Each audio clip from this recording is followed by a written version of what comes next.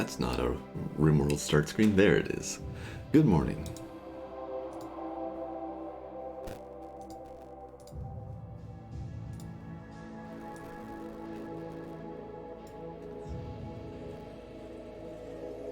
Morning, Kyle. Alright. So yesterday, the colony burned. I was actually pretty pleased with how all that stuff worked. I mean, we put it on 500% threat, some mean settings, and that storyteller, the Matt Moody one, did say that every now and then it would give you a bad day. And when the temperatures got cold enough that no other enemies could appear except for mechanoids, I guess we got a bad day full of mechanoids. So I guess the way to survive there would have to be, we were what, a year and a half in? At that point, you gotta have some defenses on 500% threat, I guess. Or be dug into a mountain or something, and we'd been chased across the map by zombies. So that just wasn't gonna happen.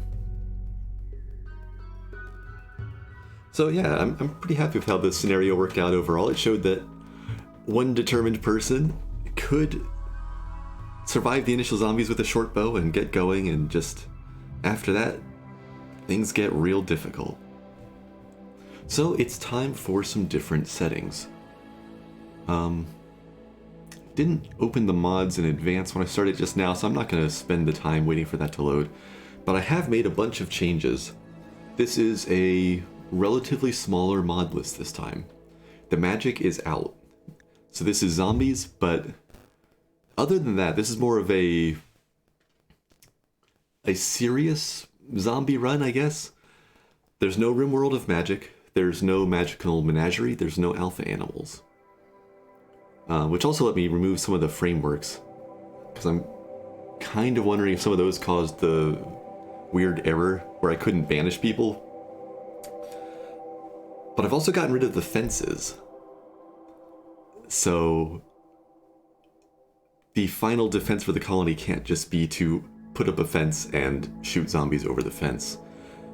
I decided to do this after watching a couple times yesterday and in some of the earlier parts of the run, where especially the screaming zombies that open the doors, they would open the fences in the little, or they'd open the gates in the fence, but the other zombies didn't know how to walk through the doorway. And I'm not sure if that'll happen in a normal doorway if the door gets held open, but it made me feel pretty bad about defending in that way. So the fences are gone. It'll be barricades and walls and sandbags, and we might have to defend substantially differently. What else did I take out? There's no rocket launchers. There's a few other things that I changed, but that's the biggest ones. Also, zombies will now be spawning anywhere, and I'll go through the zombies settings when we hit that page. But this is the scenario then.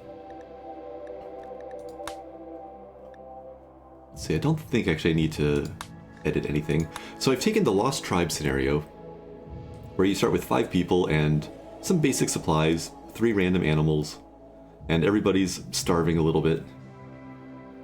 And I've taken out the supplies. And one of the people.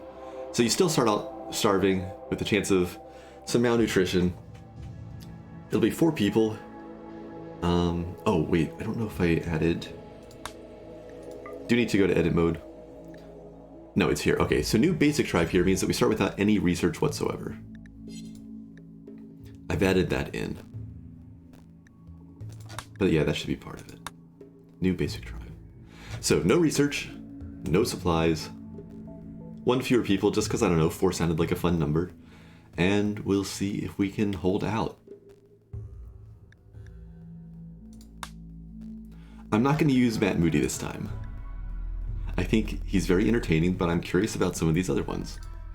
So Callista Complex is essentially Cassandra with some sort of event scheduling differences. I don't entirely know how Cassandra works, but I know that she likes to basically give you a bit of a push and then let you start to stand back up and then push you again. And this should be something similar. It's a nasty starting scenario. I think it'll be fun. I'm okay with it also because I'm heading for a relatively forgiving biome, at least for resources. This will not be a tundra run this time. If we started out starving with a bunch of people and animals on the tundra, I think we'd just die. So, difficulty then. I'm going to stick with the basic idea of my Gecko custom difficulty here, but I'm dialing the threat down. I'm going to try 300%, so I guess a disclaimer. I have not heavily tested this one like I did the Tundra one. The Tundra one, I sort of had an idea what I was getting into. This one, I was looking at other games to stream while I figured out the settings and stuff, and I just wanted to play RimWorld, so we're going to RimWorld. I'm also knocking the damage adaptation effect down to 40%, which is the same as most of the more difficult default settings. And then I'm keeping the just full harvest, colonist mood centered at 0, food poisoning and disease centered at 100%, and then infection still bumped up to 125. So most of the details are the same, we're just knocking the threat down a bit. And I need to do this because, well, again, we'll get to the zombie settings. Colonist instant kill. Oh, that doesn't mean they're just instantly gonna die. But yeah, it affects certain ways they can be downed. I have a mod that affects that anyway, so it's fine. It's called, that's the death rattle one. Oops, right, and we need to do commitment mode. Death rattle, it can still be awful, but like even if somebody loses their heart, you have a brief window where you can give them a transplant. They might take brain damage in the interim, but it's a mess. Just add some gibberish for the seed, because why not? Faction control. I actually thought about taking out the mechanoids for this one, just so I could guarantee that I live long enough to fight more zombies. But I think with the threat knocked down, and with the temperatures being substantially warmer where we're headed, they're not going to be as much of an early game threat. Plus, I just like the more mechanoids ones that come in and mess with me. So 100% was like, what? Yeah, no, they're not just going to die. I did do a brief test while I was setting up the scenario, just for fun. Using the, what's the one in there? The corpses or bodies explode, people explode on death. It was hilarious, but not really practical. So here's the big change for this run. Zombies will appear when it's dark, anywhere there's soft ground. They're not waiting for events, they're not coming in from the map edges. This is part of why I'm doing a tribal run as well. I was thinking like, okay, if they're coming up anywhere, what would make this as messy as possible? And if it's a tribal run, you're kind of focusing on the anima tree. And if you're using the anima tree, you can't just pave the entire map so the zombies can't come up, because that's man-made stuff and the anima tree doesn't like it, right? So we're going to have to tolerate some amount of soft ground. So that should be fun. Zombies are still going to attack any human likes. Enemies will still attack the zombies. I liked generally how these settings played out last time, but while I'm going to let them still attack and destroy everything, and they could open ancient dangers, I have knocked zombie senses down to normal and taken their rage setting from very high to high, so they'll be a little bit less likely to fully enrage and a little bit less likely to come racing across the map at us. I left these the same. I like that they don't eat corpses. As soon as somebody dies, they back off to give them a chance to come back as a super zombie, because that's something that's very interesting for me to have to deal with. Especially if there's raiders dying to zombies on the edge of the map. This way we still have to go out and try to deal with them before they pop up and become that super zombie. I'm going to try leaving all the special zombies the same at 5%, or 5% each. But I'll see if this is too many when they can pop up a little bit closer in. I may need to trim these numbers down just a bit. We're still getting a 3-day window before they appear. I've left the caps the same. But again, because they can come up anywhere, I have also knocked their speed down a bit. I didn't knock it down too much if they're enraged or excited. It went from 0.8 to 0.75. Again, these may have to drop. I haven't tested this as thoroughly. When they're calm, they will be substantially slower. I left their damage multiplier up. Again, this may turn out to be a little bit too mean, but I'm starting with more people. And they won't be quite as tanky and quite as, like, explosive on the bomber zombies. But this is part of why I had to knock the threat down, right? If these bomb zombies are appearing anywhere, we can't have the explosion radius being that huge. So we'll see how this works. Hey, Cryptic. I knew something was up when you ended stream early. Those final events were just painful to watch. Yeah, Matt Moody got us, right? It was cold enough that no other faction would spawn except for mechanoids, and we got one of those bad days that he promises. 3 mech drops in a row. That's not a friendly looking map, is it? The civil outlanders are at -75, everybody else is at -100. Only the other tribals are going to be our friends, it looks like. Oh yeah, I also got rid of the fancier world map. I kinda liked it, but I also just kinda like the basic graphics here, and if I like them both, then let's trim the mod list. So I'm looking for Cloud Forest. I'm willing to try either mountain or large hills. I don't want to entirely dig into a mountain though. So I may use map reroll a little bit more heavily this time to get the sort of scenario that I want. There's not a lot of Cloud Forest here. There's some way far south, but I don't want to have a year-round growing season. I like having to scramble for winter at least a little bit. So I think we're either up here or down tucked behind this river.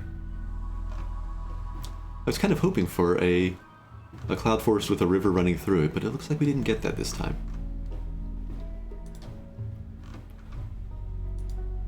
Let's do large hills, and we'll have a little bit of an advantage of having a trading partner not far away. Maybe multiple if we can befriend a couple people.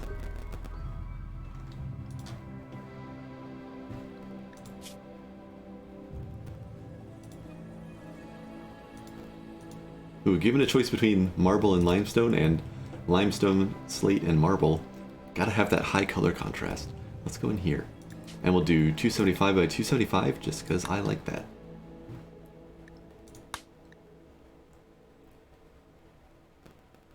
So here we are. We get to choose 4 people out of 8. Give me just 1 second. Oh, no, never mind. Everything's fine. So what do we have to choose from here? Impatient Cook, Pyromaniac, Jogger, and Night Owl. So Cook's faster with a higher chance of food poisoning. Fast moving. Awake at night is good, especially for somebody who can fight a little bit. A decent crafter. Pyromaniac is uncomfortable, but she's not terrible. Psychically hypersensitive, ignorant, valiant, and a psychopath. A valiant psychopath. She'd be an excellent planter. Vulnerable to psychic drones, but not a bad choice to have link with the anima tree early. Not so much of a fighter. More crafting skill. We'll consider her. Let's see if there's any that we just have to outright get rid of before we start narrowing it down too far. We have an unconvincing, which is fine, she's not super social, quick sleeper, and jogger. This is a nice set of traits. She rests fast, she moves fast. A bite in her shoulder, that's fine. Passion for all sorts of combat. And she's a doctor. She probably is coming along. This is a good set of passions. She can kind of help out with almost anything that's important. Besides, you know, planting. But even then, skill 4, she can help early. She's probably staying, unless we get another couple who are covering medical. We have a herder who's a decent fighter, body purist, nudist, chatty, and kind. I'm pretty neutral on her. Medical and melee isn't ideal. Yeah, it's not, but the way I would look at it there is she's also got the passion for shooting, and the melee is like a safety net. Like, yeah, we don't want her in melee. She's not going to join the melee squad because that's where I get people killed very fast. But if somebody makes it over to her, she might be able to dodge some hits and kind of hold her own until help can arrive. Speaking of melee, look at this gentleman. He's a fast learner, but he's not so quick getting around. 66 years old. Start looking at some health conditions, but look at those skills. Animals, crafting, medical, social, intellectual. He's, I think, the best researcher we've seen so far. We may have to consider him just for that, and sluggish doesn't matter as much if you're sitting and researching. I believe the minus 20 still kind of hurts that work speed. Yeah, I don't hate him. We've got a lot of decent fighter options. Coordinated is shooting and melee. She's good at shooting and melee. She's been scarred on her shoulder a bit. Abstinent means she's eating just 3/4 as much of a normal person. That's kind of a nice advantage. No medical. Moves quick. So she moves quick. She's a good cook. She's a good fighter. And has that passion for animals and crafting. I like her too. This is a good set of people to choose from. It's going to be difficult for a different reason than usual. Temperature intolerant won't matter as much where we're going, though I've forgotten how big the growing season was. I just kind of picked the place. Stiff isn't good for melee, but he'd rather shoot anyway. Undergrounder. Not as bad as photosensitive if we have to be outside, and he's an artist. Our last person has cataracts, is frail, and has a bad back. At 82 years old, she's having a rough time. She's also ravenous and a pessimist, and incapable of violence. Purple, I think we lost contact with you, escaping from our former home. Okay, so let's see. Currently, as set, we're missing intellectual, construction, and mining. Construction looks like it's going to be the weakness overall. There's no one we can use to patch that up. So construction 4 with passion here and construction 5. I should probably keep synapsid and woodpecker. So I think these two will stay. I like spider for the planting.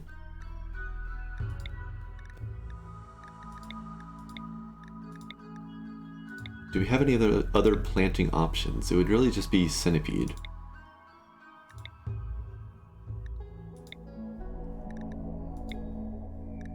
And I think I like spider better. So yeah, these three are staying. The last question is Romagua here, and I think we have some better options. I'm tempted to actually take Berbericos. But I do like entails. Who's she related to? She's related to centipede and purple, neither of whom are on the map, so that's not really a deciding factor.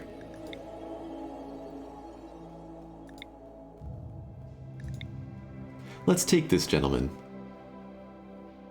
Let's see how bad sluggish feels. Burb has my favorite backstory ever. Oh, the hideaway and Muffalo Shaman. Yeah, he's just had kind of a... I guess sluggish didn't matter so much. He had a kind of a quiet life, maybe. He stayed home a lot. He became a shaman. And now he's gotta go try to help found a new place. The Muffalo Shamans? Oh, yeah. So here's our crew, I guess. Synapsid, Woodpecker, Spider, and Berbericos. Also, what do you guys think? I've had some people asking, but would you guys want to claim characters? Is that something I should do, or should I just keep going with like the names they come in as? For people whose names I recognize, you know, people who have been here multiple days, I'd be okay with if you guys wanted to claim some of the founders. And then if other people asked, I was thinking maybe I would just let people request that, like, the next person who comes in, they could have them. Just, you know, sight unseen, you get what you get. But if you guys want to add a nickname to any of these first four, I'll give you a minute to decide. We've got Synapsid, Fighter and Medic. We have Woodpecker, again, Fighter, kind of all-arounder, but some solid crafting. We have Spider with the planting, and probably our first psychic person, if she can survive and link with the tree. And then we have Barbaricos, the Muffalo Shaman. I cannot promise you'll live long at all, but pick one quick if you want, because it's about time to get going.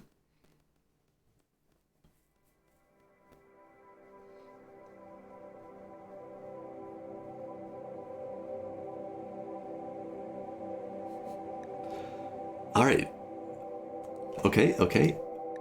Barbaricos goes by the nickname Kyle. And I think we're about ready to get going, unless you say something quick, Cryptic.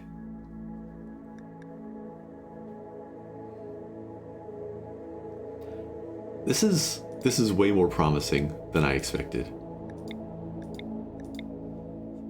You're good. Okay. Don't want to see a little person die with your particular name on them. I thought about claiming one for myself, but I don't want to feel compelled to keep anybody alive over the rest for the good of the group.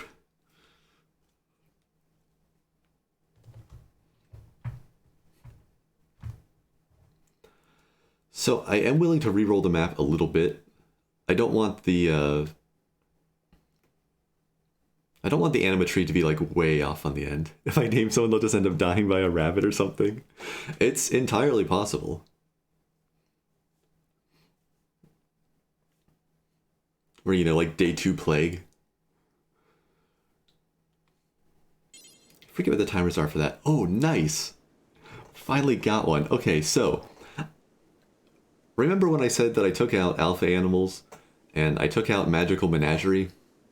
I left in one of my weird animal mods because I love it just a little too much to remove. So our animals here, we have Augusta, the Gila monster, bonded with Kyle.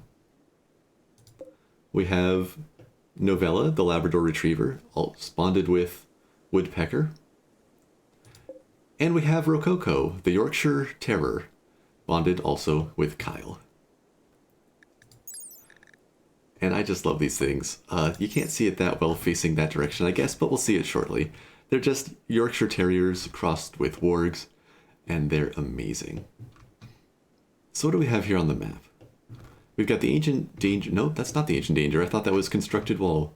There's gotta be an Ancient Danger somewhere here. If there isn't, we're safe from zombies opening that up for once.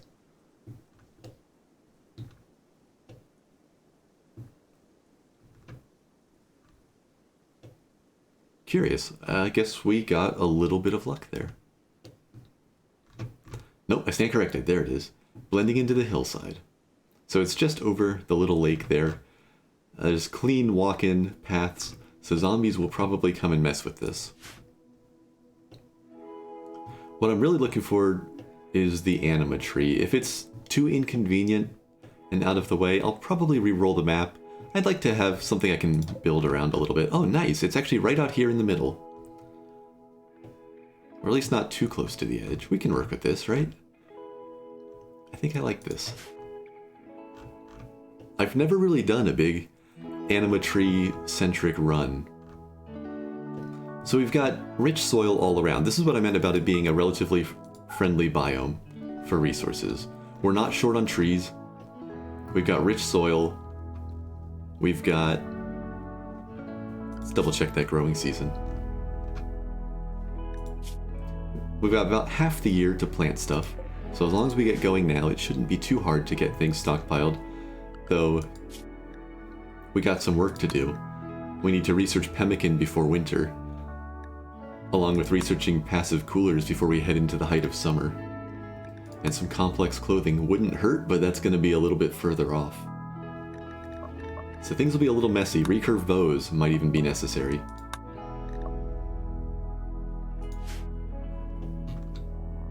I took out skylights too, that was the other thing. We still have glassworks because we might be able to get to windows, but there will not be any skylights. So where do we want to settle? I am keeping this. We've got a big ruined structure down here that kind of looks like a decent communal building to start. It's made out of steel, so we'd want to switch to somewhere stone eventually. We could also claim the sandstone ruin over here. A little bit closer to the edge of the map, but with a little bit of shallow water to protect it. Not too far from the anima tree at all. Now we've got this little pocket to build into early. I think I like this. Maybe we head over here. So we start with nothing. There's no resources to move around. Let's get some initial orders set up. We're gonna plant... We'll plant here. We'll do a bunch of growing right here. So the map edge only matters for raids now, right? Not zombies. Yes. Anything soft ground and dark, the zombies can come up. Which is another reason to maybe settle over here.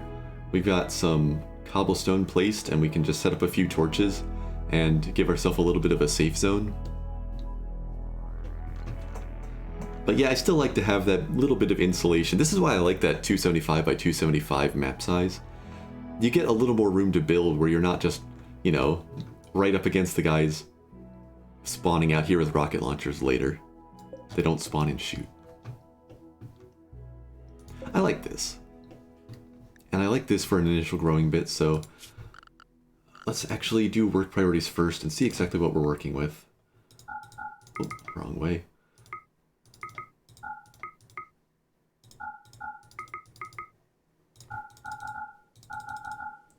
Okay, we've got our 2 doctors. We've got everybody set for my standard priority 2 for all these basic things. We're a little bit light on people to do warden work, so hopefully we don't get much in the way of breaks early on, mental breaks. We'll add Spider to help Kyle there.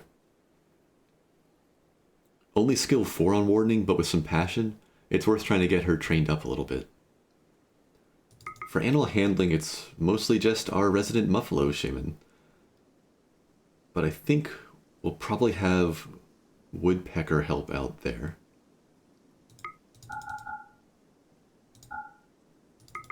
Cooking is also, I guess elderly Mr. Kyle here is gonna be a little bit overloaded early on. I think anybody with passion is going to be allowed to help with cooking, and I'll restrict the actual meals to people with the higher skill. But it's all actually about the same. Wait, they're all skill 4 and 5. We might hit some food poisoning. I like that I'm good for nothing except for animal husbandry. No, Kyle's actually... The tricky part here is that he's sluggish. But he's actually got a very helpful set of skills for early on. Animals, crafting, medical, social, intellectual. Well, actually, I'll need to restrict some of the others so we can have him do research. So yeah, we'll revisit this as I see how things fill out. Hunting. We don't want somebody sluggish going out to do the hunting, so it's going to be, I think, woodpecker and synapsid here. Double check their shooting. 4 with some passion and 7. That looks okay.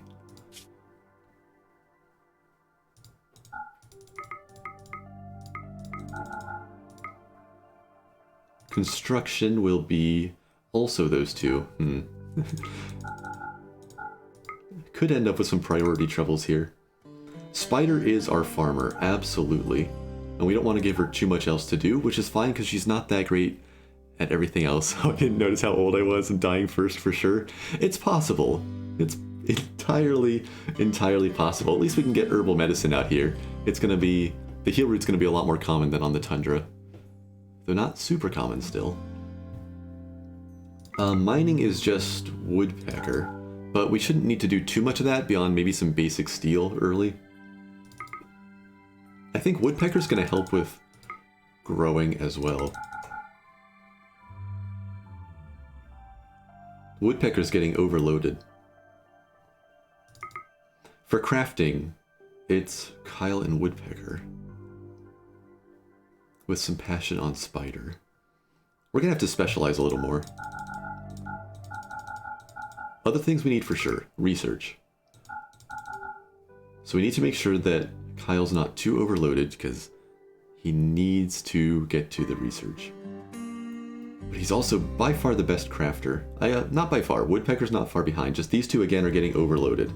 So let's try something. Let's take Woodpecker off of construction and hunting. She's going to be our crafter and our backup farmer. And maybe our cook. We're going to take Synapsid off of cooking and let her concentrate on hunting and construction. And then... what do I restrict Kyle to? He needs to do the animal handling because he's bonded with the animals. But we're actually gonna try not to rely on his crafting.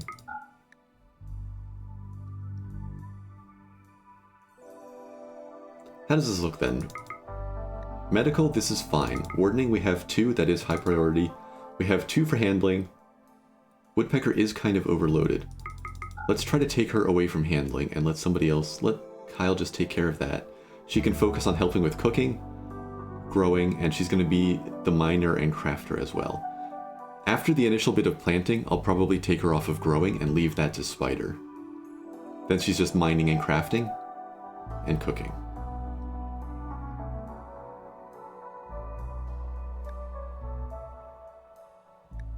I think I like this. It's a lot more work to figure out early priorities for 4 people instead of one naked guy who doesn't know how to do much of anything. So we're putting in a growing zone. We've got a nice chunk of rich soil. So we want... make it easier on myself to find this edge of the zone. We want a good chunk of rice for initial stable food. So let's do about like this. This will all be rice.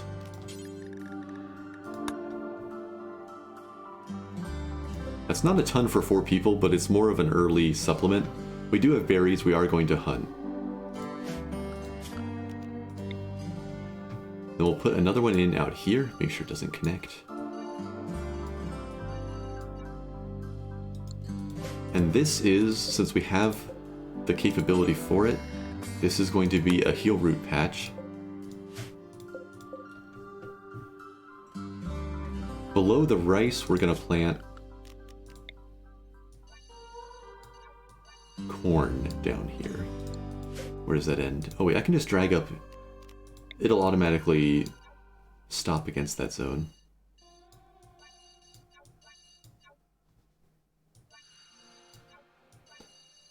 Now let's try going all in on corn. And hope that it doesn't get blighted. Okay. Heal root, rice, corn. Let's get some cotton in.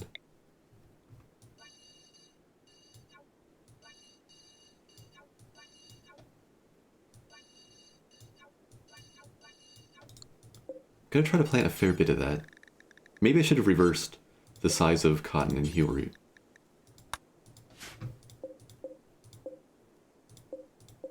I have a little bit more space down below.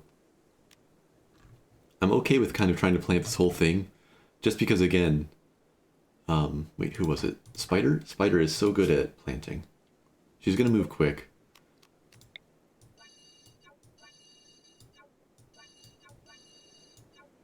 In all my games, for some reason, anytime I get people over 60 years old, they seem to get messed up within 2 years.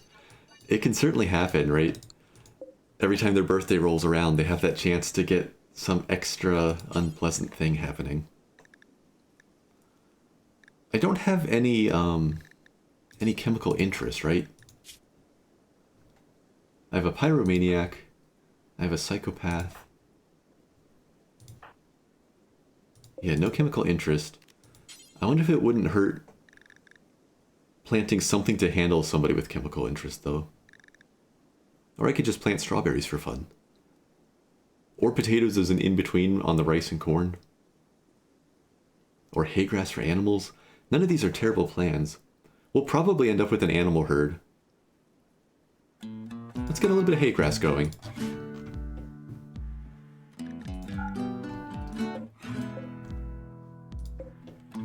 Okay, I like that. That'll be a lot of plants getting cut down just for that. But we want them early. So let's go ahead and put an explicit chop wood thing here.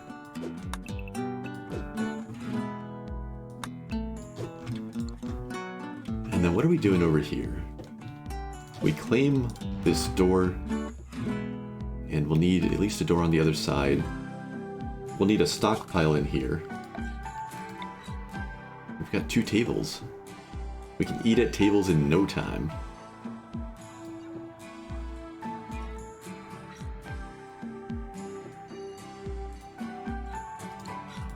This will just be an early anything stockpile, so we'll try to build out around that. Can I even queue up a wooden wall yet? No. So for now we'll just have one room, guarded by a tortoise, I guess. And I guess I need to unpause and let them start doing things. Steel's not going to be super important just yet. We'll need the research bench. Research takes a little steel. Get everybody refreshed on what they want to do and see who ends up with nothing to do. Okay, so Kyle's not doing anything yet. For now, he will help with... well, not with plants, I guess with some hunting. I take it back, with some crafting. He'll make an initial... short bows are just under here.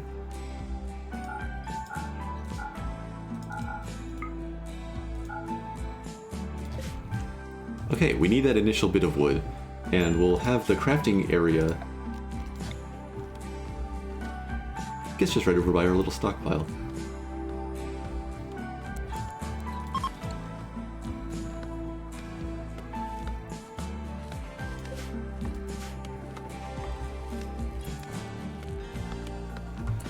So there's our Yorkshire Terror. Just, they're amazing. I love them. I'm still waiting to get attacked by a manhunting pack of them. We're gonna train up Rococo when possible. Just all the way. We're gonna try not to send her out to die or anything. But if we need to, she's gonna help fight. Augusta, probably not so much a fighter. Oh, let's do an animal safety check. We've got a herd of elephants, we've got a herd of boomalope, which chem fuel might be nice. A herd of alpaca.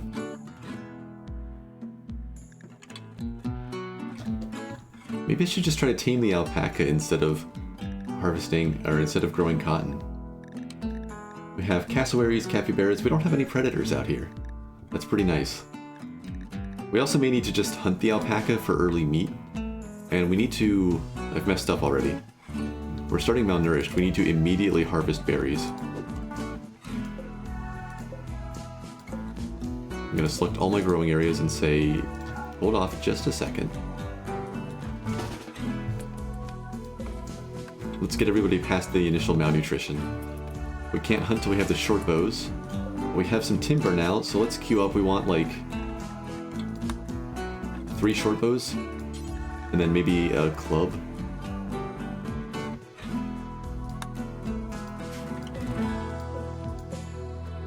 Maybe a granite club. Let's take down one of these.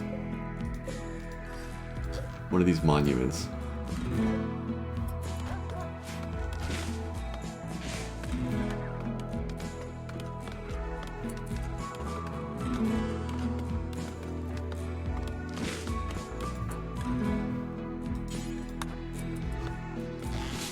encourage people to go get some berries first. I might need to switch work priorities around a little bit, huh? Let's,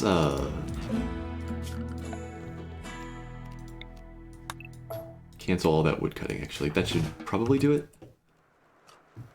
There we go. Okay. Berries first, crafting, then we plant, and then we worry about building up our stockpile structure.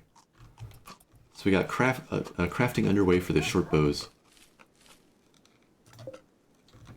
Got some berries. Why do they look different?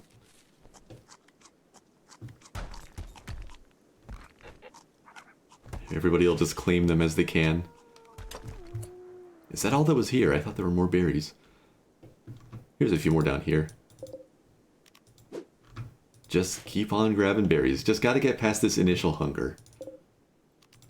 How is everybody looking overall? Still some malnourishment on Spider, Synapsid, and Kyle. Some of that will be disappearing. We have had a couple mouthfuls of berries come in.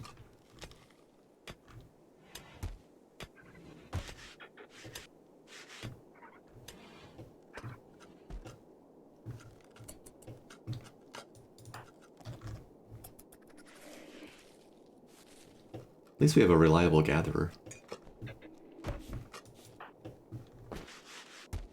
Okay, that's looking a little better. It's not going to go too far for 4 people. Spider got a meal.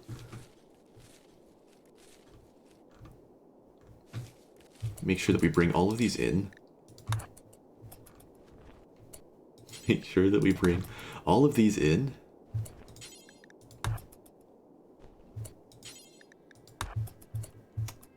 There we are.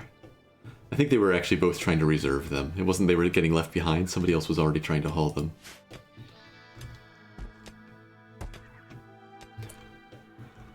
Let's check our animal food needs, because a Yorkshire Terrier is not going to graze for plants. We need to get them some meat. But we got time there. The dog's been eating better than the people. Gila monsters, I'm pretty sure just eat whatever. Live plants, we're good. But we also need to feed Novella, our slightly less terrifying dog.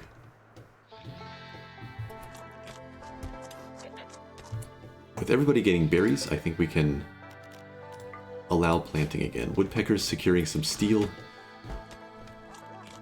We have an excellent quality short bow. Much appreciated. So who gets that first? Who did I have set to hunt? This was primarily going to be Synapsid, just because she doesn't have as many other things to do.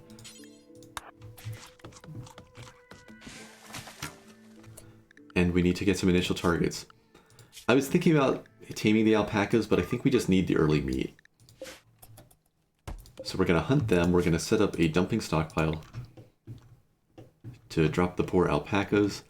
Let's keep them just right down here south of the place.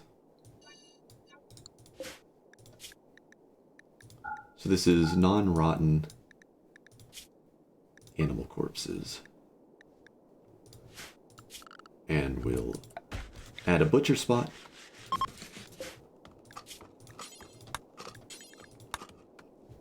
And we'll need a campfire.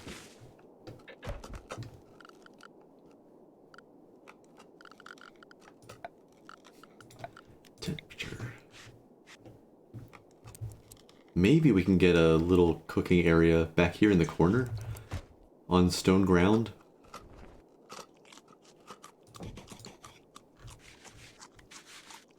Let's start getting the walls built up too.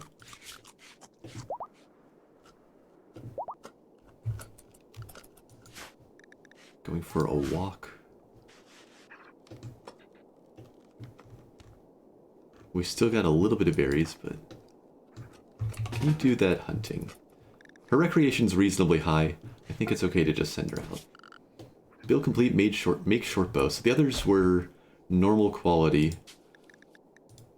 So our best shots are Woodpecker, Synapsid, and Kyle.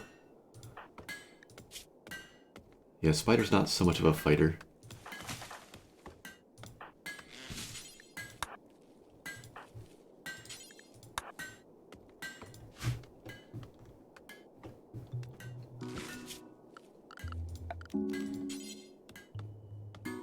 So I don't want the temperature to get too high in here.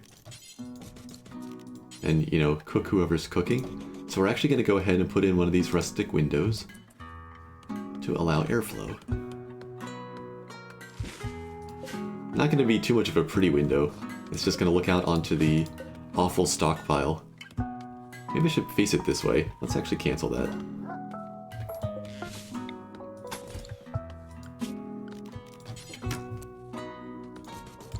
That'll be better at least. Okay, and we have our club. We have a very limited number of things we can do early on. And I don't think we're going to spend time crafting too much else. Spider is not a good fighter, but she's got that passion for melee, so I guess she's our initial melee person. We're going to try not to take advantage of her holding a melee weapon too much, because we need her alive and well to do the planting.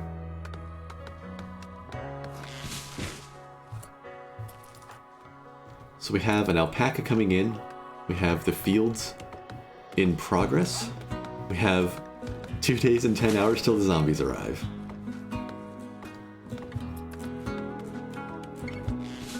Kibble's a butcher task, right? We should do this.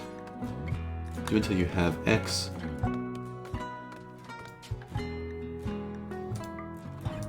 Let's try to keep like 200 kibble on hand. Don't refresh it every time a dog takes a bite though.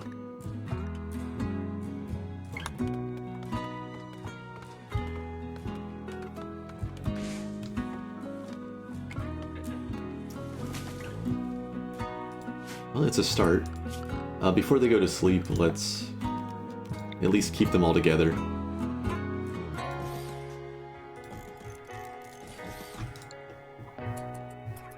And the first night will definitely be spent on the ground. We can't craft beds, but we can craft bedrolls. So, as we keep getting some hide, I'll try to make those.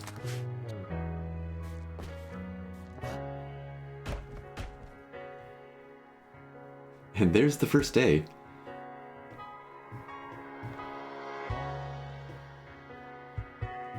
Gonna have to add an extra person to planting, I think.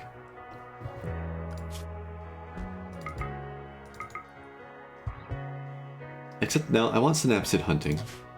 We'll leave it like this.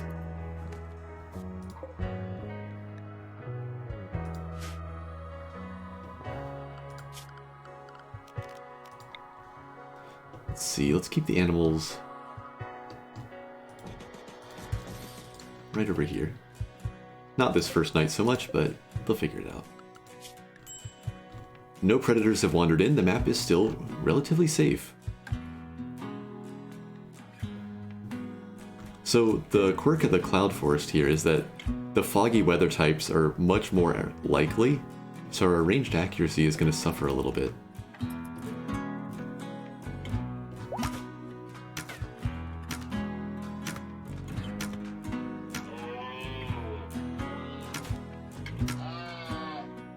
Synapsid doesn't look like she's doing too bad though. Oh, Kyle ate some kibble in the morning. That's not people food. Oh, I guess the berries ran out. We need to get this campfire built up, huh? Well, we might hit some mood penalties here.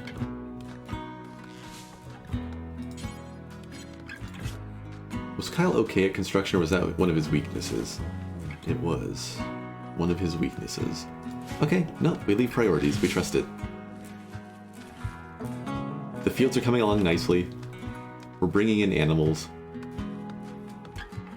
People's moods will tolerate a little bit for a couple days.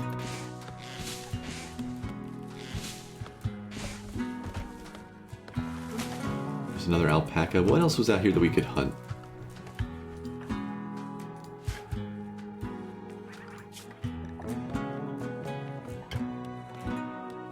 Probably it'll be the capybaras next. And then hopefully we don't have to go after elephants and get trampled. One of the herds is smaller though. There's only 3 of them. We might be able to do that.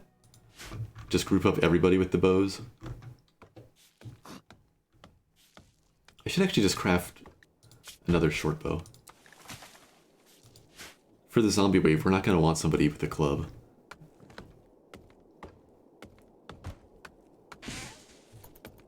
Looking good, looking good. Who is my construction person and what are they up to? This was Synapsid, my hunter. Construction's definitely our weakness. Okay, the last alpaca's coming in, I believe. There's one more. Before she goes back out, Synapsid's going to do a little bit of work. Maybe I should have construction higher priority than hunting, come to think of it. We'll boost that to 5, refresh her orders. And then when I want her hunting, I just won't queue up construction.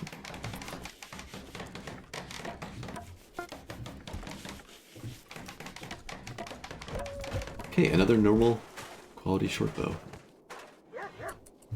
And we now have somewhere to cook some food.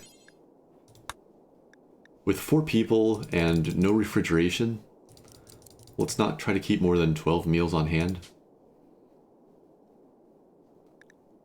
We'll do until we have 12. Unpause at half that.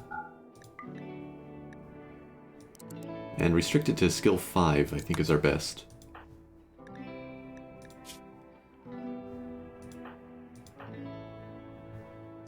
That'll do.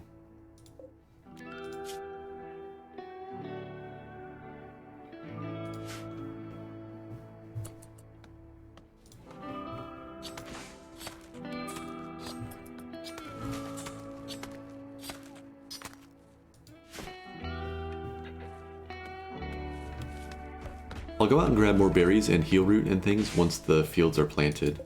I just really want to get these going first. There we go. Okay, let's keep the animals out of the kitchen. We're gonna set up... Area 1 will just be a pet area.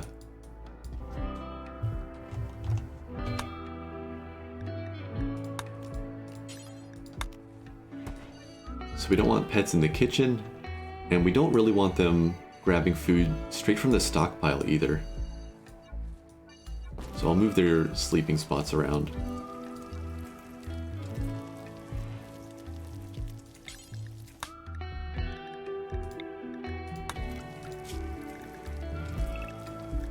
And I guess I should restrict them away from the fields too.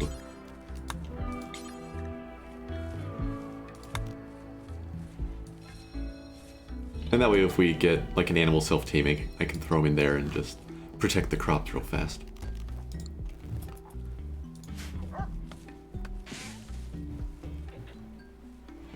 This is such a long walk right now. We'll get the food stockpile sorted once we have a couple initial things done.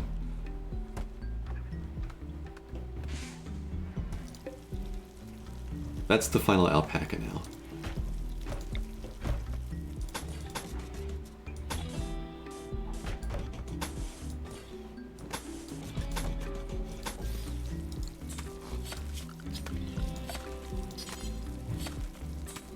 So we have a nice flammable wooden structure out here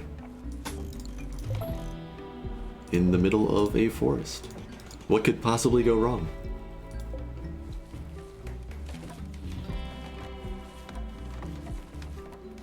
Ambitious farming's looking good.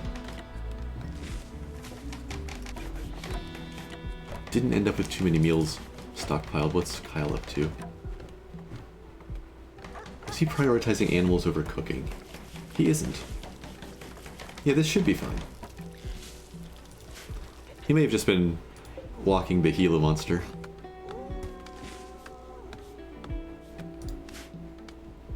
Quick temperature check. Not too bad in the kitchen.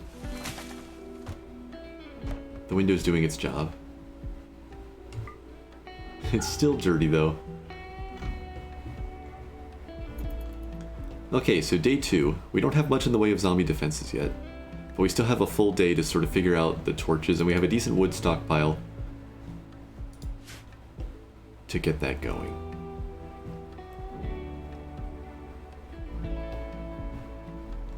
Our stockpile is also almost enclosed.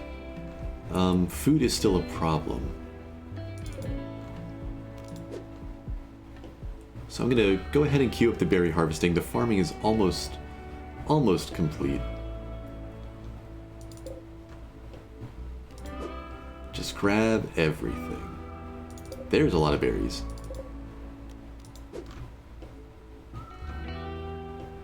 Okay, so they're out here. They're just clumped up a little bit further away.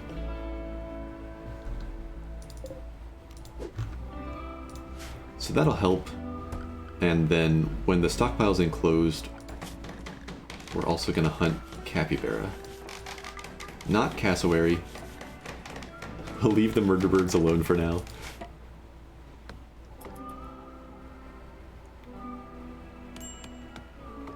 Need defenses. Yes, yes we do. Playing some fetch here.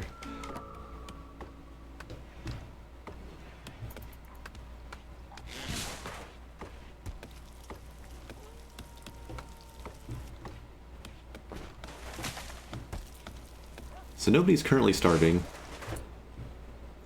Let's go ahead, let's be smart here, and move our meat stockpile into the kitchen.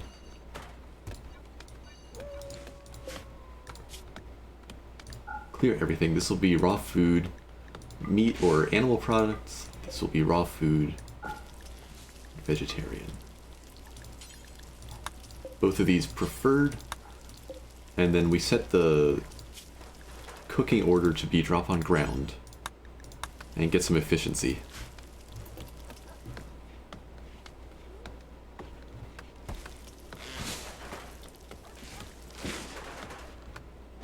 Well, some efficiency as soon as somebody brings a little more meat over.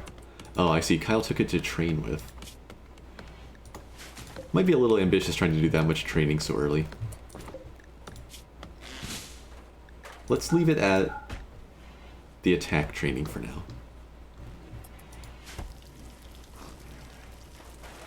Okay, so he should, at some point, bring meat down and just drop it in the stockpile here.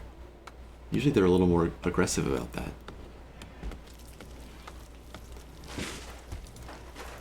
Guess we could just prioritize hauling.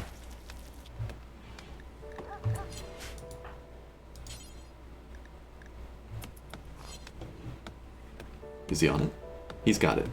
He figured it out. Now where are you going?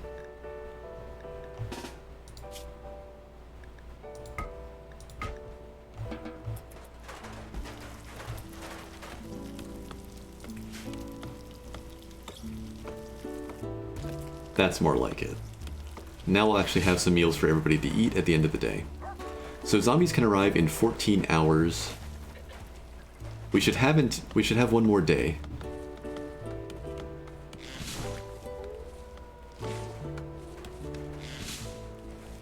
The fields are looking nice.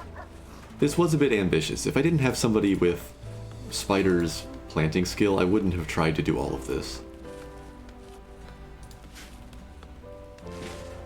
We should protect this from wild animals as soon as we can, too. At minimum, we should just hunt all these guys who are around. Including maybe the rhinos. I think I'll have to draft people for that.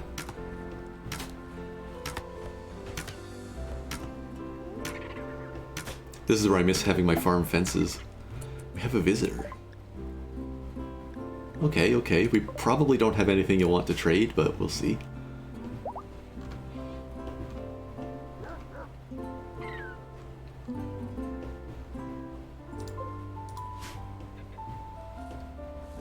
Yeah, I'm going to take these rhino down. I believe in our short bows. Let's have Spider grab this bow.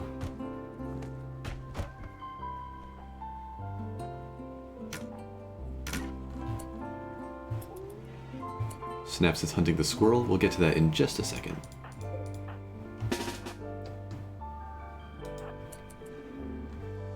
Let's see if this is where I start to have things fall apart. If we get charged too badly by rhinos.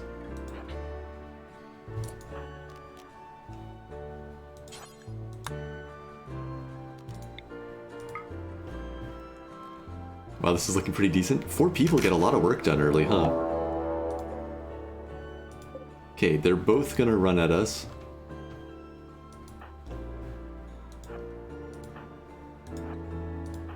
I'm not gonna throw Rococo into the rhinos, even if she is trained for attack. Are we okay? This one slowed down a lot. Alright, Kyle's not too fast. Let's see who they're chasing. No, let's stay together. We have 4 short bows. We need to all be heading the same way. There's one down. I think we're okay. I think we're okay. I think we're okay. We're okay.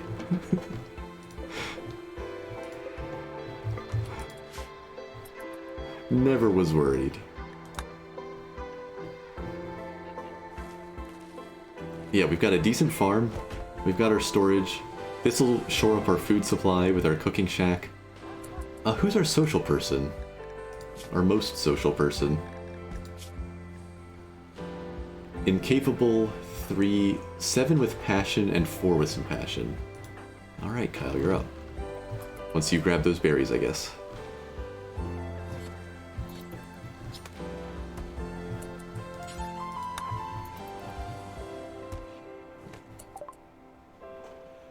She's willing to buy our wooden club, and she could sell us pemmican, herbal medicine, beer, or a pigskin bowler hat. I kind of want to keep our club around. Wait, I didn't restrict it. This was supposed to be a stone club. You know what? She can have it. We'll take the 3 silver.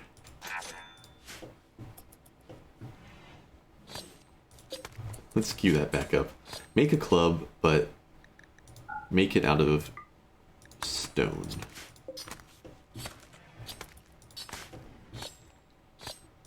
We've got 5 meals stored up.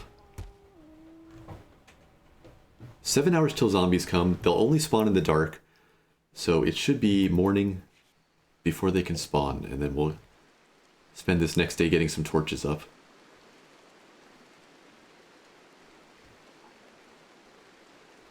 Got some nice foggy rain heralding the arrival of zombies.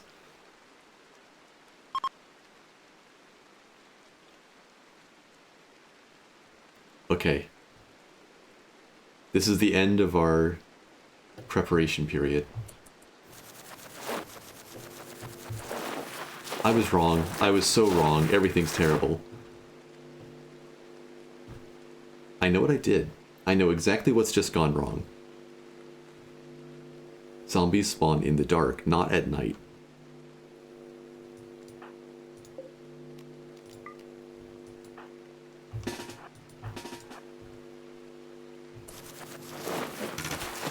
Everybody out.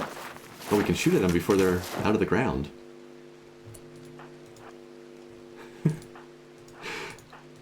And the mistakes begin. Like I said, I don't have practice with these settings. Oh, there's no more time. Run. Everybody scatter.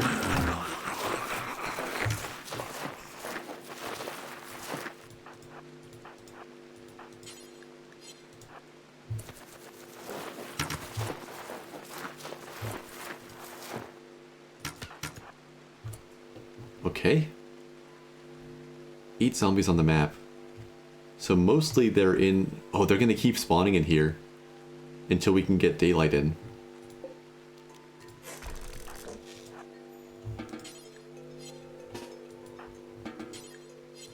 Oh, this has gone so wrong so fast. Guard the doorway.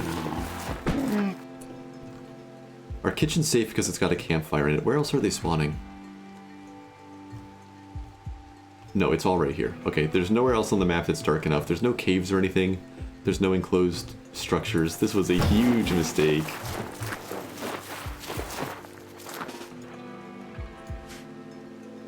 Brightly lit, dark. No, even if we take down the walls, the roof is gonna mess with them. How do we fix this? Can we draw them out?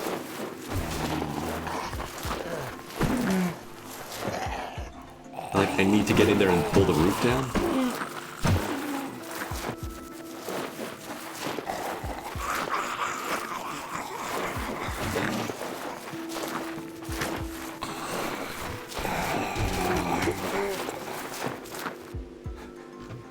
Is that Reef? It's got his hair. Okay, so we've lost our stockpile. That didn't take the roof off.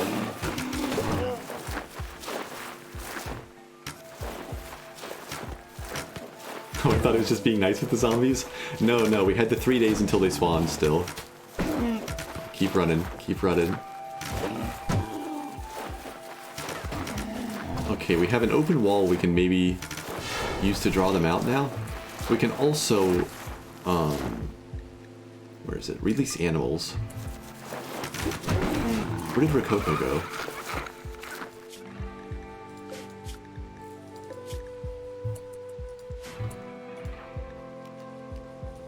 Training.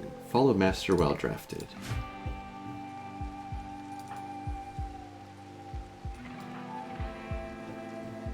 There's not enough room, so they keep spawning. It's the fact that they're not spawning as a group. They're going to continue to spawn in here until we can get daylight into there, or until we can light up our stockpile. So I think what I actually need to do is cut down a tree out here and build a torch right at the edge if we can keep a little bit of distance from the zombies. So that was Spider.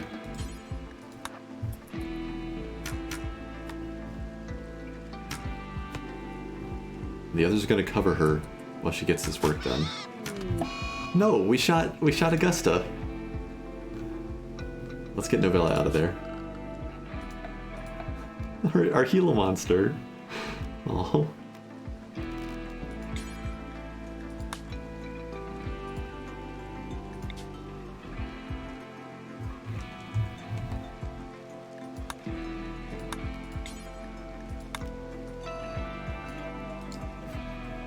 Well.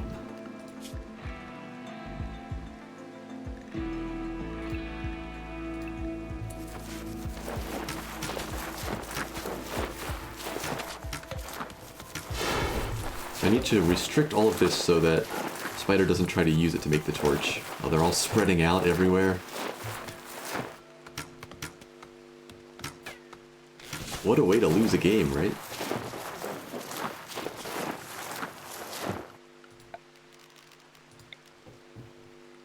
Let's try to at least build a torch there. We have enough for 2 of them. So we're gonna ignore enemies. I'm worried about how close they might be under here.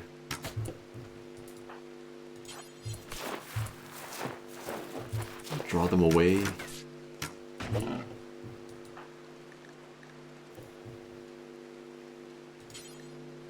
Not assigned to construction. Oh, she just delivered it. Okay. Spider, come join the retreat. Oh no. There's so many. Spider, run this way. I thought I had that extra day for torches. I wasn't thinking about it being dark inside. Okay, we need to go regroup.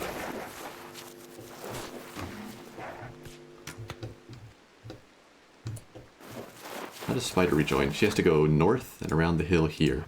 So we're going to try to run this way. We're going to have to fight this guy in melee while the other ones catch up. Kyle's punched, but that's an electric one. It's not going to bite him. He is a lot slower. We need to stay back and cover him, I guess. Nice, Rococo is here. Rococo has arrived. How bad was that punch? Oh, somebody shot Kyle, too. We're doing some friendly fire here. He was far enough back. If I could have gotten that torch up, I needed to move faster on that. Somebody had decent melee skill. It was Woodpecker. We don't have time for that. Is this shallow water or is this stone? That's shallow water. Let's see if we can get it to short out. Here's Spider, nice. Okay, the gang's all back together at least.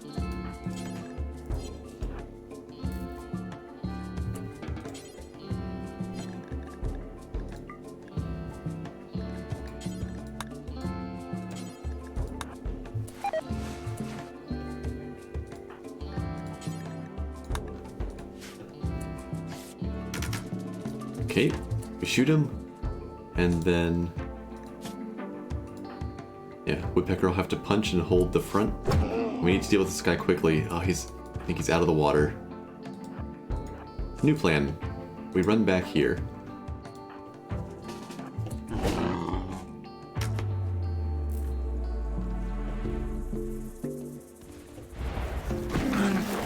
If they would just knock down the roof, they would stop spawning. But that explosion only hits the walls. Where's that Medigel when I need it? At least they're slow? Yeah, they are a little bit slower. How's Rococo doing? Let's pull Rococo back, because she could actually help with the,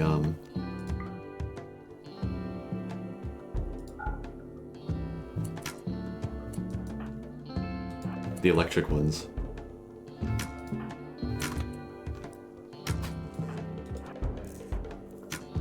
Can we hold the line here? I need to just maybe go a little bit slower. Yeah, I missed my chance. Keep running, Kyle. Oh no. Oh no. Okay, do we have to fight here, I think?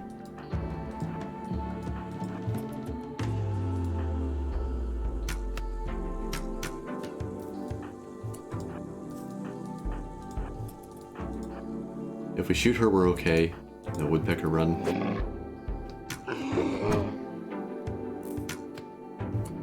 Synapsid run. Someone's getting bit. Synapsid's bit.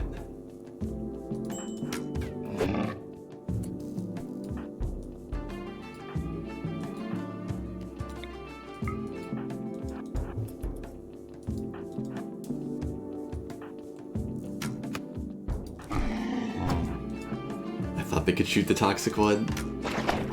Okay, they did, they did.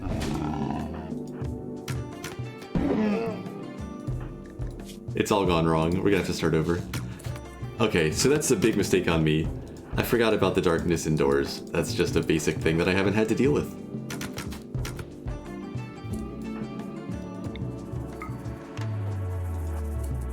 Be smart, try to cross the water here.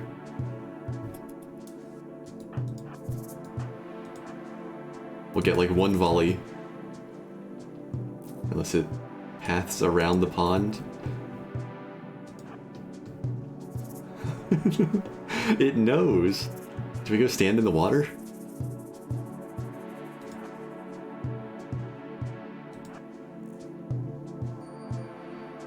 Come on, Kyle, get away.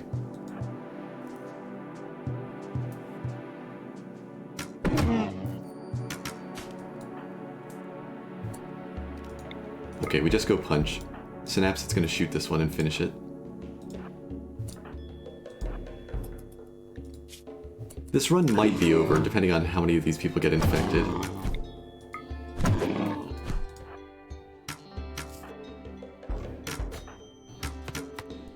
How bad is this? Woodpecker's bitten. Kyle is beat up, but not bitten. Synapsid is bitten, and Spider's just bruised. So 2 coin flips.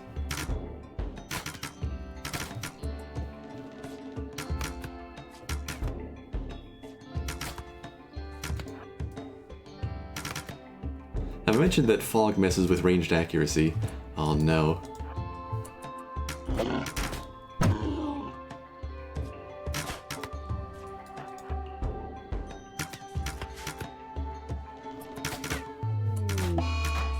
Roof collapse. We've let a little bit of light in. They're gonna tear down the whole structure. We've lost everything.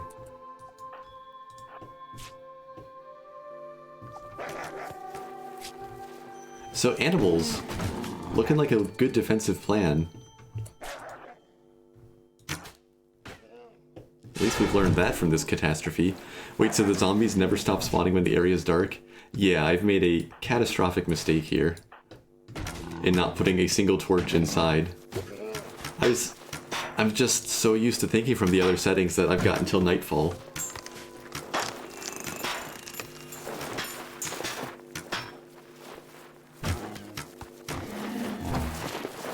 And they're gonna keep spawning up to a cap of, I guess, 80. And every time we kill them, more keep coming out.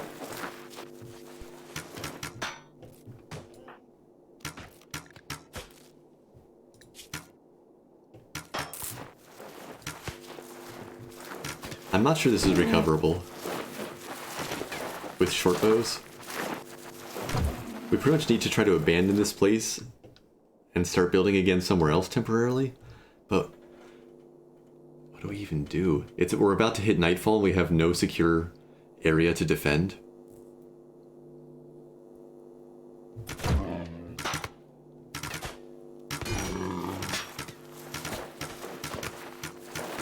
Definitely harder than the single event. Yes, that's why they're a little bit slower, and I turned the threat down. But even then, I've just gotten my butt kicked. A squirrel for insult to injury, or really just more injuries to injury. More roof collapse. If they had knocked these walls down, or if the explosions from those bomb zombies destroyed roof, it would have been unpleasant, but recoverable. As is. We're starving. Like, we can go get berries. We could set up a new shelter and put some torches out.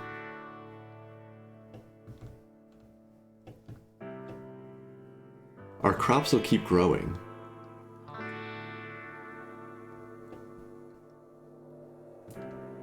But we have 2 people potentially about to turn, or about to head towards an infection. We've got bleeding that needs tending to, though nobody's in danger just yet.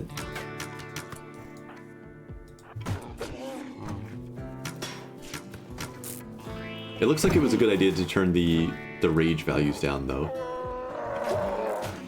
Like, there's the first bit from a much larger clump. Yeah, they calm down a little faster, too. Trying to let people tend to themselves a little bit as we go. Yeah, so they've got our trail now.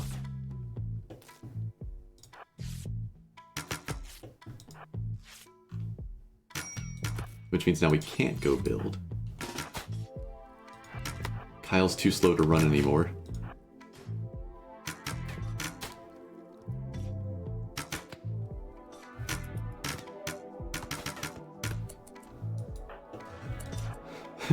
I think this is what death looks like.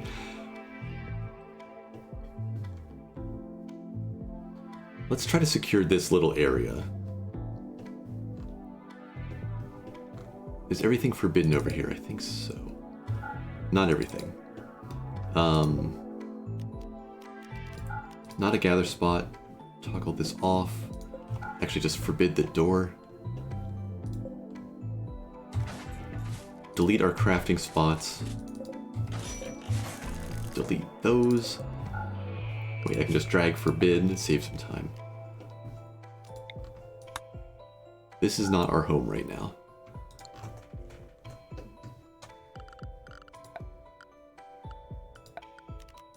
Gonna try to salvage this, mostly because maybe I'll learn something as I go.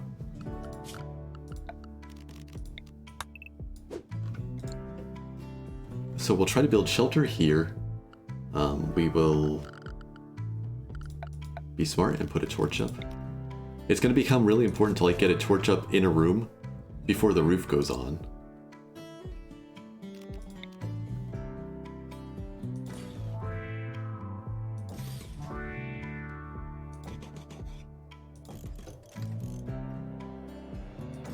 Let's try that.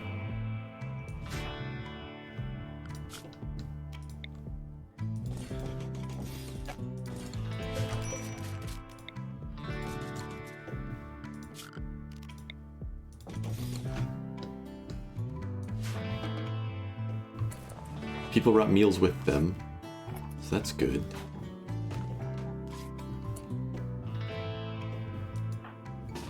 What's Woodpecker trying to do? Going for a walk. I think we've just got too many on our trail now. The big armored guys will never give up. That's another electric coming in. Maybe Woodpecker can draw that across the water. Gotta protect Kyle.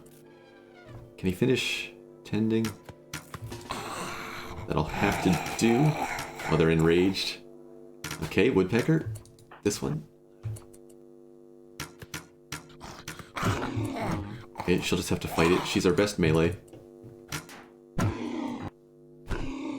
Should have had her stand in the water. She got it. It's fleeing and fighting another day or just death. Kinda, yeah. I was hoping I could rebuild there. I think I actually just want to restart. That was a really bad mistake, and that's just on me. And I think the way these guys are going to chase me down, I don't have time to recover, and I'm not willing to leave the map. Okay. Let's not waste any more time with this setting. Or with this run. We'll call that the nasty learning experience, and everybody will get chewed on off screen.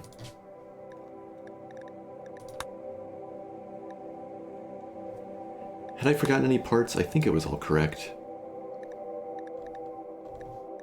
Yeah. Okay, I need to go AFK just a second, and then I'll be right back to try this again.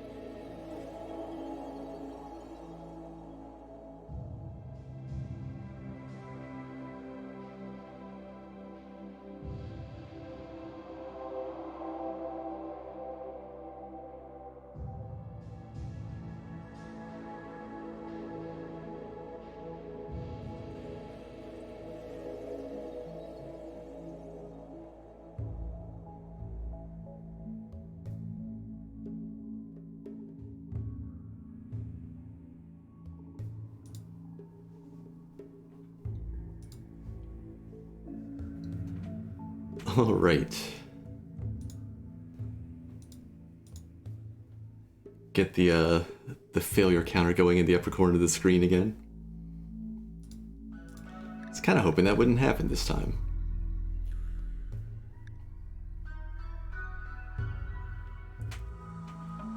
You forgot the 0 for year? I decided to put it back to the default, the 5500 or whatever it is. I kind of like it either way.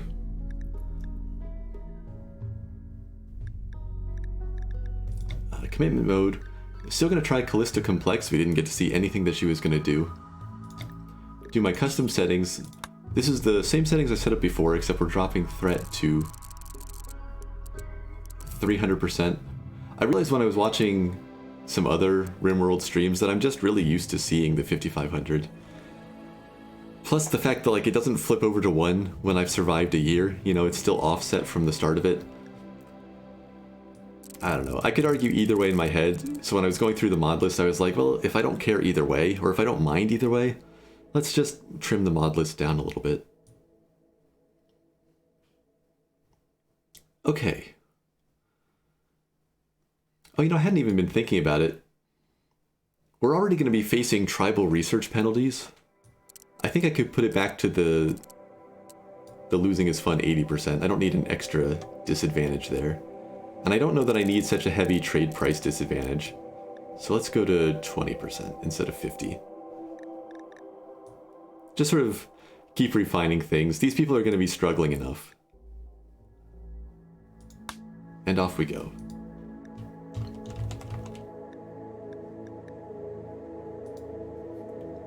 I'm not sure if Kyle was here to see his guy have to just run away and get punched and bit. I guess he'd just been punched.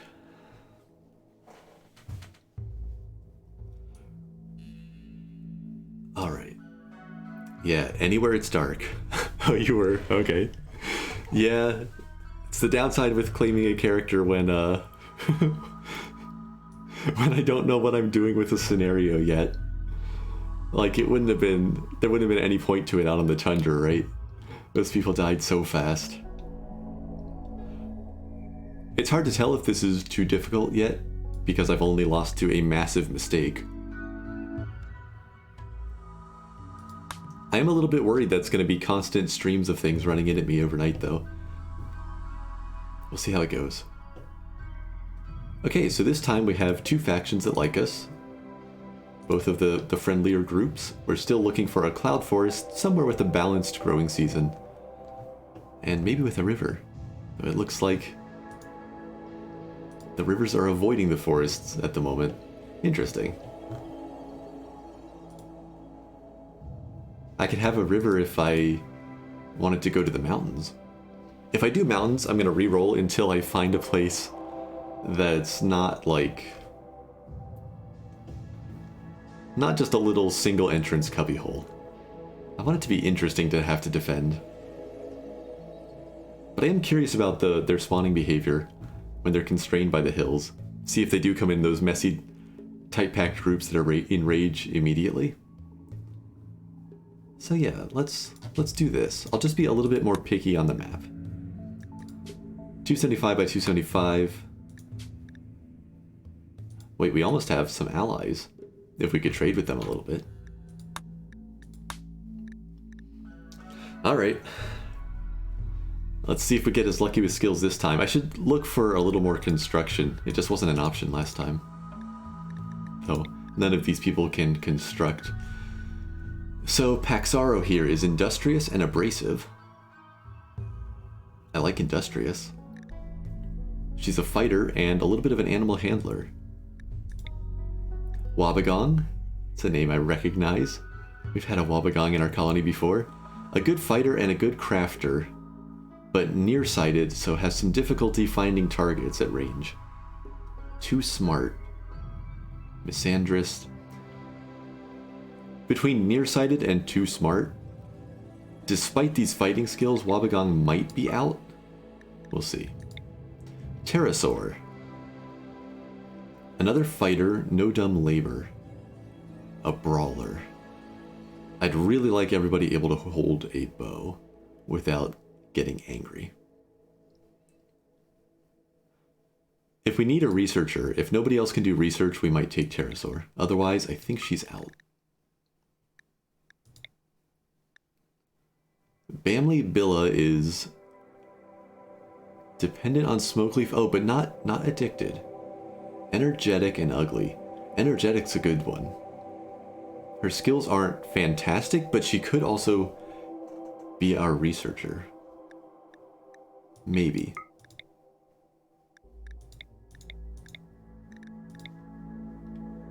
Foxo, inquisitive and a socialite, more likely to start parties. She's also potentially a researcher. She can shoot. I'm seeing a lot of researchers and not a ton of, like, planting and cooking skills. Here we are. Can't do dumb labor, but we need the planting. Oh, this group's nowhere near as good. Alcohol addiction. Jealous and hardy. We're gonna have more of a band of misfits this time. Okay, so I think Paxara has to be in. She won't do medical, but she's our fighter, and she'll get at least some work done. We'll have to just brute force some of these other skills with her, maybe. Ladu is... oh, another brawler. Open-minded pyromaniac, just a brawler, melee and artistic. He's out. Probably we're not taking either of the brawlers. Who else can we eliminate? We've got the alcoholic and the 2 brawlers so far. I think blue is probably coming in.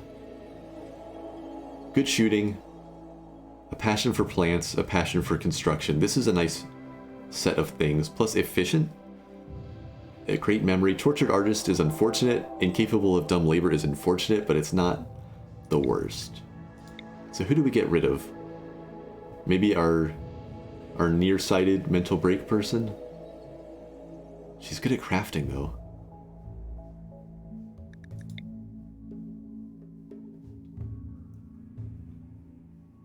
Our energetic person? She's our researcher, probably.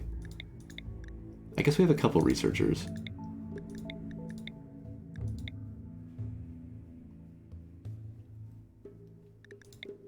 Okay, between the two...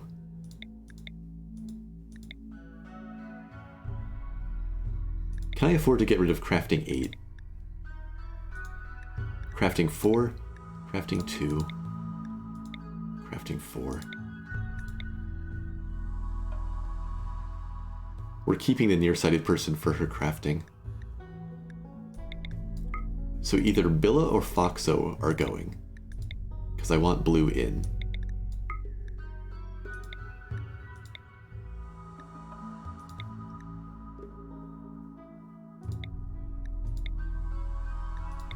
They're pretty similar. It's a choice between better research and social, or better shooting. I kind of like energetic. Medical is our massive weakness, but neither of those people will solve it, and neither will any of the other people I've rejected.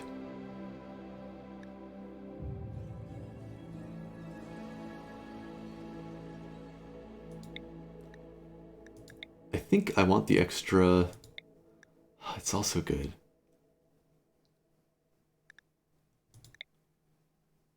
Let's keep Billa.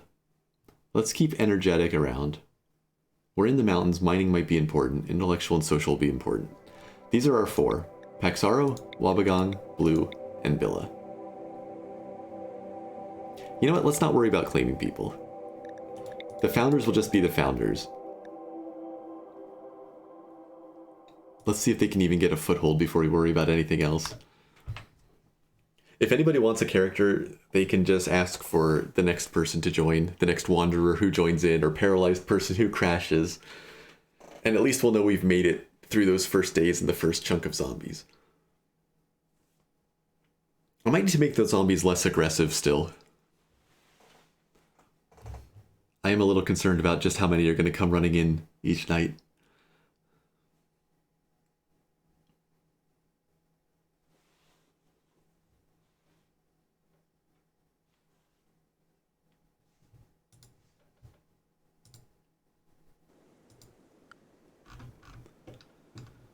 Alright. You know, I didn't check to see if there were caves. We have 2 insect hives. And we have caves that are going to attract all the zombies. If there's any dirt in there.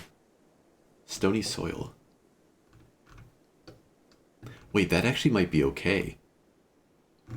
If we can set up elsewhere, the zombies will spawn in the caves and fight the bugs. That could buy us time. But we also have a dark area here, and this is difficult to light up. We're going to have to, like,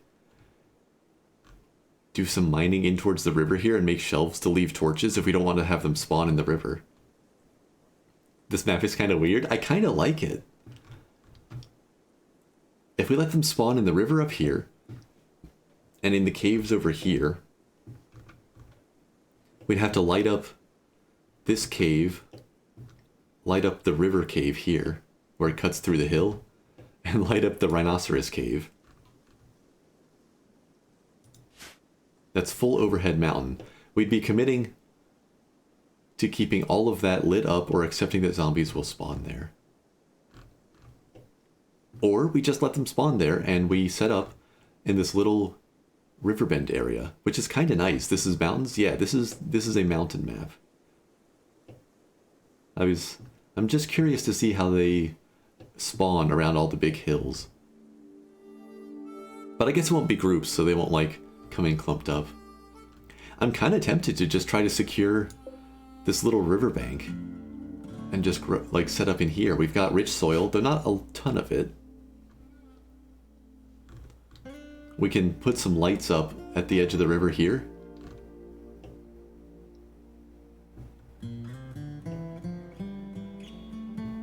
Maybe we can carefully mine away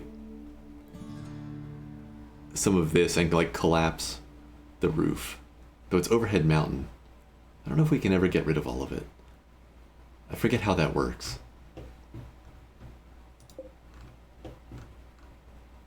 Caves are going to make this very interesting for their spawning. I want to see what happens. We're going to keep this.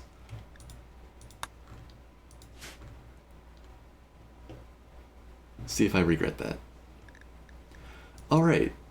Try to run through the work priorities quickly, since we may end up just dying fairly early again.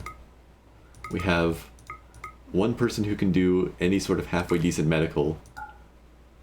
Oh no, are they all antisocial? We need somebody to visit patients.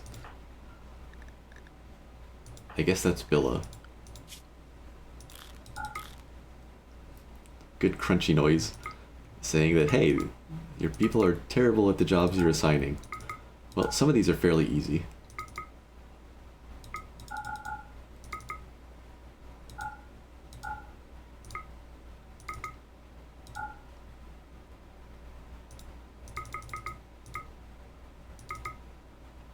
The work's going to be divided up a little better this time, I guess.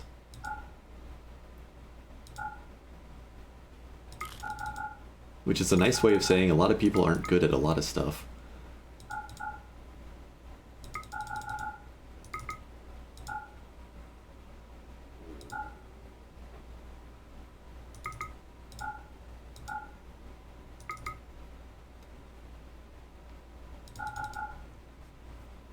Is this too much on Wabagon? I don't think so. It's mostly animal work, which is fairly sporadic.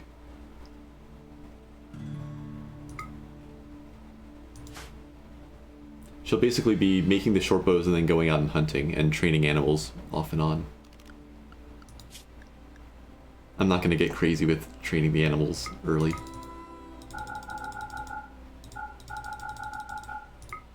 Hopefully we get to some research.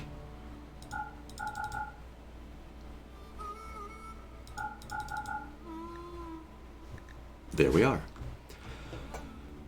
So for planting, let's just worry about food for now. Maybe some heel root. We still have a decent, actual, rich growing area. I like this little patch back here. Let's make that our heel root area.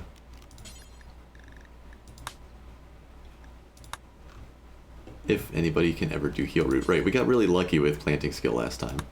And let's do a larger patch of rice over here.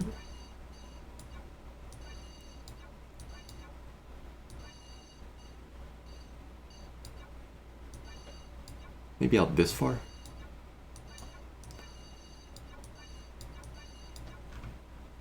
Decent bit of rice, that'll just take a few days. We'll still try corn.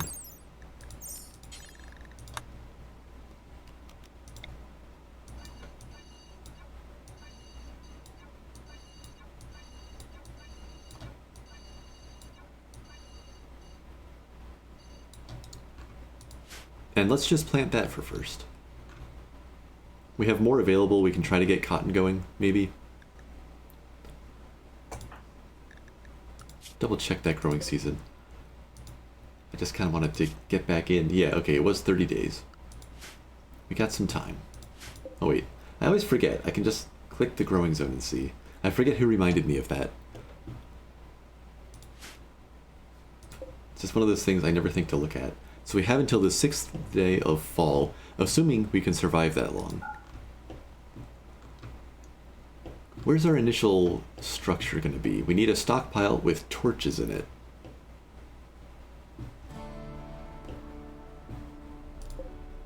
Maybe this isn't going to be our heal root area, because this is a very nice place for a first structure if we don't have ruins nearby to use. Let's delete that. We can't make heal root anyway. Bug noises. We have to worry about them. They might try to come hunt us before the zombies come in to distract them. Okay, our pets are Murderous, the Yorkshire Terrier, Tammy, a horse, and Mopsy, a donkey. So we get our initial chunks of wood. We need a stockpile back here.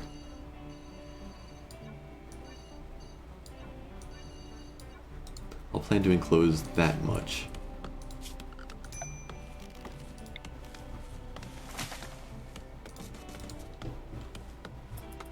Find out just how much light we get from one torch.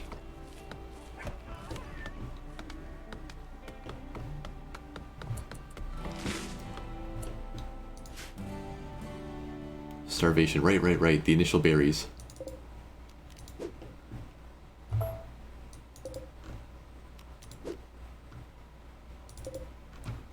I will learn this scenario at some point.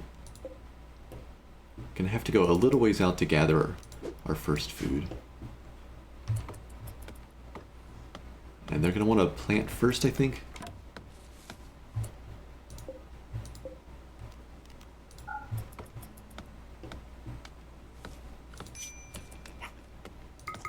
So this should be Blue and Paxaro getting berries. Paxaro will do it as soon as she's done cutting this tree down. Yeah, there's our first meals.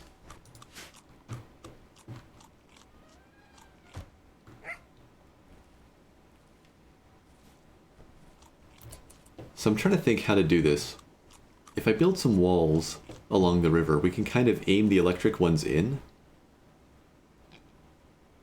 Or they just stop and punch the walls. But we do have the basic windows available. Those might be our best bet at safely shooting some of the zombies in the water.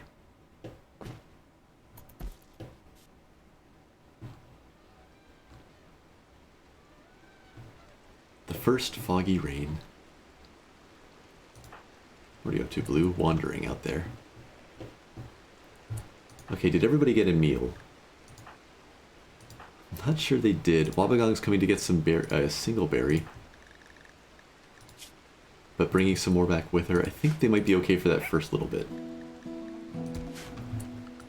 For wildlife, there's a tiger on the map, a cobra. It looks like that's it for predators.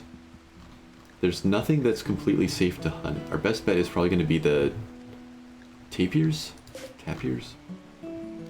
This one's pretty close. We have the herd of rhinos. Here's another one.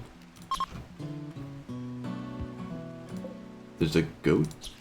We'll take that. And I think we can turn planting back on. So we'll need that dumping stockpile. We need the short bows first.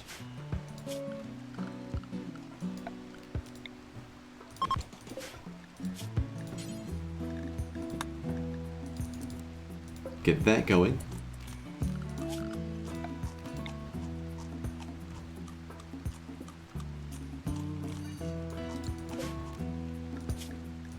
Dead animals will go over here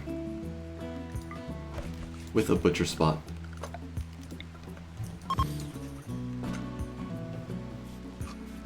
And then we'll get a campfire going as well.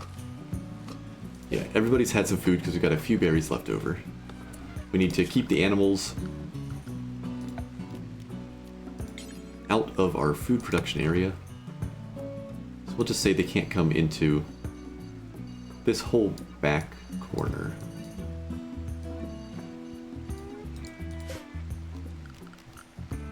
Zone, manage areas, flip.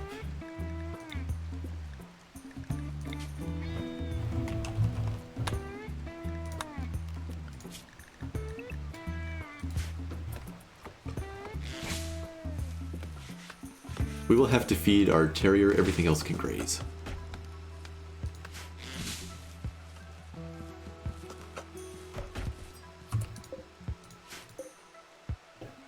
Hang on a second, this one's meant to be the rice. But we've already started planting corn. Okay, this one will be... this one will be rice. I'm just gonna get these people killed again.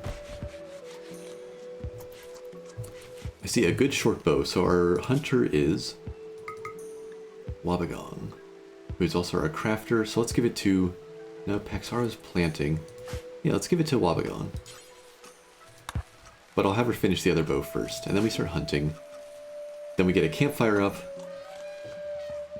and we secure our food a little bit better.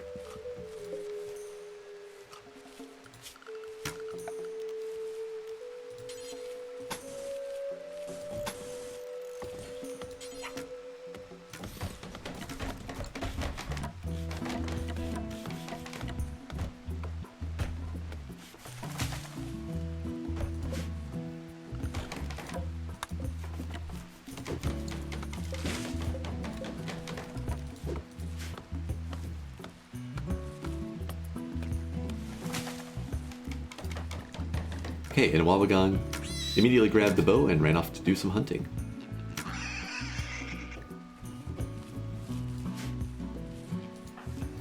Billa, what sort of job do you need?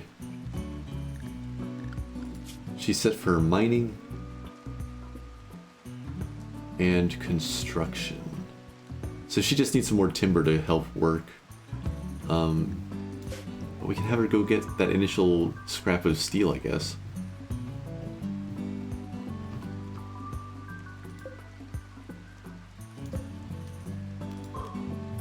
I'm gonna have her mine one piece, and I want to see what happens with the lighting underneath this edge here. Though I guess there's no actual roof under the very edge. But this might be really, really difficult in the mountains.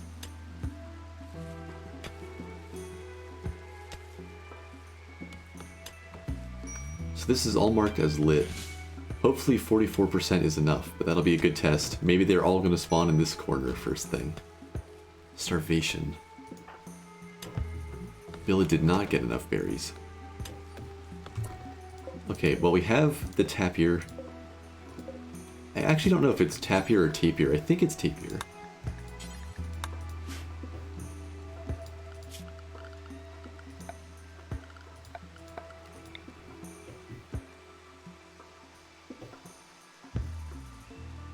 Guess I could have just built the campfire inside to light the stockpile up. Do a one-room thing.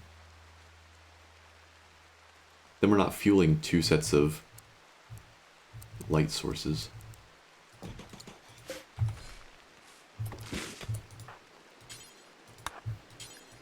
Let's try to spend the first night inside.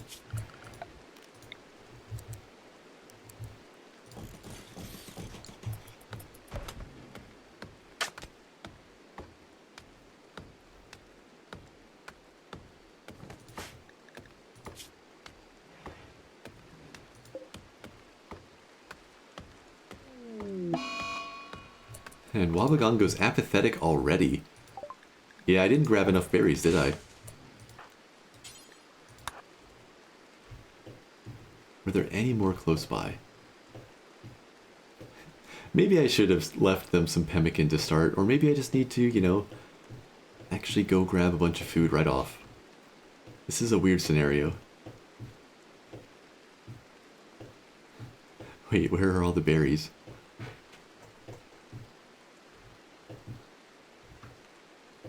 It's all heel root. There's so much heel root.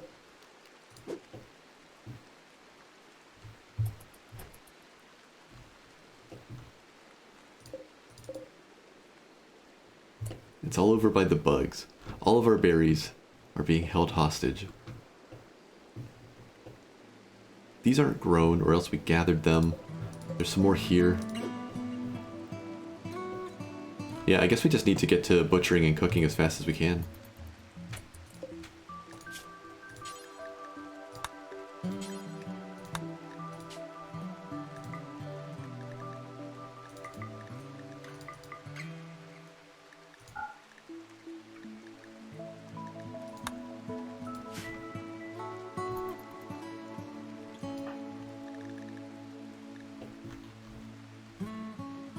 The bugs aren't being too active yet. These should at least be...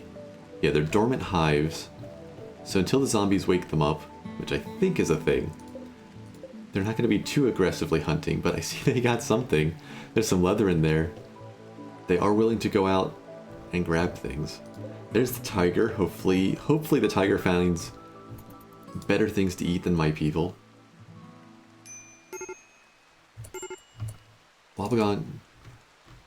Wobbegong has done some apathetic wandering into the insect hive.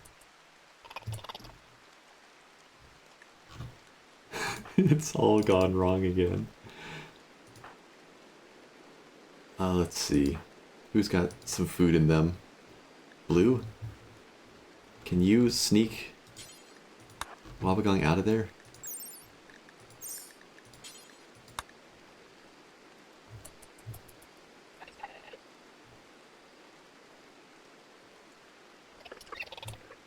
I don't know. I think they might go to sleep. If they go to sleep, there's a chance.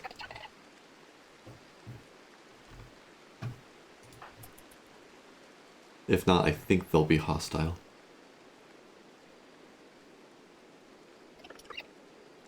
Go to sleep.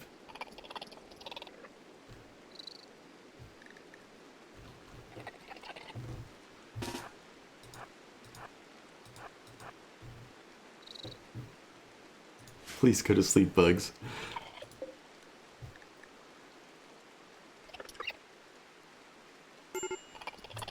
Medical emergency, I know. Wait, does Blue even do medical work? Some of them were incapable. One. It'll have to do. They're not going to go to sleep in time. I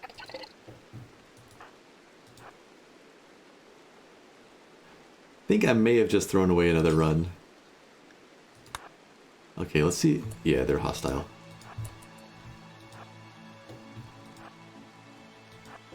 How far are they willing to chase? Not too far, but yeah. There's no way they go to sleep in time to save Wobbegong now. Okay, so that's our hunter lost. Our crafter lost.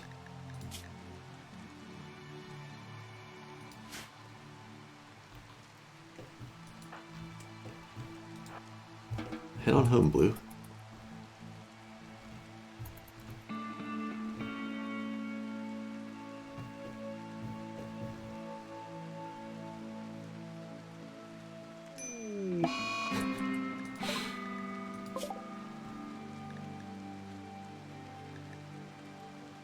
Why did she have to wander down there? Why there, of all places? So what this is showing also is, even if the bugs weren't here, I'd have to keep these caves lit up, or cleared out of zombies, or anytime somebody has a mood, they might just wander out into that.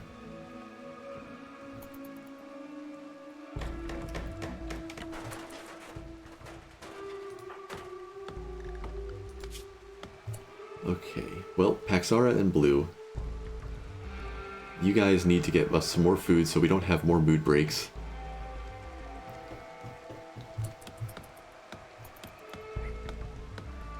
Which they should do as soon as they're up and about, right? No, they'll still try to plant these... This should be rice, right? Yeah. Disallow sowing temporarily. We need the short-term food. I have the berries marked, they just need to go get them.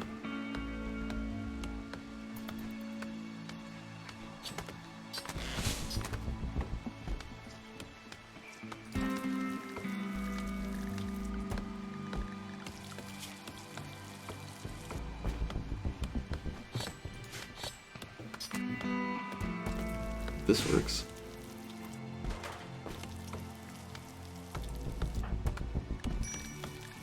Blue had a long night, getting some extra rest.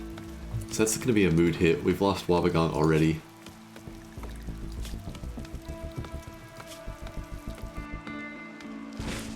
Oh, wait a second. I'm not doing a good job keeping track of stuff. Blue and...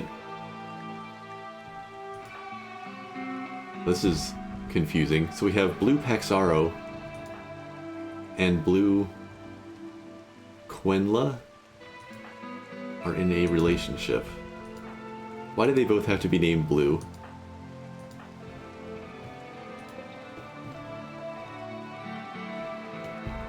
Well, we can accommodate that.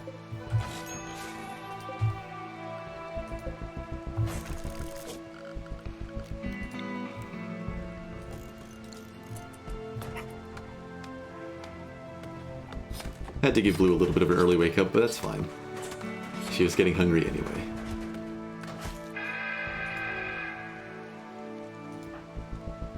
Alright. Right, so who's got any sort of crafting ability? They can't take over that short bow.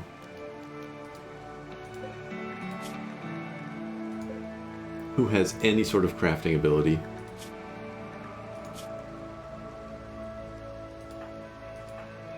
Just in case the zombies don't take care of Wobbegong for us. I guess it's gotta be Blue Paxaro.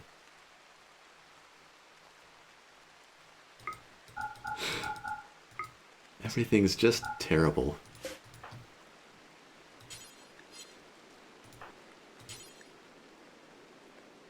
Right. Crafting spot is basic crafting, not smithing.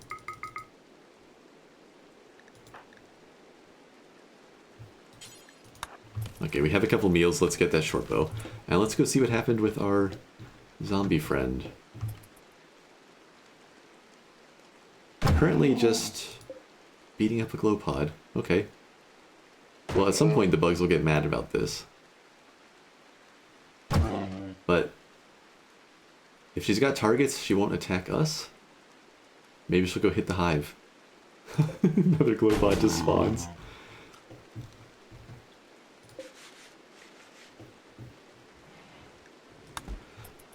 I'm so sorry, Wobbegong. We have a poor short bow. There we go, the hive reacts. They're having some troubles there.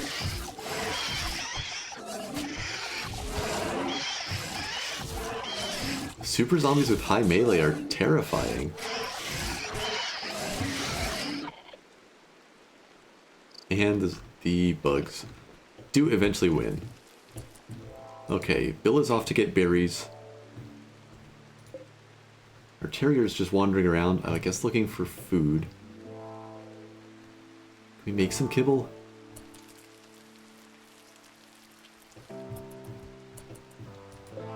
The animals will be okay.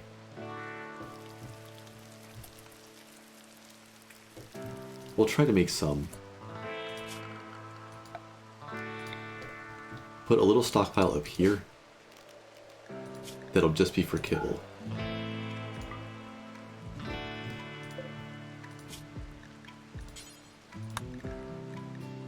We'll keep 50 around at a time.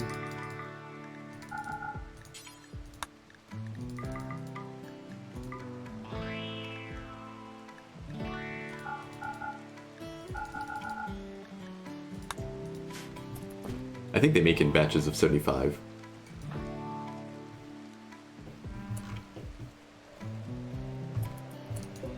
Forbid the short bow, we don't want to make a dash for that.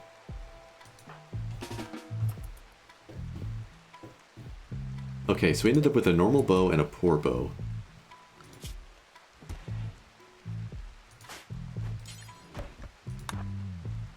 Who's next best at shooting? Looks like blue. Blue by far. We have our initial bit of food. We can start planting again.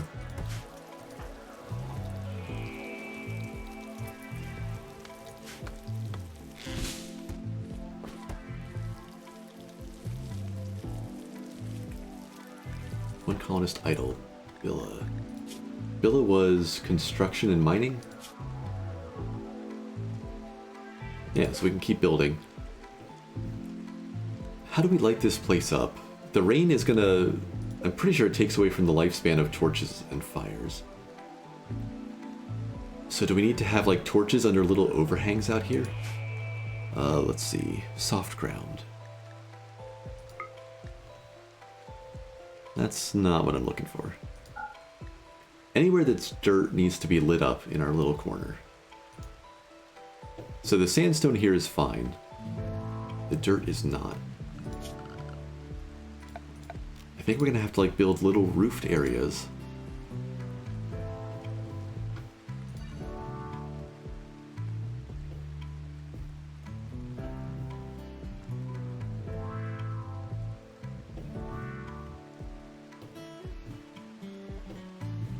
The initial wave of zombies are going to spawn anywhere either in the caves or that we leave dark.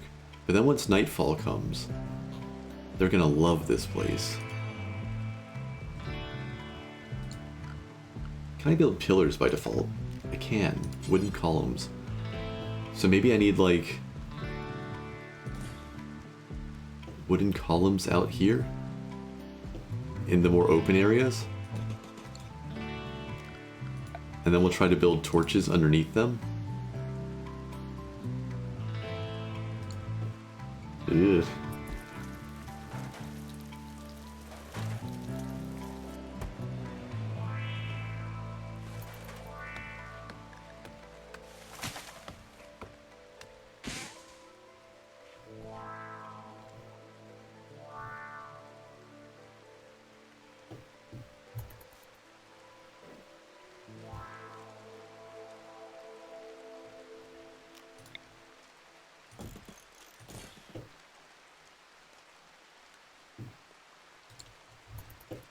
I'm genuinely uncertain about surviving these sort of spawn settings. I think if I have to restart again, maybe I should give them some pemmican to start. Maybe go back, or maybe just use the normal tribal start.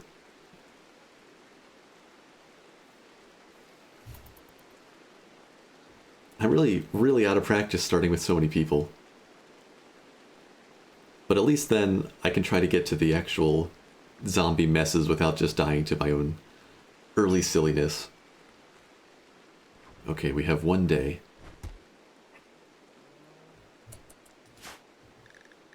Billa needs work. Because we need trees for her to keep building stuff. You know what? She's going to have to take up plant cutting. She's going to be terrible at it. But I think I need her to help knock down the trees.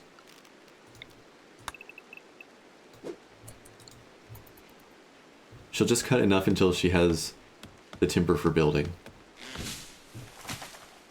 We also need to do some more hunting. What's even safe? There's an elephant kind of alone here. That would be risky. It's a dangerous ecosystem right now.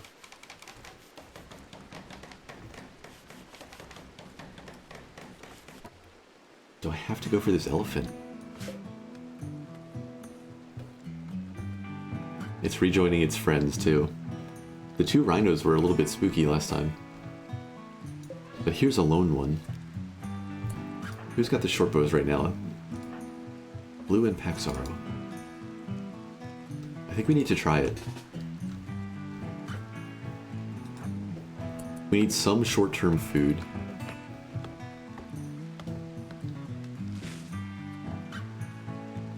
Get a little bit of unhappiness going up the river.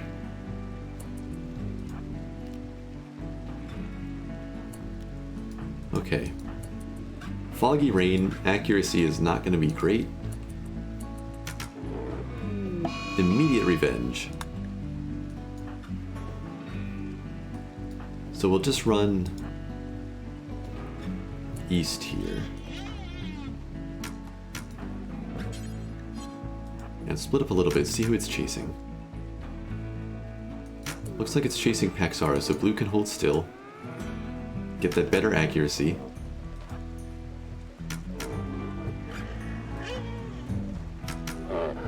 Without run and gun, that's usually how I deal with animals as well.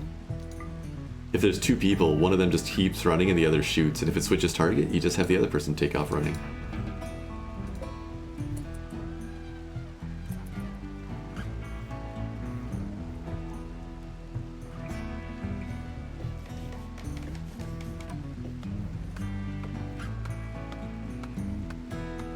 Okay, we have some pillars up, so these are going to get roofed areas.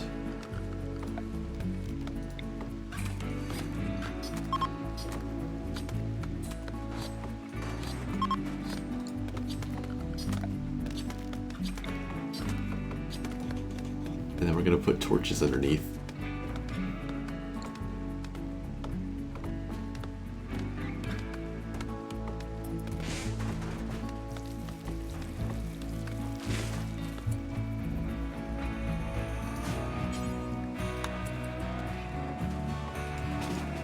I'm going to drop a little bit of meat outside for our dog.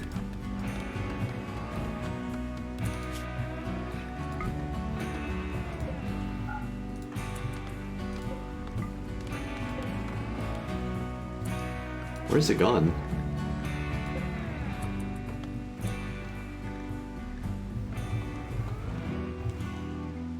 Oh, okay, just north.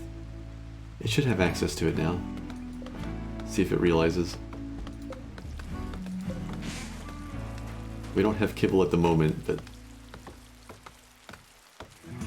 Come on, terrier.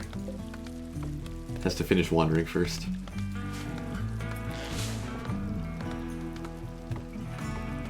There you go.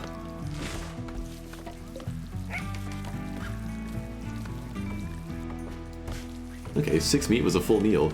Good to know. You don't usually have to micromanage pet meals that much. So there's some little torch setups.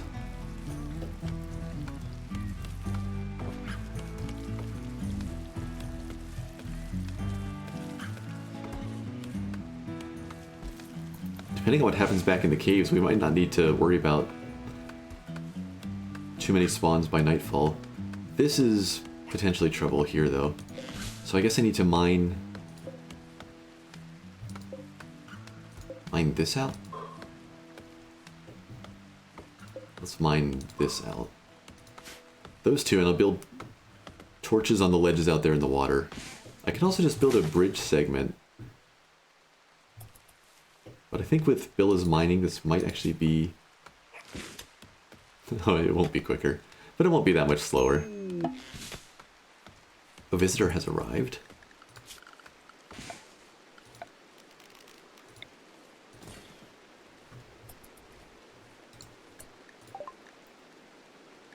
A few items to trade. Looks like she's picked a safe path in. She's not going to get beaten up by bugs.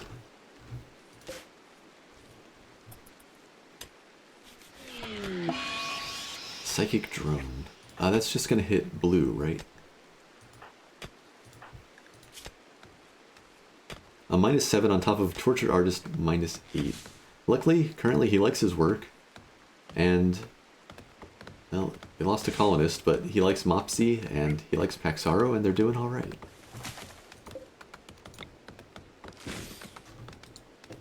Okay, so in 10 hours, I find out if the campfire is enough to light this room.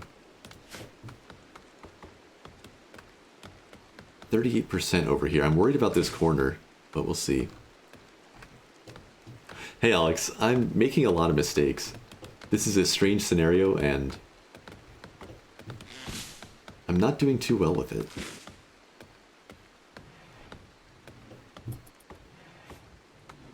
I just forgot to put a torch in my house when the zombies appeared. So, they spawn when it's dark. I was thinking I had till nightfall. My house was the only dark spot on the map, and I ended up with something like 50 zombies spawning from the house, destroying my initial stockpile, chasing me out across the map. So this is round 2. A new hard challenge? Kinda, yeah. Threats down to 300%. And the damage adaptation is scaled a little bit lower in how it applies. And I start with 4 people instead of 1. Just... there was a mental break and a tragedy. I didn't bother talking to the trader because we have nothing to sell them.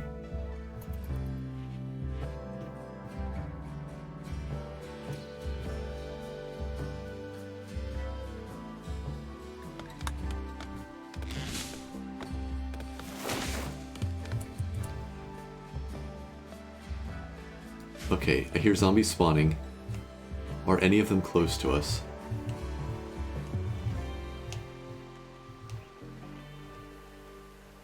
The fire went out. What's that timing? Can we do this in time? Who's got the bows? These two?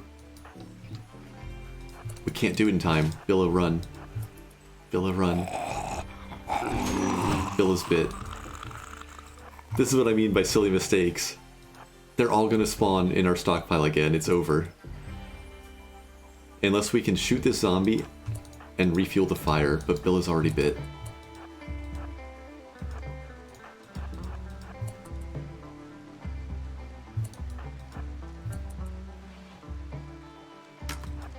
We did it.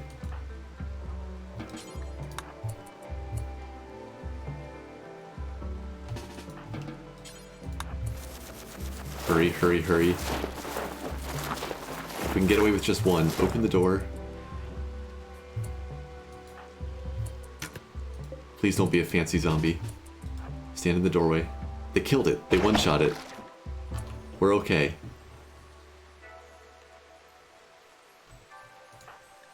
We're okay unless Billa turns and then we're down to 2.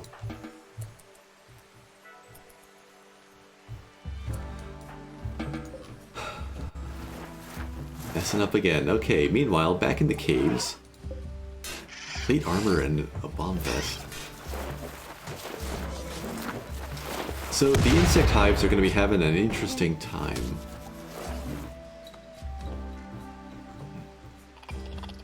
I think the glow pods actually protect them from having anything spawn directly on the hive. Plus they can only come up in those dirt patches back there.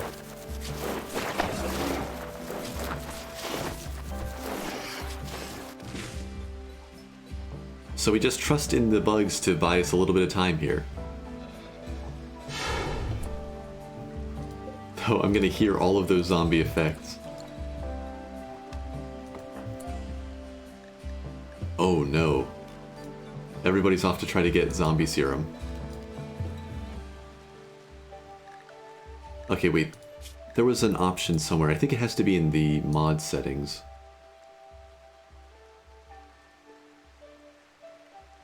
There was something in here about restricting them to collect extract from a specific zone.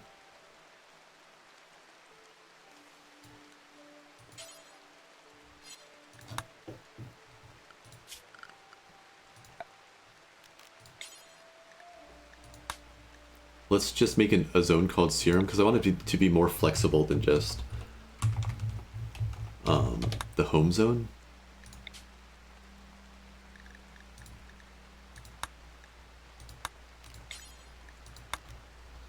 And we're not going to go too far.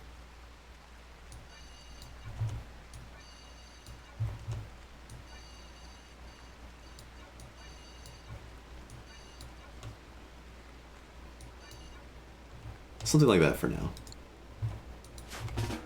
And then we can say that serum collection is allowed, but yeah. Not from the bug caves. Serum harvest. Okay.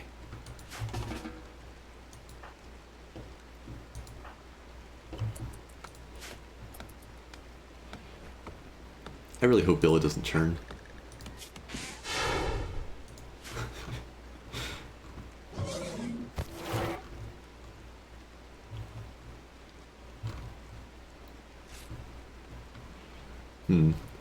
We're gonna hear any time that they have that happen, or the albino ones spawn in the cave and just start doing their screamy stuff.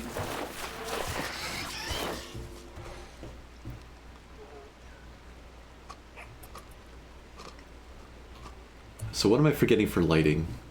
We've got this back corner still. We can just build a roof piece. I'm really worried about keeping all of this lit up.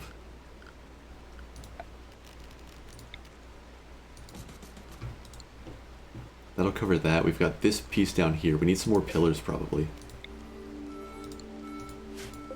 I wonder if that's the light radius from the torch. The full light radius. Like, I wonder if zombies can spawn anywhere in that. Or if they're completely blocked. These are things that I might learn today.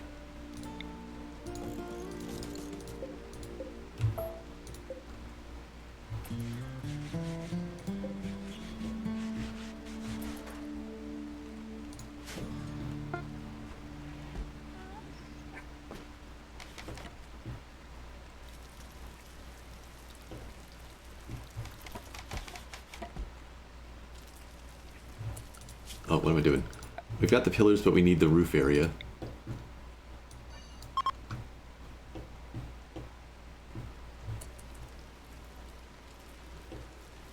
The rest of that looks okay. This is stony soil.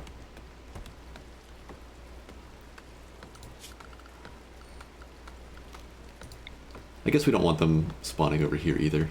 Just try to push them a little further out and then see if this is manageable at all.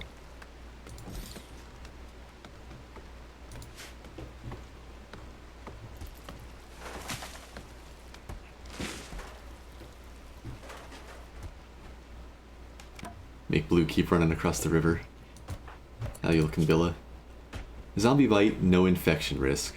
Okay, we won the coin flip. That at least went okay. I think the last torches I'll need are maybe one down here on the shore, maybe two, and then up here.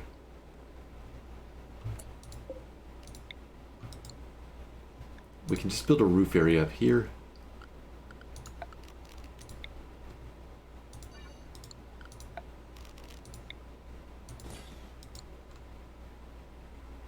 Did I build those in the same spot? I did. Let's put a torch in there and see if that's enough. If that full radius is covered, that's enough. We'll have to worry about them coming up across the water. More visitors.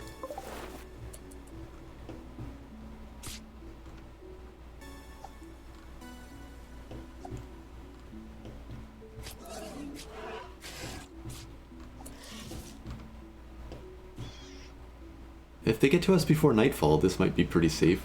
Let's set up the trading spot. I don't remember if I have visitors set to go there, but we'll try to have caravans and visitors stay back in our light radius.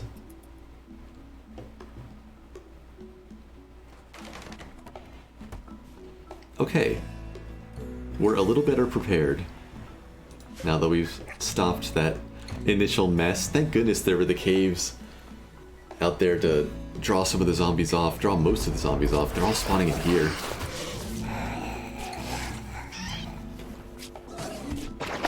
But they're not enraging so far. This is such a mess.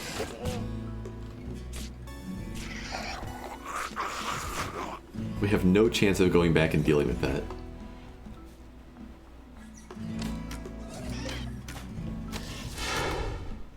What am I hearing?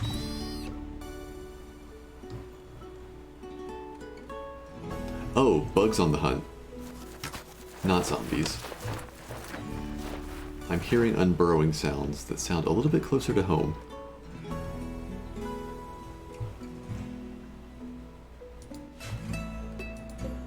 I'm not getting arrows for them right now.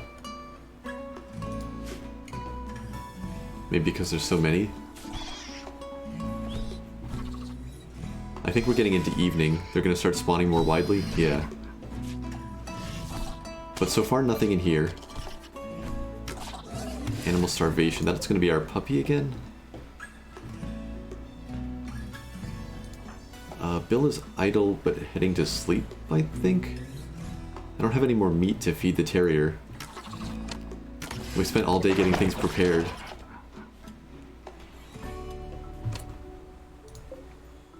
I'll just allow these, actually. The terrier can come chew on the bug carcasses. Orders.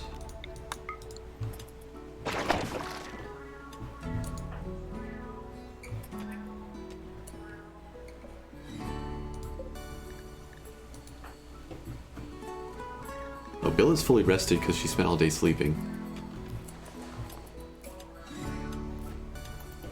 Okay, you know what? We'll make this a zone for insect meat now. No, the dog figured it out. Okay, we're good. We're not good. They're spawning upstream and they're running in at us. Or maybe they're spawning in our front yard. Bill doesn't have a bow.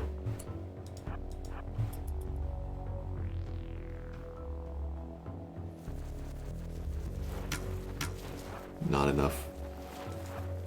Oh, it's bad. We should have just run and gun. This is gonna be it right here. I'm not doing well today. I don't know how to handle these numbers early. Can we run past them? If the caravan had been a little faster, we might have been okay. I think I need to go to the normal tribal start and start with some weapons and some food.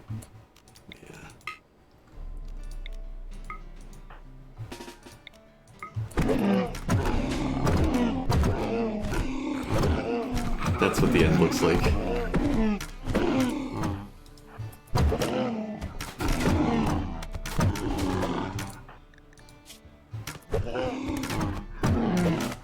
Blue is for sure dead. So where are the bites here?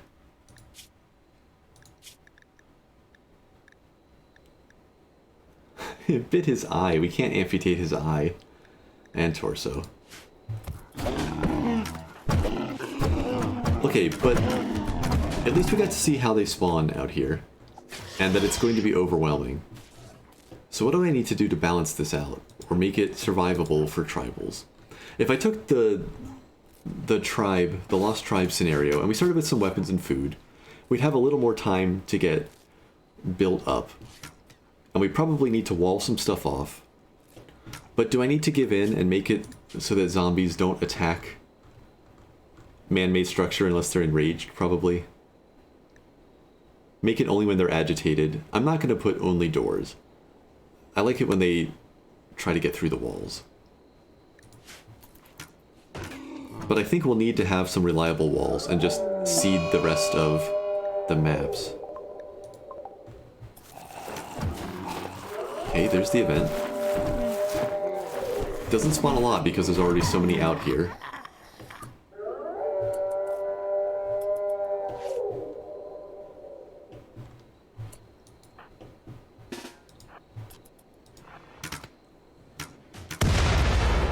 The explosion's a lot more manageable on 300% than it was on 5.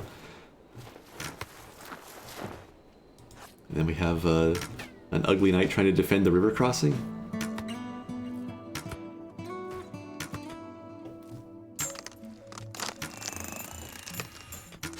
So a recurve bow would definitely help.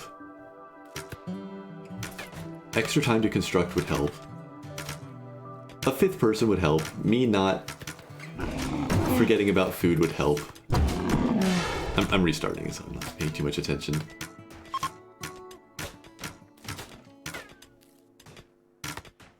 We're gonna call this a learning experience, and let's do a reset. So I'll put that loss counter to 2.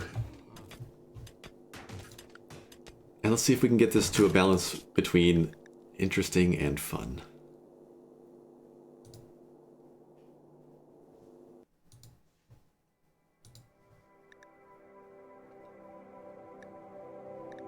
Okay, so first, mod settings, just make sure we change the overall Zombieland ones.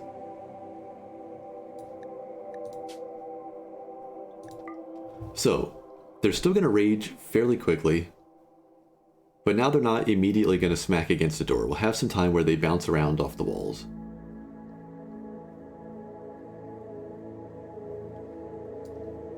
These are the parts I really want to test. I'm not changing anything there.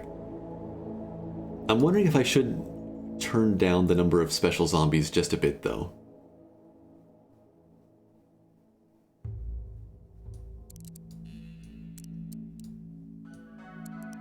I don't want to adjust it too much. I like the special ones.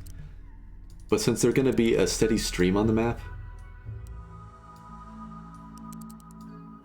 I feel like we'll see plenty of them anyway.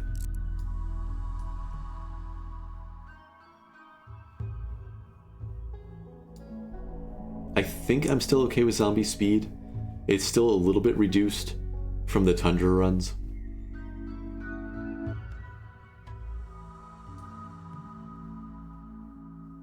Let's try this. Let's see if that's enough of a change, along with a bit of a gentler start. So I'm actually just going to do Lost Tribe instead of Lost Tribe with no supplies.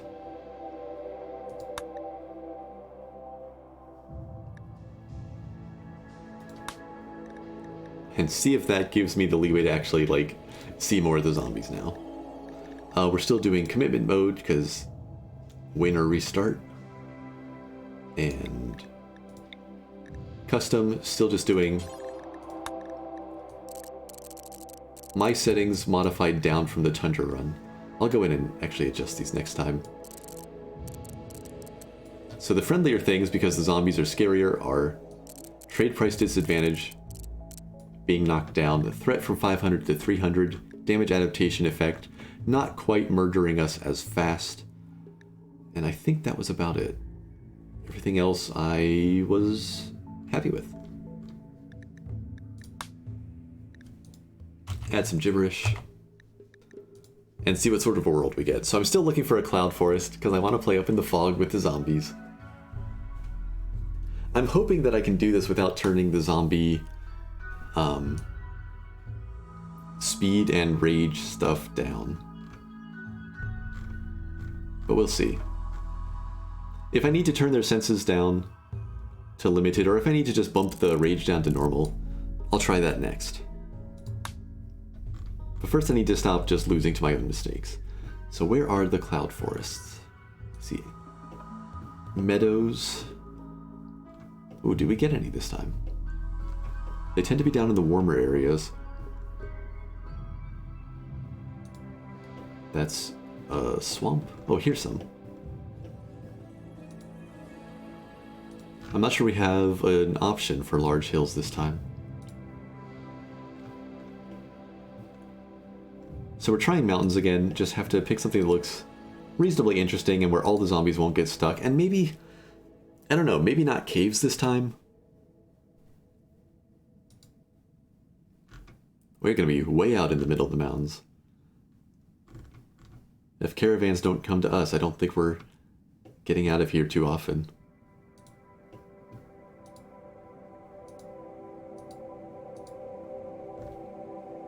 Looks fine. 30-day growing season again. A river and some mountains.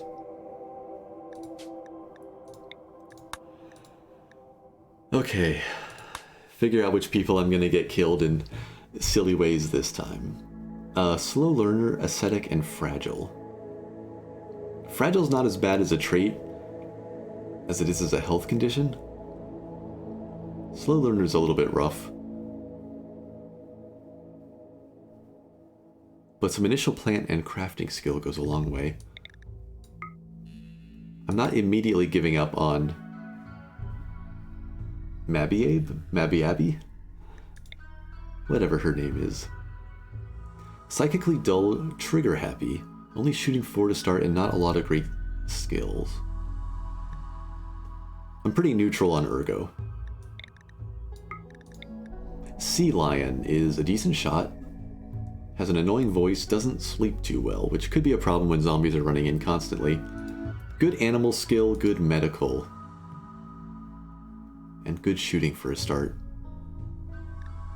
Sea Lion might stay, unless we get other people who are good at combat and can cover those skills better. Ooh, we have a gifted Night Owl. No social work, but gifted in all those passions? Guabinol's in absolutely, for sure.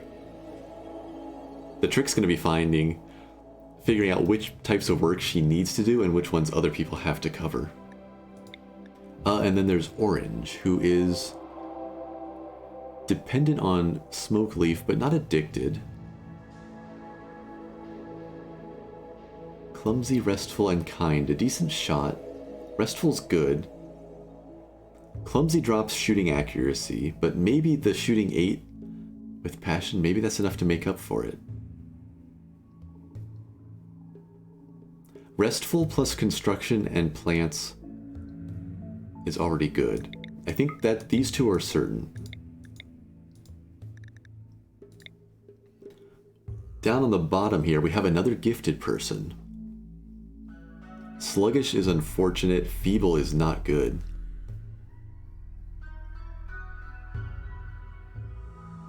But gifted in all these, we gotta take gifted people. Unless they have something horrifying going on.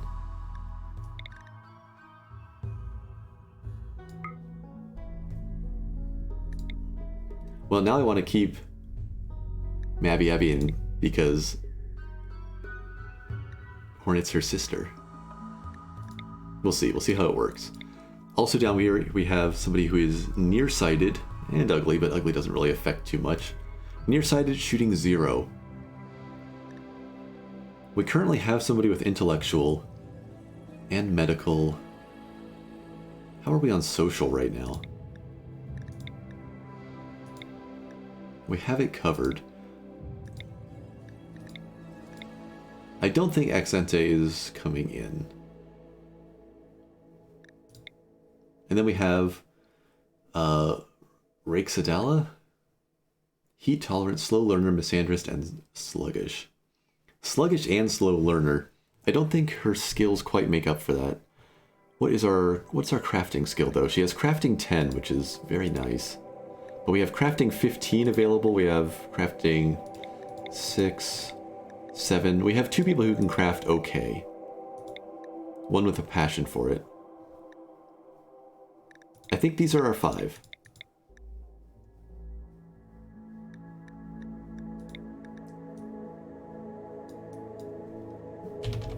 Gonna make things a little easier on myself and have her go by Mabby. So Mabby, Sea Lion, Orange, Hornet, and Guabanol. Let's see if the extra supplies will let me keep them alive to die to something a little more interesting than the first night.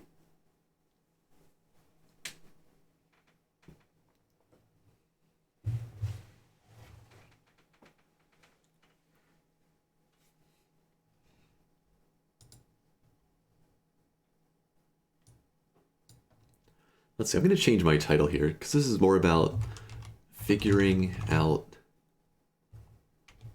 a different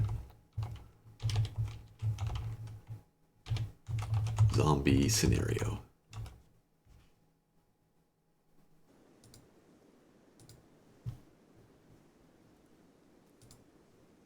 I'll just rename it to be more of what's going on. Hey Key Lime, never tried the zombie mod before? It's pretty cool. This is... I don't know if this is a good way to get introduced to it or not. The previous runs I did, I had one person doing naked brutality in an awful climate cycle tundra scenario, with the zombies spawning just in waves from the edge of the map. So this is me trying to figure out how to survive when the zombies can show up anytime it's dark. The tundra one, I did a whole bunch of testing to sort of figure out the scenario ahead of time. For this one, I didn't want to take the time and play other stuff while I was doing those tests, so I'm kind of doing the testing on stream to get it narrowed down. So I'm accepting that I'm not doing well with the scenario's options so far, and spawning in with more supplies, and see how it'll go. So the timer will come up pretty much as soon as I unpause. We get about 3 days until the zombies come in. We're going to need to stay away from the river here, because I can't put torches all the way down the river to keep them from spawning there during the day. They're going to just be spawning in the river constantly. The anima tree, if we ever get to use it, is over here at the mouth of the river, which is a little bit awkward. Light prevents them from spawning? Yes. They can't spawn on light, and they can't spawn anywhere there's sturdy ground. So if you build wooden floors even, that'll stop them. If there's rock terrain, that'll stop them. But shallow water will not stop them. If there's caves with dirt, that won't stop them either. Like a combo of RimWorld, Project Zomboid, and Minecraft, that's probably not a bad way to look at it with the spawning rules. I'm kind of looking at this back corner as a safe spot to go initially. We can put torches all around the pond. We got a lot of rich soil. It's a lot of area to wall off though. We also have this pocket. Zombies aren't going to attack our walls this time unless they're enraged. So if we put a wall across here, we just have to worry about them stacking up in the river and coming running in at us. And then we could just eventually fortify the front. What enrages them? So they get enraged when enough of them stack up. And there's... the mod's pretty cool. You can adjust these things a lot. Zombies rage if a group gets too large. And I have the rage level set pretty high. I'm trying to leave it up this high. I've turned it down from what it was on my previous scenario, and I've turned their senses down. But we'll see if this works. So yeah, the more they spawn, or there's certain types of zombies that make them group up, the more chances that enough of them hit that critical mass, their eyes turn red and they take off running. You like this world? Yeah, it's not bad. Excuse me.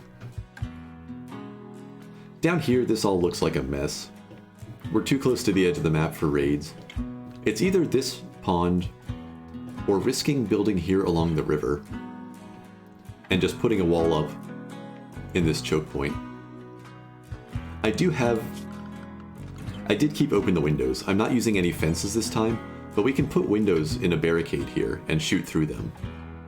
But they will target the windows, I'm pretty sure. Do you have embrasures? I don't have embrasures. I have rustic wooden windows.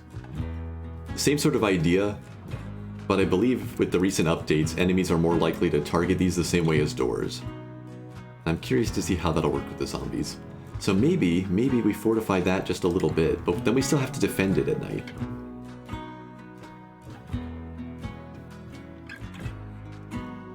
I'm just worried.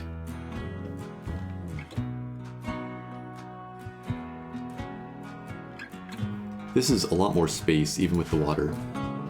We also, if we do have to fall back from an outer wall, we can try to lead the electric zombies through the water to short them out so we can shoot them. So I can build another line of fortification down here along the water. Electric zombies, there's a lot of fancy zombie types, and I'm enjoying trying to fight them all. Okay, let's start getting our people set up here. I think I am going to set up in here somehow. So our best ranged person is Hornet by far, followed by Guabanol. These are the gifted trait people, I assume. And Guabanol is going to be happy to stay up all night. Hey, Demon Lord. Yeah, it's gone badly so far, but that's more on me than anything else. I'm not used to starting with more than one person. It's messy. So we got 2 short bows. We get the Ikwa. That's just a spear, right? Yeah, the Pila is the throwing weapon.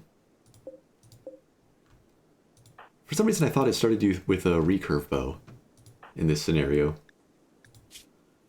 Okay, Hornet, short bow, Guabanol, short bow. Next best is still pretty good. Orange is going to get the Pila. Of the remaining 2, Mabby has the best melee, so she gets the stabbing spear and Sea Lion gets the club. I was trying to start with no supplies, but I was just messing up early and like not getting enough berries and not keeping track of people enough, and people were having mood breaks and wandering off into insect hives, and I want to see how the zombies work, so I'm giving myself the normal tribal start. Okay. Basics. We have pemmican. That'll cover, like, the first couple mouthfuls of food. Our pets are a cat, a terrier, and a Labrador Retriever. But they're real pointy, I bet. Yeah, some of them even are pointy at a distance. We have to take care of feeding all of our pets this time. We didn't get lucky and get any grazing ones. We do have 300 wood. I'm really not familiar with the tribal start. So let's just plan some things out that we want. I want to fortify up here in such a way that we get a little bit of defensive area. So I think I'll build the wall there. We're gonna actually just build basic wooden floor on this dirt patch here.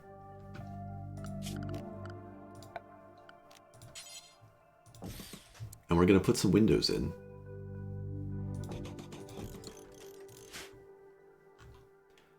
And if we're killing zombies here regularly, we actually do need a door.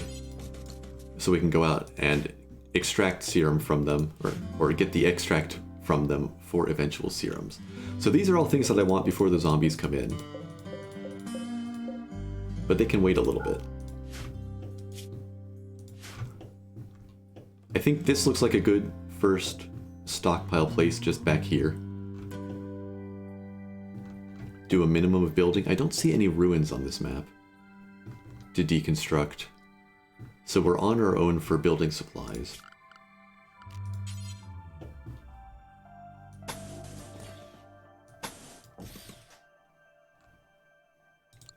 An initial bit can just look like that. And we'll be smart and put a torch in there. Right off the bat, so I don't forget and lose my entire stockpile to the initial zombie spawn this time. That's how the first run ended. I was thinking, okay, I've got until nightfall. The only dark area on the map was my stockpile, and all of the zombies spawned right there. Hopefully this lights up everything. I think it'll be good. The torches looked pretty effective last time at least. That was one good bit of information I got. We'll need the stockpile here. Put the zone down now. Oh, you know what? I guess since it's not my custom scenario, we actually start with a little bit of research this time too. So we know how to make pemmican.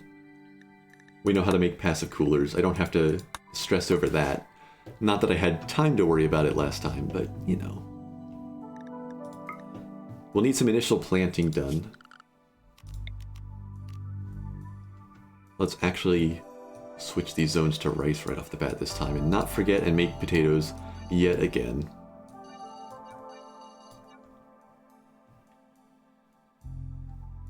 I missed the exact moment. Did they come out of the stockpile the second the counter ran out? It was like within the hour, yeah.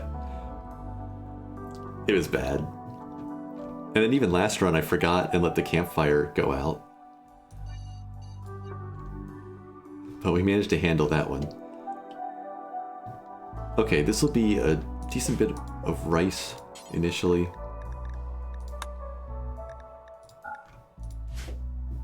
Figure out work priorities now. See how many different things I can get away with doing.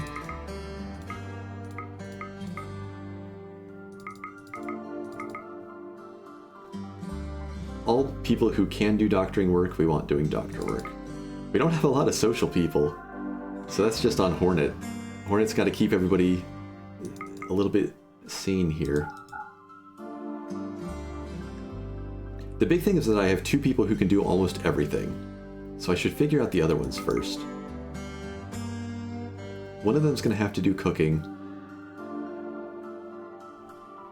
One of them was a night owl, right? Yeah, Guabanal is the night owl.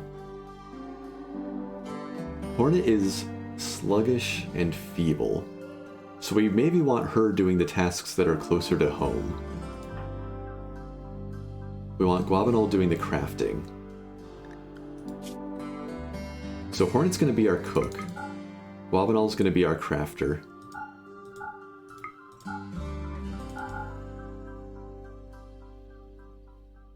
For hunting, it's not Hornet. Maybe let's have other people take care of hunting.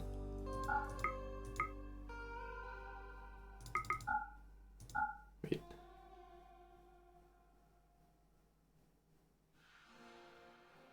Sea Lion? What weapon did I give him? He's equipping the wooden club. Maybe he actually needs a bow. Let's have him train up his shooting with the initial hunting. He's going to take the bow, and Hornet will take the other bow. Robinal will take the Pila.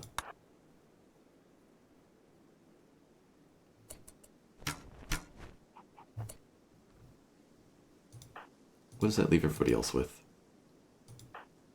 Orange is going to have to deal with melee. Mabby's got the spear. A club will at least stun the electric zombies and knock their field off as well. So I think I value that more than the jade knife.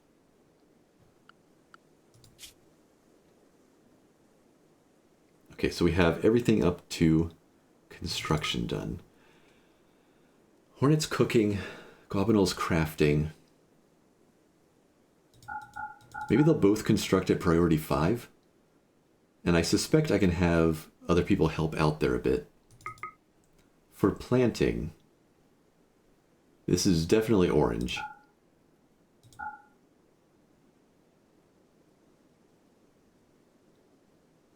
And then maybe my gifted people at a lesser priority. Mabby doesn't have anything else to do yet. She's going to be a planter. She's not bad at it either. I've got an excellent set of farmers here. Sea Lion so far is only hunting and handling. That's kind of okay. We'll also need somebody with a pretty dedicated amount of time to do hauling, to make sure that the torches stay fueled anywhere we have soft ground. So if that ends up being Sea Lion's big alternate job, I'm very okay with it. Matter of fact, since I've got the work tab here, refueling fuelables should maybe just be a higher priority task. I'm going to bump this down to 7. Shift. 7's usually the one I use for like the things you do when your main jobs are done, like research. So everybody's going to help deal with the torches during that time. What else do we need? Art is a lower priority to start. I need to sort out my crafting priorities and mining. Mining could be important, bit by bit. It's just the gifted people who are good at it. We'll put that up to like 6 as well. And then my crafters. It's mainly going to be Guabanol for now. If I need more people to help, I have people available. We'll see who ends up the busiest. And when I get to stone cutting, I'll set more people to have crafting as like that priority 7 as well. Okay, that'll do for now, I think. For research, I'll also let Guabanol try it if she's not doing other stuff. She has the high passion for it, she'll train it up. That'll do. So we have planting, we have construction, we have some hauling. Let's get some initial hunting and see what's out here. Oof, there's a lot of big cats. And we have a lot of delicious looking pets. So we'll have to keep an eye on that. There's not a lot of safe hunting out here still. There's no completely safe hunting unless we want to go for rats. I think we need to hunt capybara. How far away are they? They're just across the river. Let's get as many as we can. With 5 people and 3 pets, we can use a lot of meat pretty quick. Make sure they can haul this stuff in. We don't need to go scrounge for a heal root right away. We do need some wood cut down, but look at some of that from the farm. Let's mark a bit more.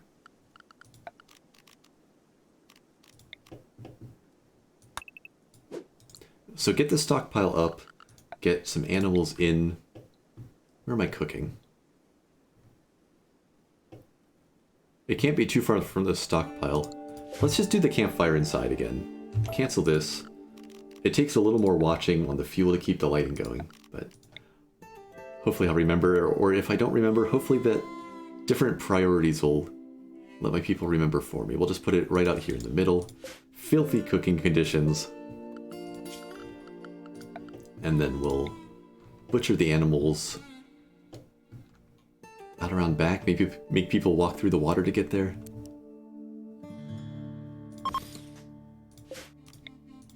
We'll have to put a door out the back.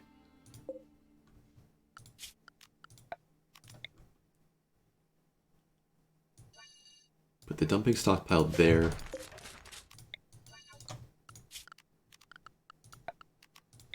And the butcher spot here. If I have to restart too quickly here, I might stop doing permadeath for these tests. So that I can actually like fix mistakes and see how things are going to work. I don't want to have to do all this initial setup for all of these. Clear everything, animal corpses, non-rotten. Okay, let's unpause and get things moving. Everybody eats the initial pemmican.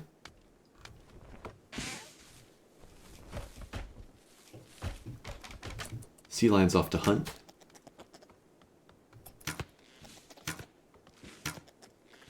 That'd be good training. Try to get some of them hunted before the fog rolls in. Initial construction's going well, initial planting's going well. While that's all happening, let's set up the pet area.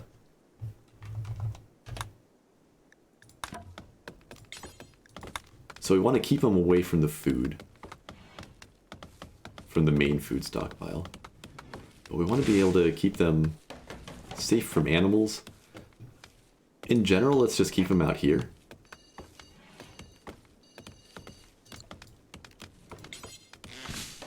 Out here.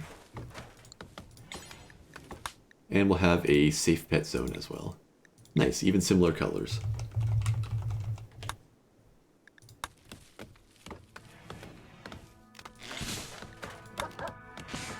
And if things hunt them, they can come inside.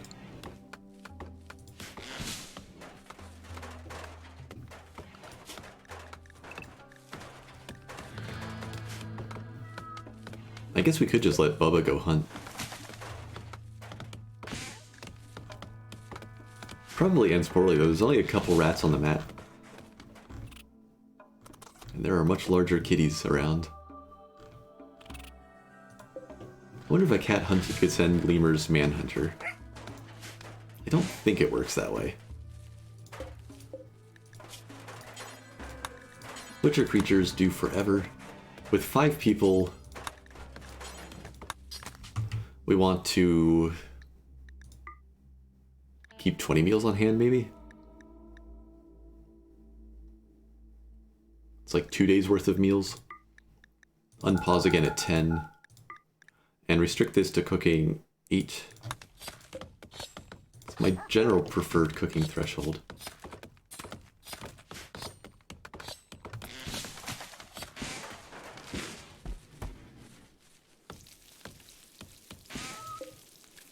And then if we get enough, we'll start making kibble. But we'll need some berries, or we'll need to produce some food first. So I may periodically just drop some meat outside for the animals, if we can get enough hunted. I'm gonna need a second hunter.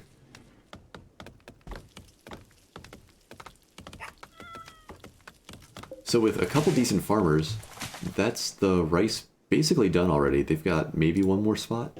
No, there it is up in the corner. We can definitely plant more this time. What else are we planting? Let's assume that we don't get wiped out immediately, and let's try for the corn.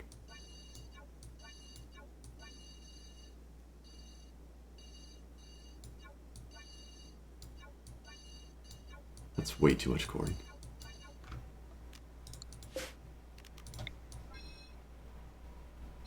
Ambitious assumption.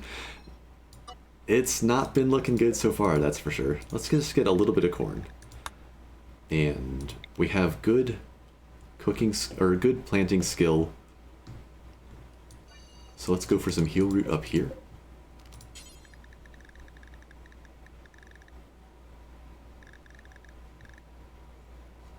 I'm looking right past it. There it is.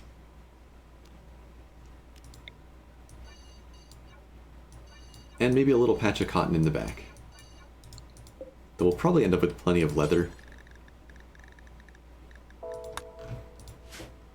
If we survive to keep hunting. Now you know what, let's do a little more corn. We've got a bunch of people. Let's let them do that. I think that's all I'm going to want to plant. And we have 300 pemmican still. We'll want some berries if they're close. Grab what we can. Okay. Unpause again. Let them keep going with this. There's a couple meals.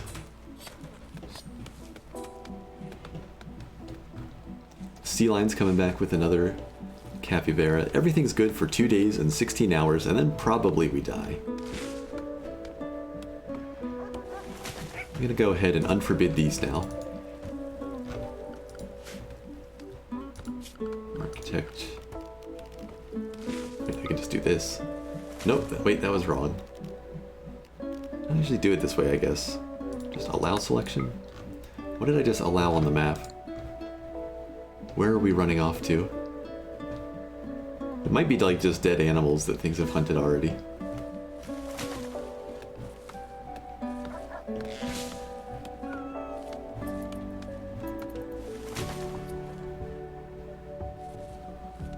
This is like a miracle group of people. That gifted trait is so strong, and having it come up twice. Oh, I know what I'm forgetting. We have a night owl. Guabanol. Does not want to be up during the day too much. So we'll have her sleep. I think usually from 10 a.m. on works pretty well. And disasters permitting, we'll try to have people meet up for recreation in the evening.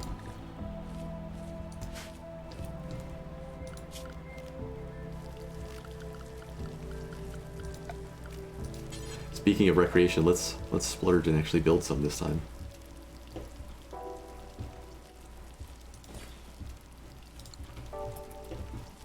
Okay, we have meals. Mabby's taking a nap. Why are you taking a nap?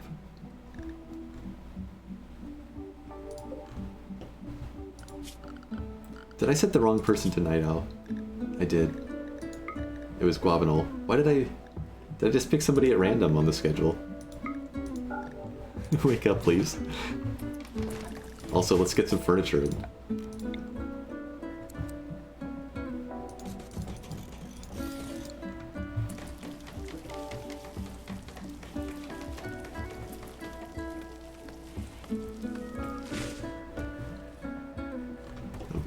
Okay. If we have time, we'll throw a wall across the front as well and just give ourselves a nice little basic walled village type thing. I think I could just run a straight shot right there. I don't like having the corners flush with the wall though.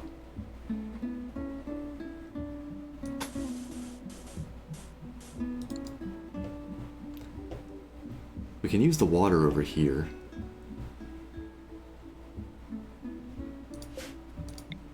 How to shape this.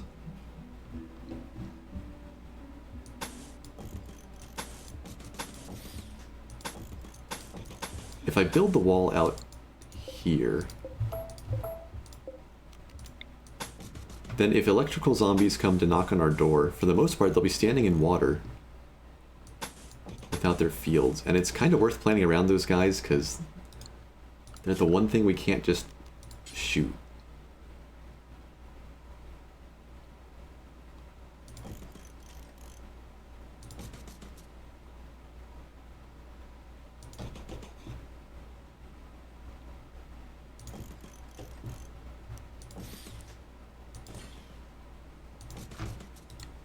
Something like that.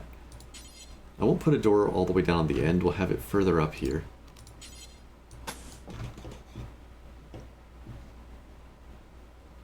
And then I guess we'll just have to stay on this side of the water up here. Have a nice corner. Maybe just that?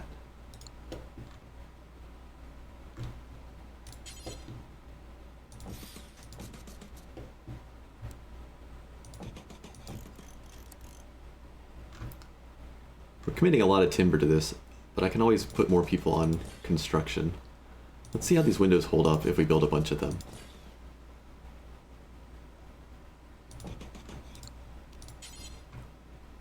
I'll put a door over on the side here. And one just to the side of the water over here.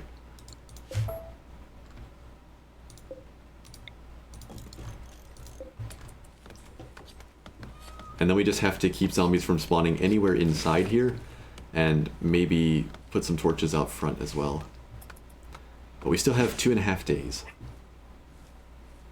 This will also give us that security from man-hunting animals.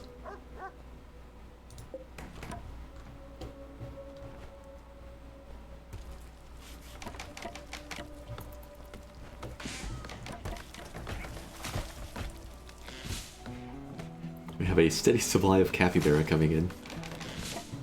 How's Sea Lion doing on shooting? Halfway to 8.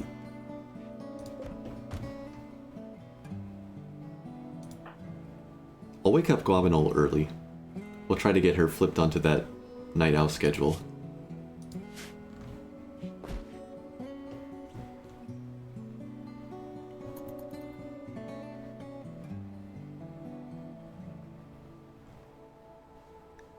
Animals are going to wake up a little bit hungry.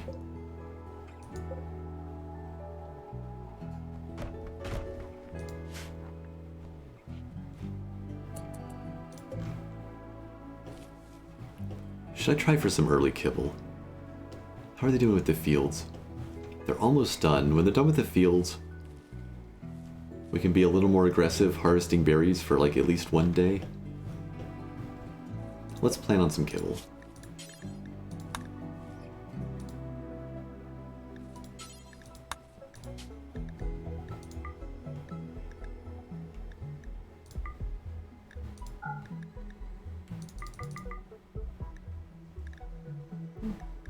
Good enough.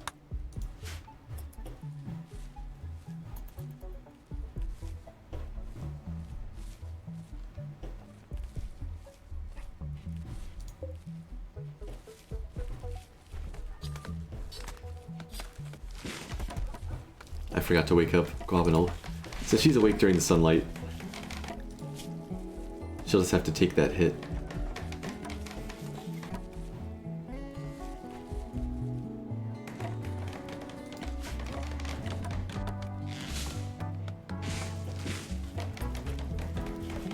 We're gonna need maybe more timber, maybe not.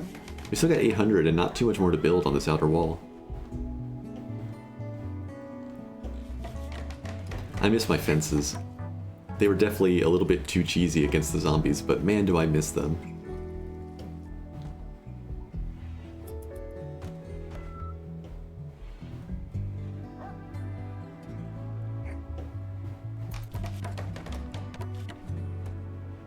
I'm really curious how the fences are going to work from the 1.3 update.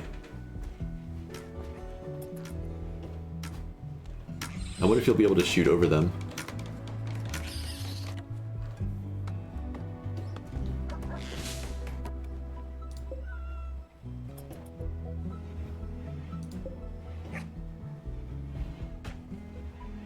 I mean, I guess I could just set RimWorld to the beta branch and test it myself, but I really do just want to wait. Let 1.3 come out and go into it with just complete surprise beyond the screenshots I saw and what I read in the initial announcement. I kind of just want to avoid any more information for now.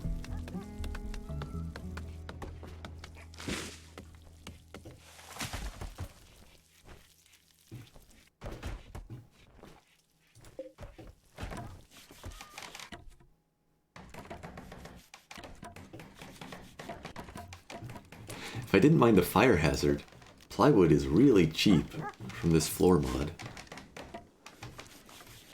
I could just pave everything in plywood, and all the zombies will be stuck underneath the plywood.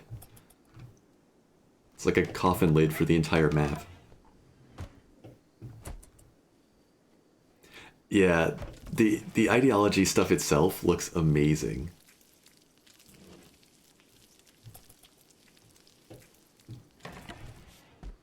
Okay. How are we doing? We have 1 day and 9 hours. We have starving animals. We need to get the torches up. That's the whole next day, is making sure, excuse me, that we're safe.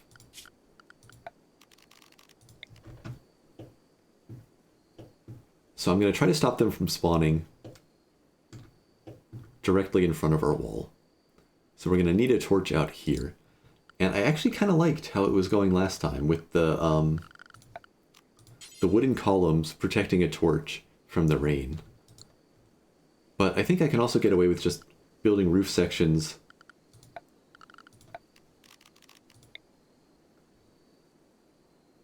off of the cliffs here. So I could put like a torch here. And that covers everything except for the far left, which we can cover with a torch here. And then let's just start planting the torches inside. Anywhere I can build them back against the wall, I think that's the better way to go. But we'll need some out in the open to protect like our fields and these wider areas.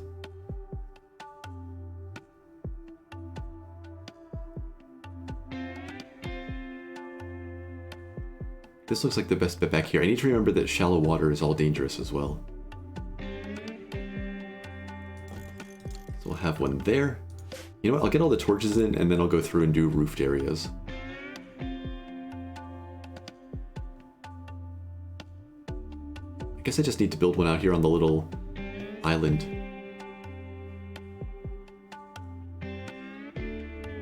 I'm making the assumption that everything inside this green radius is safe.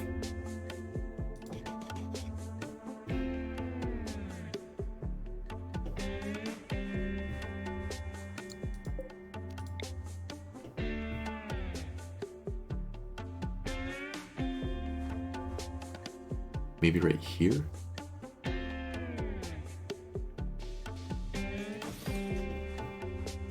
And then one in the corner here.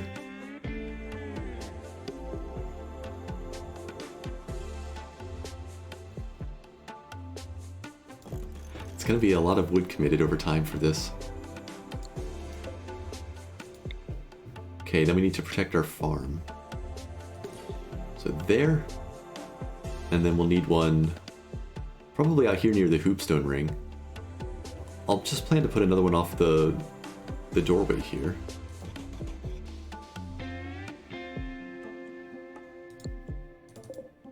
There we go.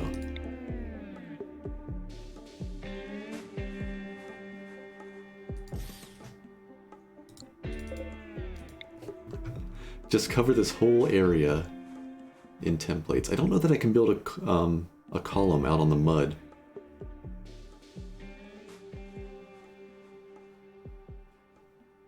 So it might be a little bit tricky to cover this far side.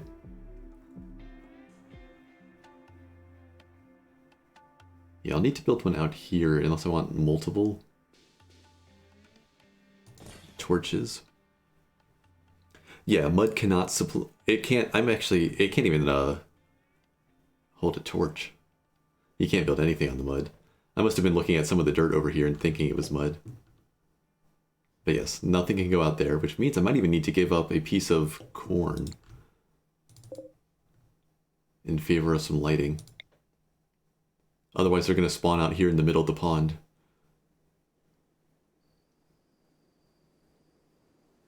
We build there.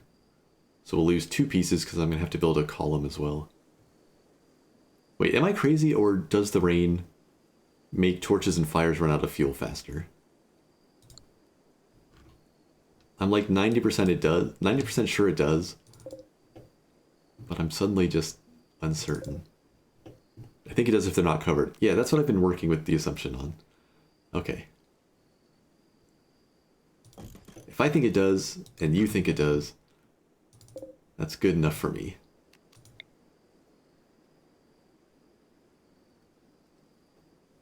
It's kind of a large area to keep lit.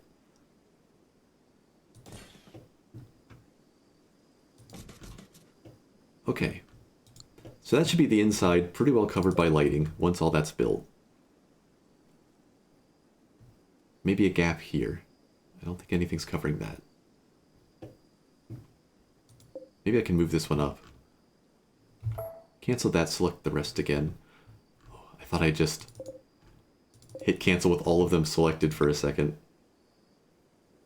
I can put it off the steel there, but I'm going to mine that out. Yeah, we'll just have to build another column out here. I also need to remember that anytime I'm mining, I need to have it lit up ahead of time if there's any like soft terrain that I'm going to open up. But in general, it should all be rock floor. I think maybe the only time you see dirt underneath rock roof is in pre-existing caves.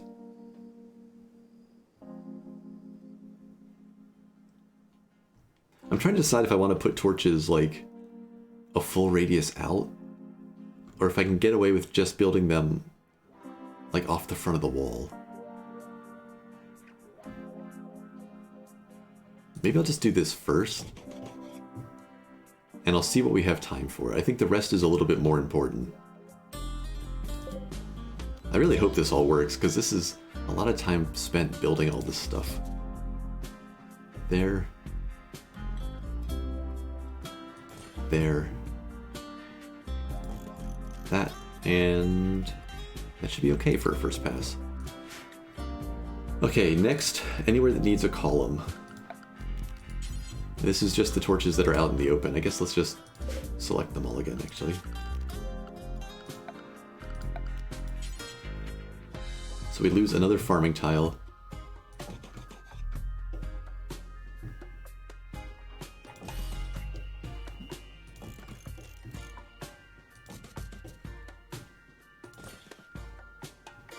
Everything else is good.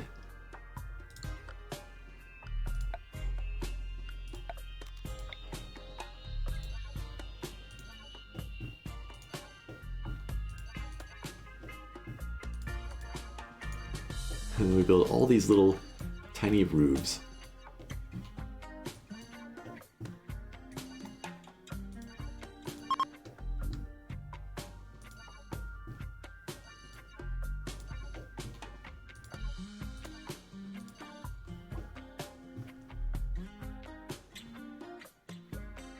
That's not covered, but that's stone, so it's okay.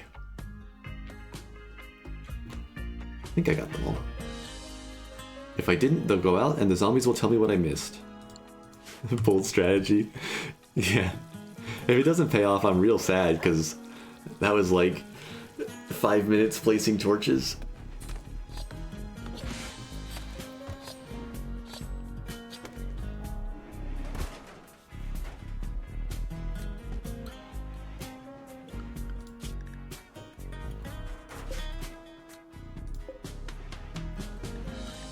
Let's expand resources here. We still got 700 timber. We've chopped down a lot just to make our little shelter and plant the fields. I don't understand why pemmican is like the only thing that's expanded by default. I'm not sure there's anything else that goes under that. It's like the one thing that absolutely doesn't need to be expanded.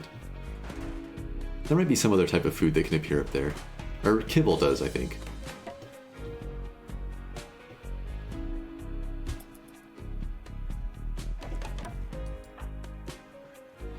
Okay, Guabinol embracing the night owl shift. We have 7 meals, a little extra meat. The animals are still starving. I guess I need to fix that, huh? Bubba found something to eat. I probably don't want to know.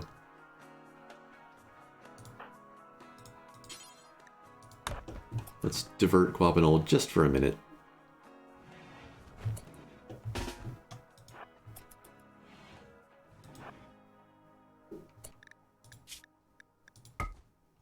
first come, first serve. Oh, what's she up to? Okay, okay. She's gonna get this place all lit up. Hey, that's not for you. I said first come, first serve, but I wasn't talking to people. Wait till the animals are awake and unforbid it. Pretty sure one of them's just gonna eat, like, all of it or half of it.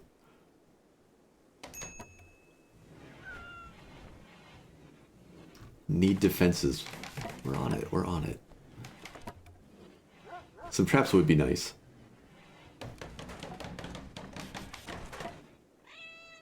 Compared to starting with one person, we get so many more zombies right from the start. Okay, unforbid.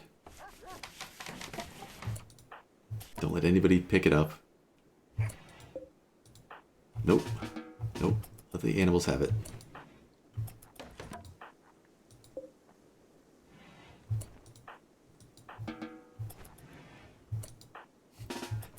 Let the animals have it. Okay.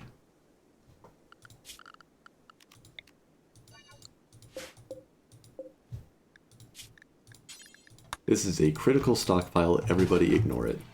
What are you doing? You're cooking with it. I mean, I can't fault you there. Guess we just need to do more hunting. We have decimated the local capybara populations. What else is close by? The rhinos? We might have to. I think we can do that safely. I'll try to catch them when they head out to do that hunt. Yeah, so sea lion's on it. Let's actually just manually do this from back here.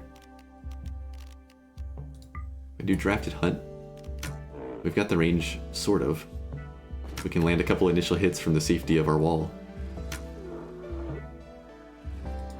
And then we have to go out.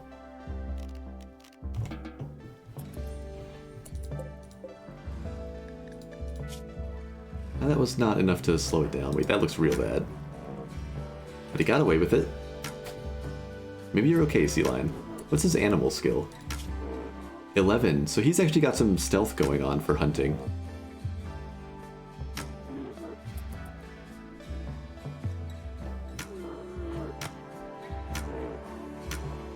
Fortunately.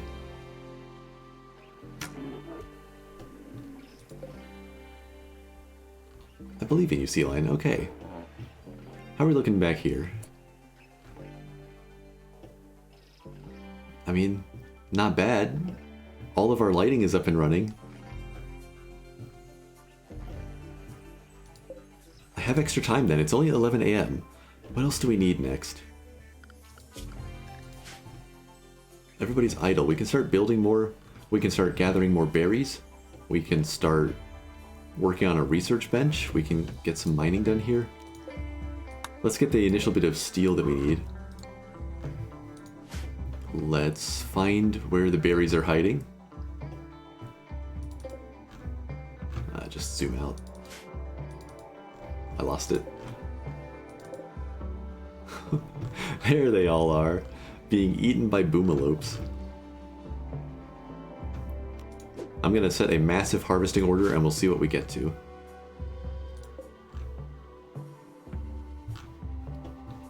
Could hunt that little guy. Could take out some of the predators. See how far the rhinos get us on food. What leather are we stockpiling? 75 and 8. I'm not missing anybody who's like in a relationship where I should be building a double sleeping spot, right? Oh, okay. I did miss that Orange is Sea Lion's mom.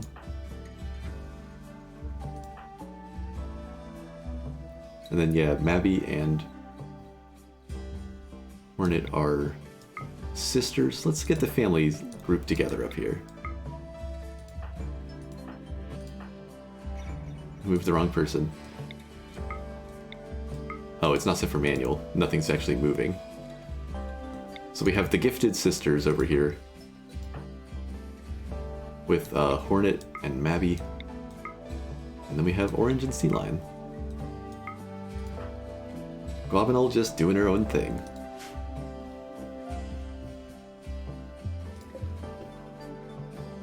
I'd like to give them some space that's not a stockpile here. I'd also like to get a clean kitchen going. Food poisoning while fighting zombies constantly is going to be murderous. We don't have a lot of room in this little area, unless we go digging. But we've got some space. Just have to worry about blocking torchlight.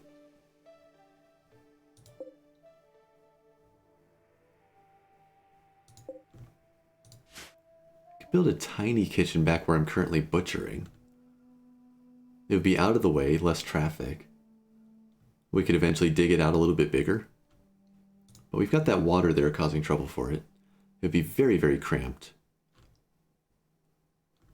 We could build something else off the front here, but that makes it high traffic, so that's not good for a kitchen. That's good for maybe just expanding our stockpile. We've got this area out here. Maybe I do just dig a bit.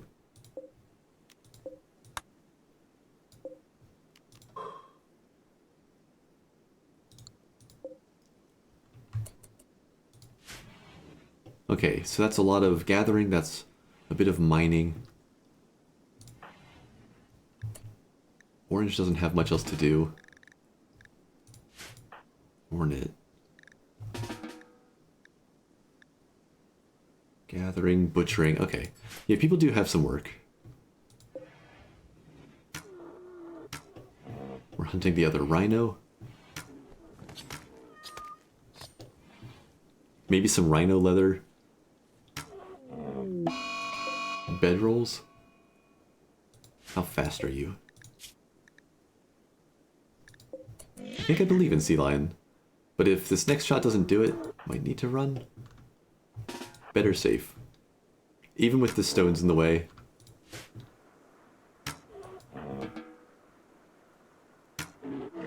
Shooting goes to 8. There you go.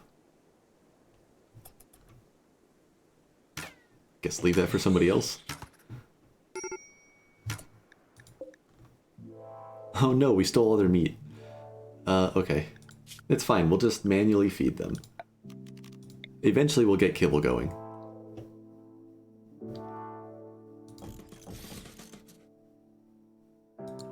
Will they rescue a dog?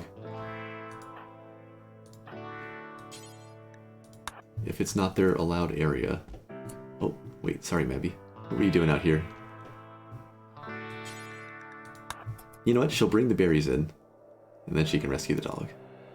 And that'll give us the berries to get kibble going. I didn't realize how busy she'd been out there.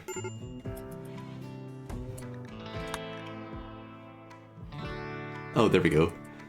Hornet's on the job.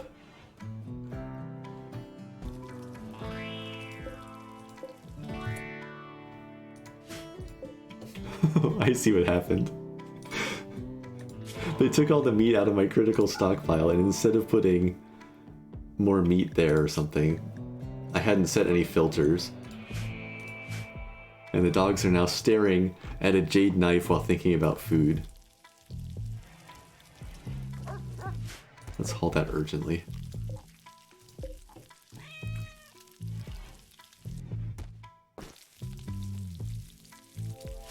And then take some rhino meat out. We got another rhino coming. There you go, Zeppelin. There you go, Bubba.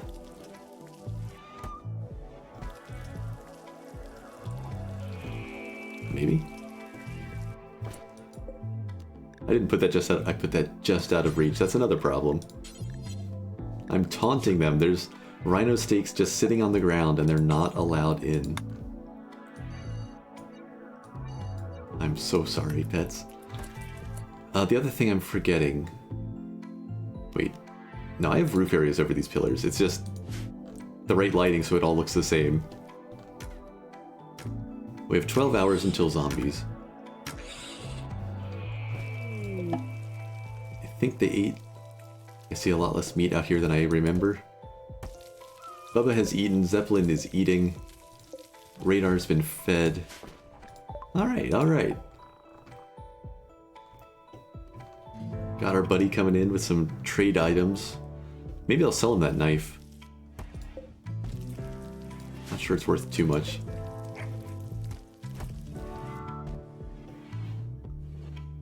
Once we have kibble, I'll make a little stockpile for kibble instead.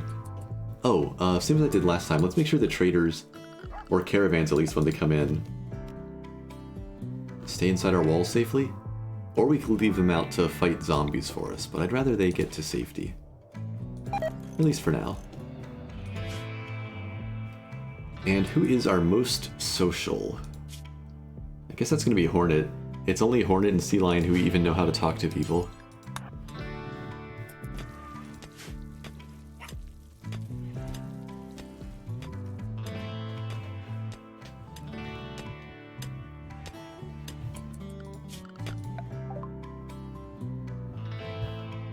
This guy doesn't want to buy anything. I've never seen one of these earliest traders come in with jump packs, or with the tech print. Who does this guy think we are?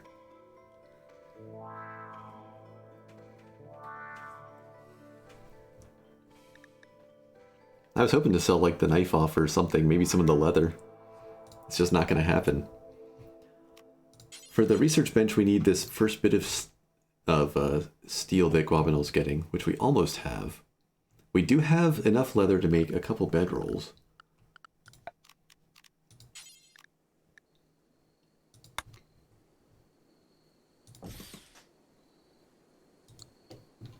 There it is, 75. They take 40 apiece, so we can make 3 bedrolls so far. I don't think we brought the other rhino in. Light leather. Mabby's got it. So I want those, and there's the first bit of steel. Let's get our research bench back here by the fire.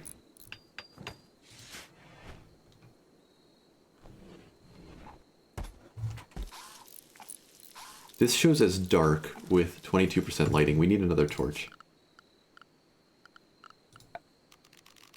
That's soft ground in the back. I'm glad I checked that. Yo.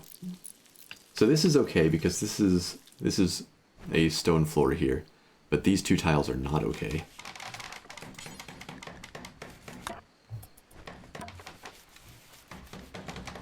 We would have had zombies in the morning.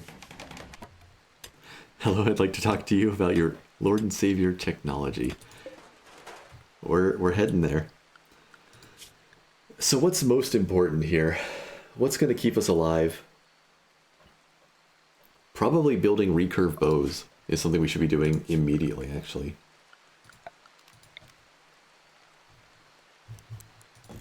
Our all-in-one room is going to get a workout. Let's see if we can't get everybody armed with a recurve bow. How much do those take? Just queue it up without looking at the details. 40 wood, 84 work. That's not too bad. How much wood do we still have? We've spent a lot. We still have 200 and we have easy access to more. I will set up another wood chopping order. If we can, we'll just keep harvesting from outside first. Also, clearing it away from the wall is never a bad idea. Makes for a quick plant cutting run if there's a fire out there. Makes sure raiders don't have cover if we can keep clearing further back.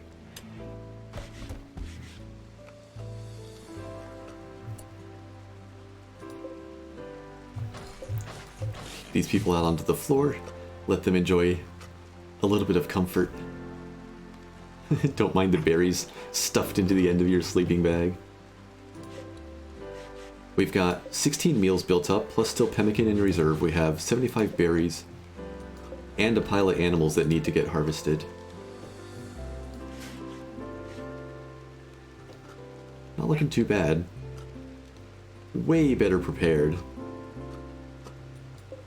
We got this poor guy who's going to get chewed on in 5 hours.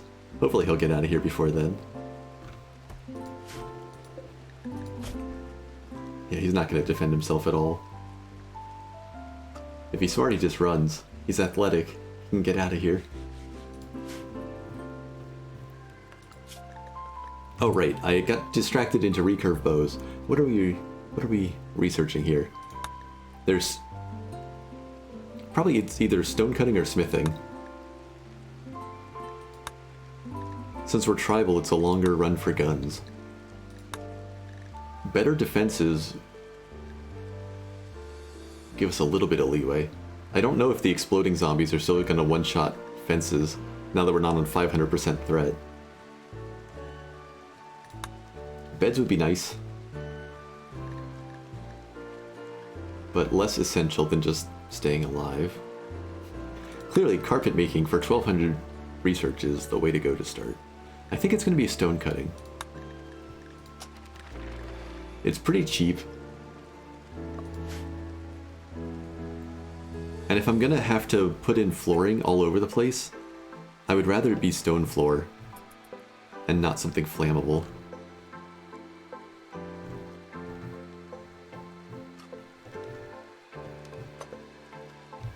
Okay. We've got an excellent quality recurve bow already. You know what? You're not a bad shot. I think you get the first one. A gift! I take back everything I said about you. You're amazing. We have one item of Glitter World medicine.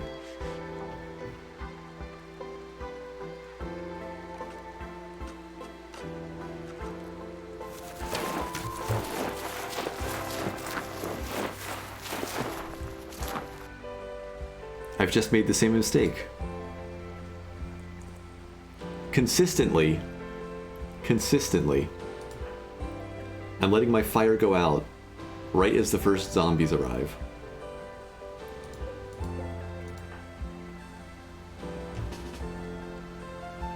So we have 2 coming up so far. We have 4 coming up in our stockpile. Can I get this fire going? You can't reinstall a torch, right? No. We have wood right there. Orange, you are going to ignore enemies and refuel the campfire. Guabanal to the doorway, Sea Lion to the doorway. I can't believe I just did this again. Go to half speed. She's stuck. She can't get through that way because they're blocking the door. We need to draw their attention away from Orange. And hopefully just kill some before they come in.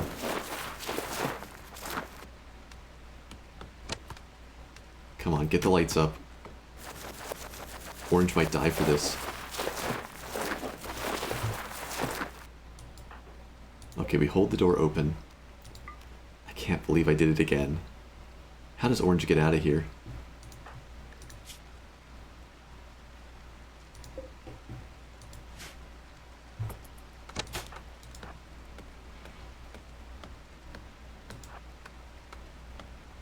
Okay, no more are going to spawn, but we have to deal with these first ones. Can Orange run through the door? Can he just hide? Maybe they won't notice him.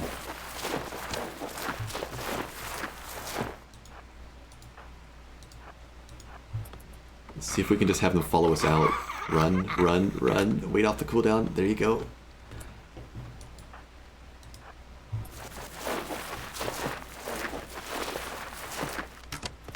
Orange is just gonna stand real quiet. This is where I wish we had guns to make noise and draw them out. There's 2 more coming up right here in the doorway. But I think that's it. Like, everything should be lit now. If they start spawning underneath the door because it counts as dark, I'm gonna be very unhappy.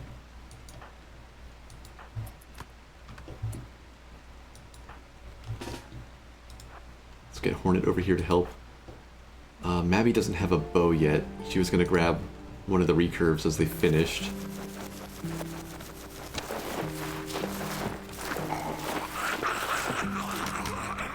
Okay. I'm worried.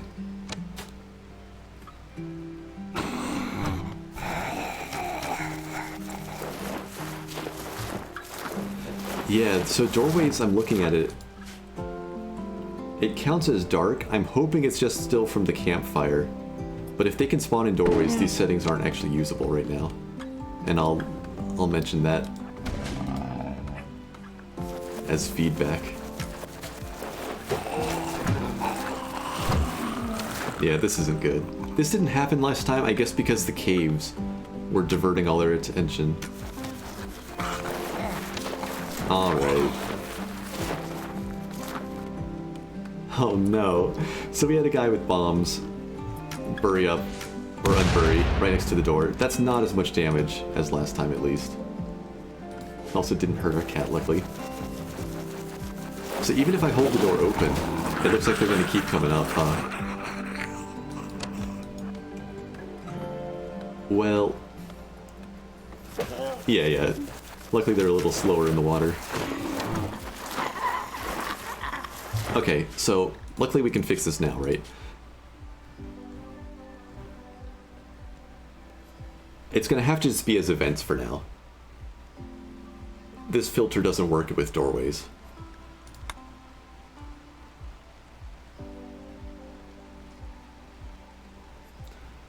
So I guess the question is, do I just keep going with this where they'll spawn as groups randomly on the map? It's not quite the same sort of threat, you know? But I can at least keep building my base up and see how it goes later on if this is fixed up a little bit. Let me get a little screenshot here.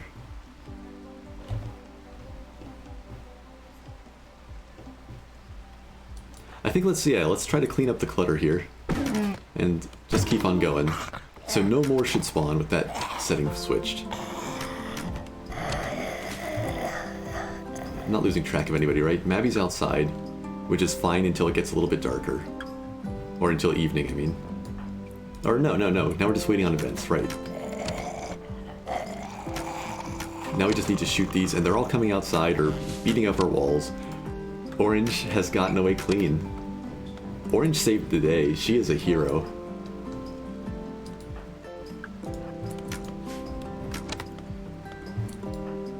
It's moving an uncomfortable fast. Let's back off towards our door.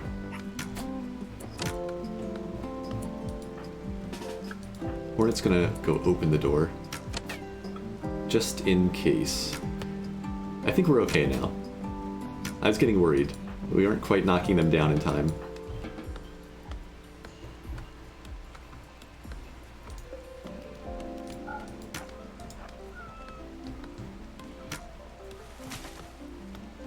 Sneak on over, shut the door.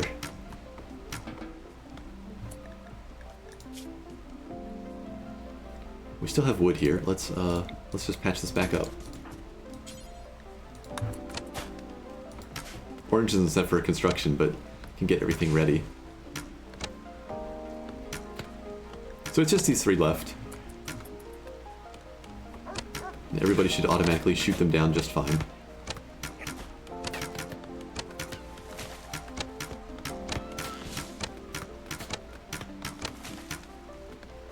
Alright. Get a couple extract, maybe at least like 2.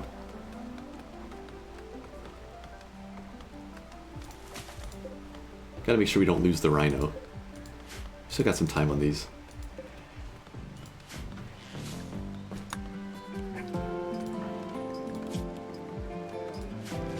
Okay, well the doorway thing is unfortunate.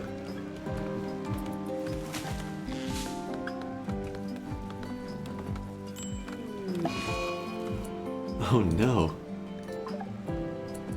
Might have a use for that Little World medicine. Orange sea lion has lung cancer.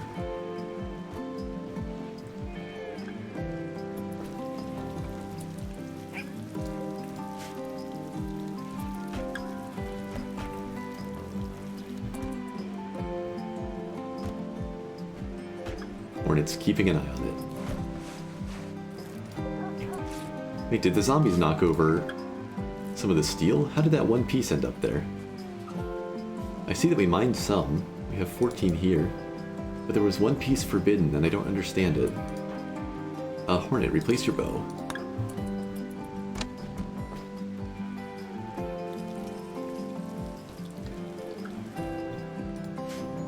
Well, we survived my early mistake and then the unfortunate doorway thing. Who is my construction person? Hornet and Guabanol. So Hornet's just busy cooking. Guabanol is asleep. Okay, let's get this built real fast. Repairs can wait, but we need to have an indoor stockpile. Pets are happy. People are fed. Zombies will come up out of the ground somewhere. Immediately. I called them in again. So this is more like how I had them spawning last scenario, except they can come in anywhere on the map that there's soft ground and no light. Got some familiar friends again. The screamy ones are already heading towards our base. Couple bombs. One toxic one.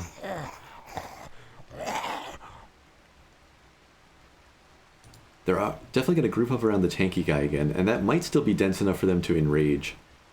At least they're not inside already? Yep. Yep, our torches are doing their work. Wait, what happens if the group... Hang on, let me think.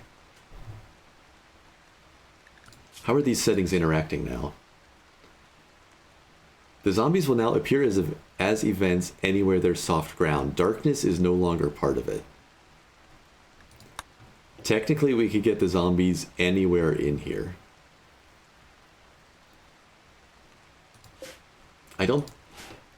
We're one bad luck bit away from just losing everything. If they all come up in here and like half of them are bombs, we just lose, right? We need it to be around darkness.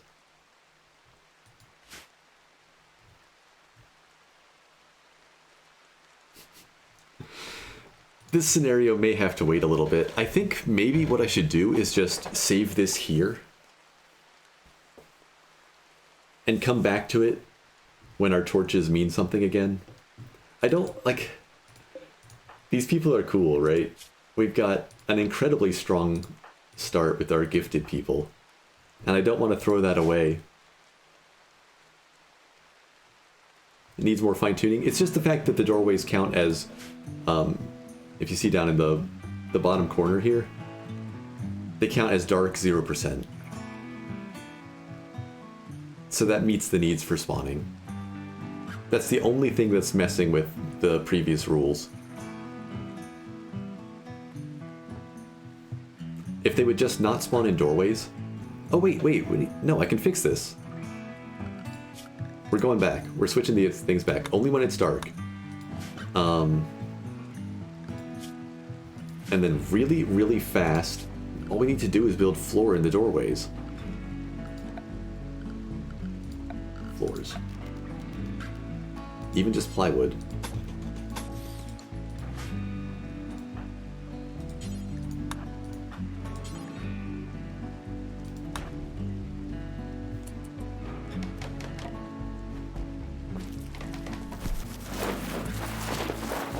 Just like that, look at that.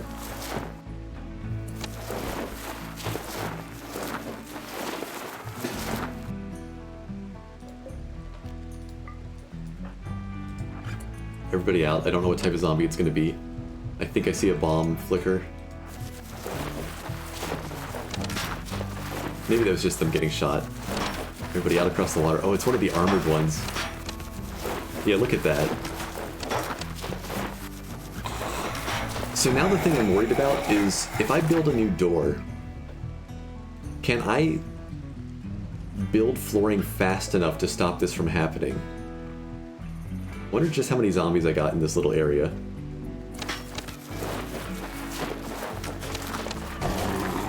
Oh, another problem here is that the explosion took out my torch.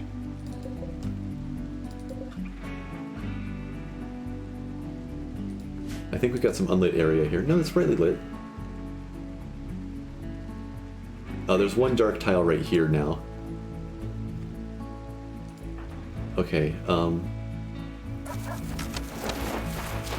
We can fix this. We can fix this. We need a temporary torch.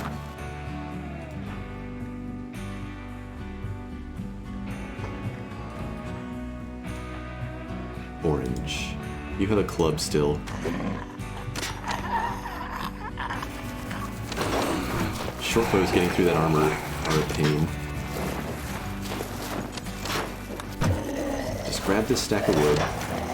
Bring it out. I'll forbid the rest for now. Look at that.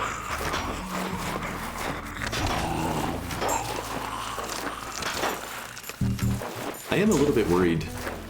Appreciate it, Keyline. I'm glad you like watching these struggles and mistakes. I am a little bit worried that this means that, like, anytime you lose a torch somewhere, you can just never recover. You have construction 5. Everybody else can shoot. Orange, you're gonna save the day again. And we're going to build a torch out here on the island. This guy's crossing the water pretty quick. Why are you not shooting him? We need the leeway to get back there is the problem. Our weapons are not that good here. I don't know if we can get back over there. I wonder if modded doors do that too. I suspect it's just a door thing in general, yeah. So I think our hope is it's evening, right? It's going to start getting darker out, and the zombies will start spawning further across the map. And when they do that, not as many of them will spawn here, and we'll have to retake our base. I think we're okay out here. Just people are going to start getting tired and hungry.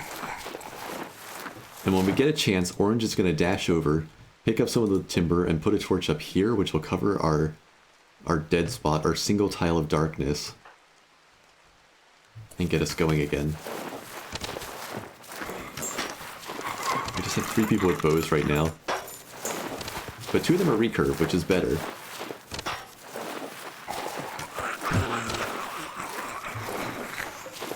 Got a screamer coming in. Wait, Orange, intercept.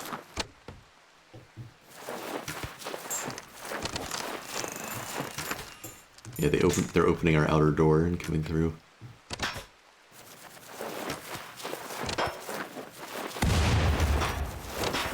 Okay.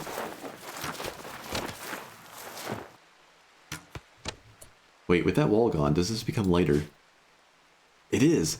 They blew up the wall, the campfire reaches. I don't think any more can spawn. They saved us. Is it gonna go break my bow? No. Some old royalty coming up out of the ground. Oh, we shot Bubba again. 2 hours. I don't think we're saving Bubba. Wait, didn't I have a safe pet zone?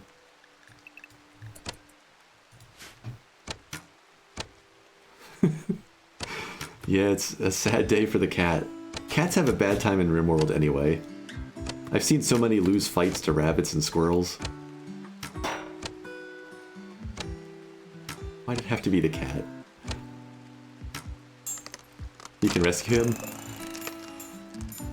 You know, actually, well, let's see. If we run over there, the speedy zombies might come in and try to get us. Okay, we'll try. We gotta try. Set owner, Bubba. Ignore enemies, rescue Bubba. I believe in Orange.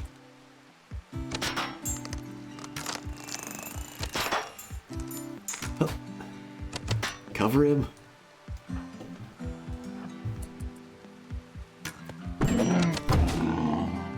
It wasn't a good idea. It was a bad plan. It was a terrible plan. It's my fault, not yours. It's all gone wrong. Orange isn't getting away with it this time.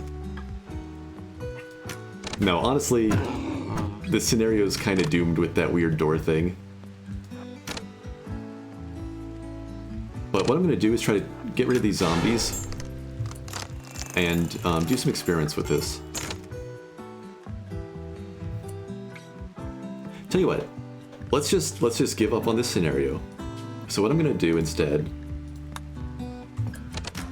is see just how unforgiving that time period is on building the door. So I want to get rid of these zombies just so I can go back to testing a few things. I can't see where they are in there.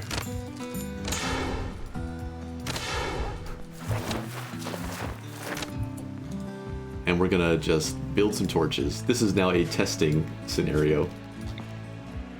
Save up with your dev powers. Alright, alright.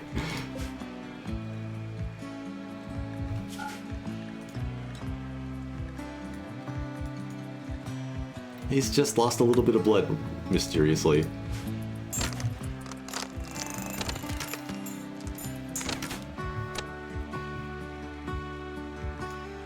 Okay, clear this out. Yeah, all I want to test is if I build a new door, if I have time to build floor underneath it. I think we're clear. We're not clear, there's something in there. Oh, there he is.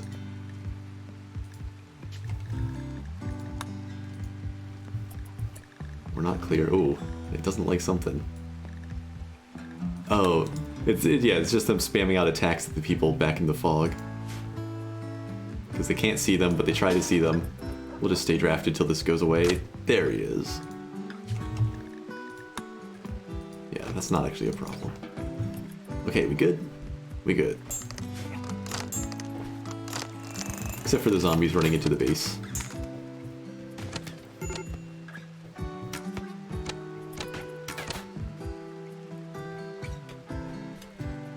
So here's the test. We're gonna build a door right here in the wall.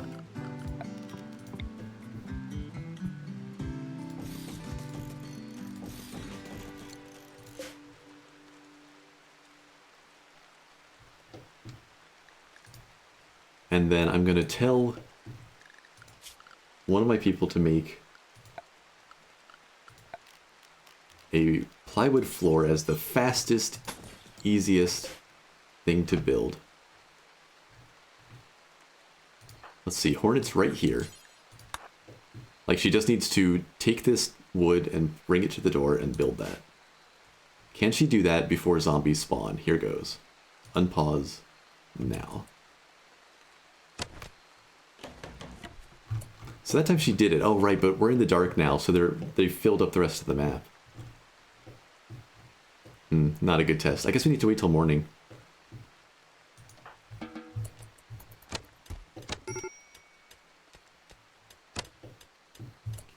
Orange tipped over. Okay, just in the interest of continuing this for the test. Orange is fine.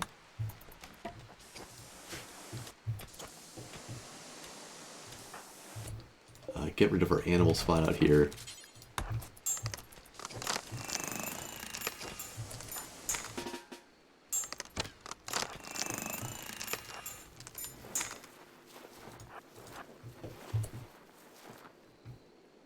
What did I miss? Where are they spawning? That maybe wasn't in my base. Okay, I have to wait till morning to have few enough out here.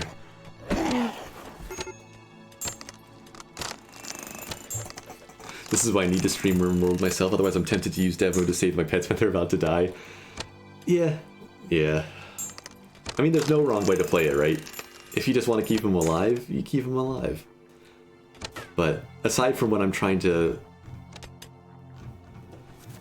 figure out exactly how things are going wrong, I like permadeath a lot more. It's a slippery slope. Yeah, I can see that. You change one thing, you want to change more things. Interesting. Do trees block the lighting, actually? Looks like they might. So that torch radius is not what I can use to judge it. I'd need a lot more torches to be safe in here.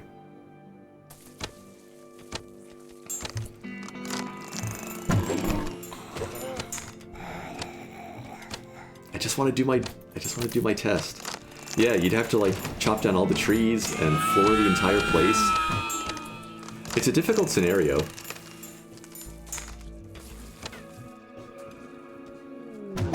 I really do want to, like, commit to a run with the dark thing.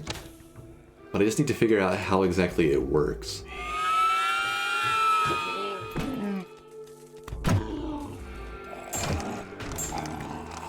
So we're coming up on dawn, and I'll get rid of a few things.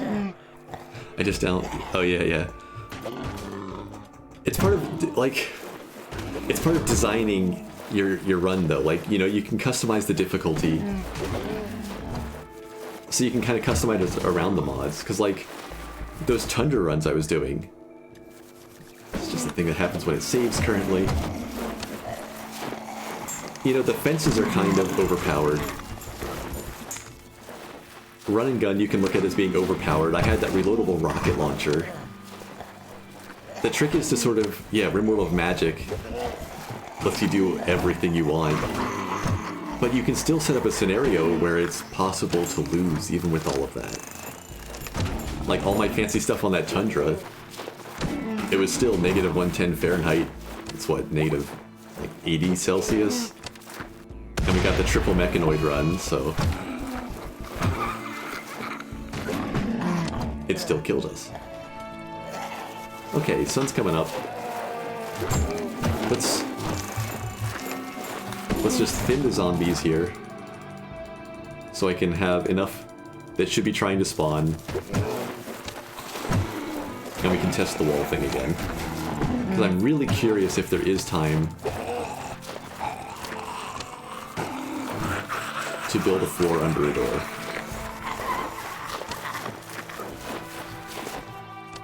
I'm not sure this scenario is doable anyway. Even if we hadn't had that mess inside the base, look at all of this. Might need to make them either a little, like put them back to default speed. Something else. That's a lot of zombies at the wall for a couple of people with short bows. Okay. Where are they coming up now? I still hear them burrowing. I guess it's... Is that where I had a torch? It's now just roof. It's fine, we can destroy that too. Get the roof collapse.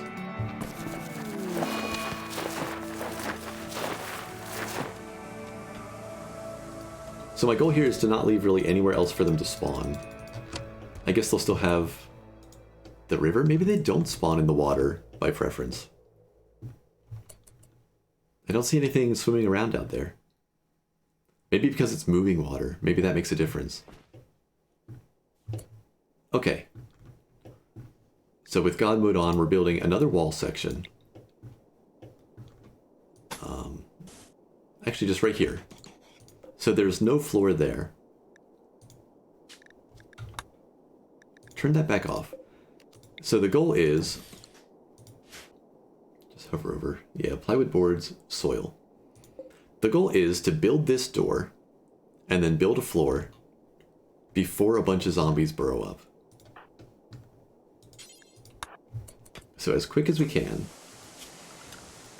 I'll even go half speed, so I can put that floor down nice and quick and give Hornet the order. We deconstruct the wall.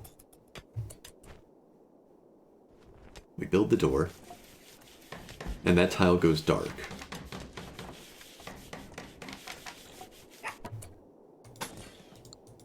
We tell Hornet to build the flooring. And it looks like this time we get away with it. There are still 60 on the map somewhere. That's a good thought, Key Lime. Let's try that. You can build floors underneath walls, can't you? No, space already occupied. Looks like you... Oh, wait, I see what you mean. Take down the wall. Build the floor, build the door. I guess you might have to do it that way. Okay, let's do that.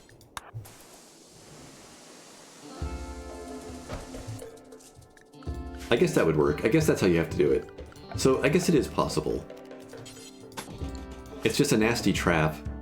Yeah, so you build that, and then you have a solid ground.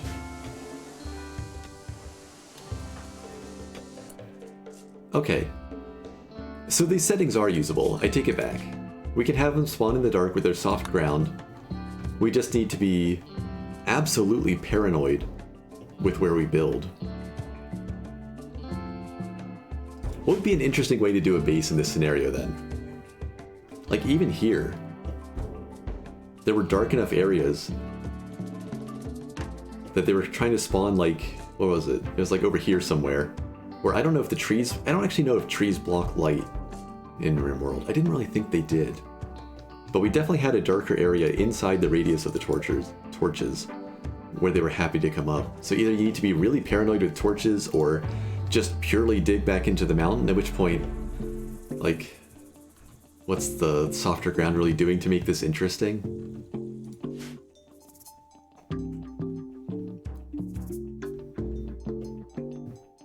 It's a more difficult one for me to think about how to make it all balance out to be hard, but still like fun, and where I still have a chance to build things up.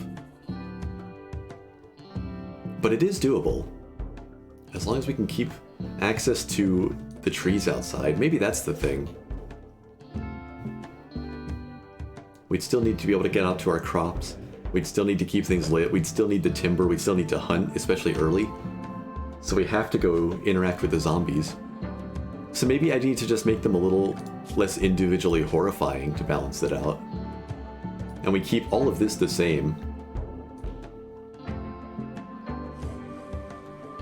But maybe we put their rage back to normal. And maybe we put them back. I don't actually know what the default zombie speed is. Let's take a look. So default, but we want soft ground. We want them to attack all human likes. I like the insect hives trying to prune zombies nearby. They attack everything that was built still because I think it's way more interesting when they go for the walls. But yeah, only when they're agitated in this case, because there's going to be that constant pressure on the map. And they'll still get agitated if they find us inside the walls. Normal senses, normal rage. Recover from injuries, not easy to kill. I don't like them eating corpses because I like the higher chance that bodies come back as super zombies. So by default, it's just 1% chance that any given zombie is a special one. I'd moved it down from 5 to 4%, but maybe we have even fewer of them. Maybe we go to 3%. Being any of these different types. So more of them are just going to stumble around and cause trouble.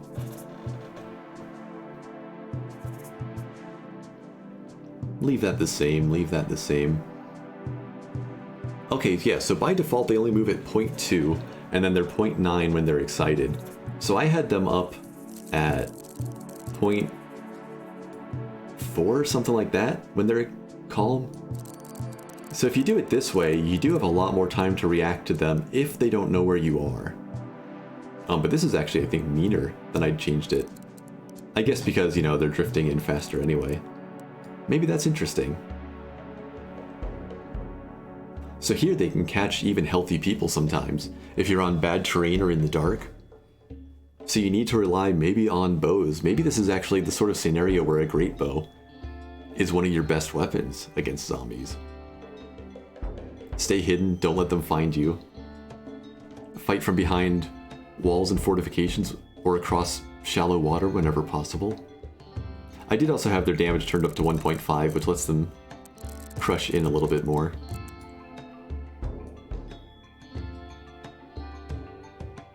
I don't think I changed anything else here. No, except I turn off some of this. But yeah, maybe that's the way to go. A little bit more towards default Zombieland stuff, using just some of the crueler settings that Zombieland has available. I shouldn't have gone through those changes. I should have waited till I'm back out at the main menu, because that's going to save with this scenario, and not for the next one. Okay, well this one's basically done from dev mode hijinks. So you just have to follow some very strict construction rules in this case. Anywhere you're going to have a door, you got to build that flooring first. Anywhere that's soft, that has to stay soft ground, you've got to put the torches in. And then I guess you need to probably go for great bows.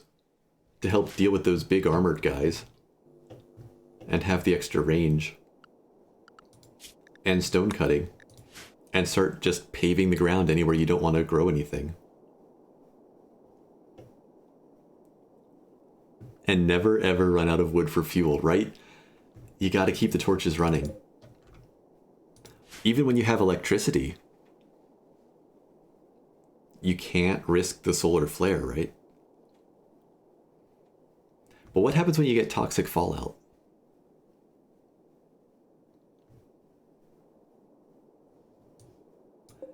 Suddenly your farms... Like, if you get toxic fallout, what happens at night?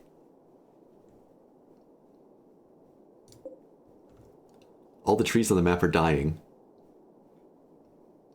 Maybe you get a solar flare, and suddenly your farm becomes a zombie hatchery. I mean, I guess with Fallout you have to just rely on hydroponics anyway. Oh, it's a mess.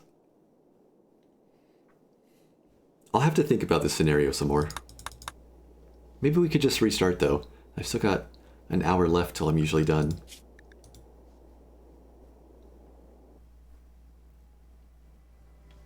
I'm just going to take that failure counter down. I don't know if I count that as a failure or not. It was more of just scenario misunderstandings. This is why before I did my Tundra games, I spent, I don't know, like a week testing how these things worked. I will stick to the Lost Tribe. It felt better having this to start with. It's a lot of work to do in these first couple days, even with 5 people. Crash Landed would be interesting. You'd get those guns to start. But those make noise. But you get some extra tech.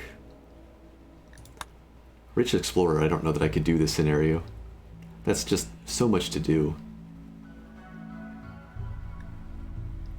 Go all in on gun turrets right at the start. I think Lost Tribe makes this the most interesting. You're starting from so little. I still haven't gotten a feel for what this Callista storyteller can do. So we'll stick with this for now. Commitment mode. Now that I know at least a few more of the traps that'll kill me early, and then... Wait, I'm about to mess up. Mod settings, we need to change the default zombie settings. So dark, soft ground. All of these were right, except now they're only attacking when they're agitated, or they detect us, anything like that. If they get enraged, they'll still come pummel our walls.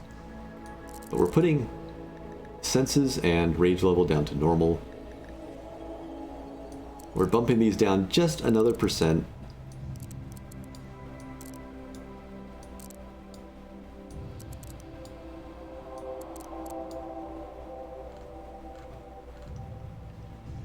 And then the default speed was, what was it, 0.2 when they're calm, 0.9 when they're angry?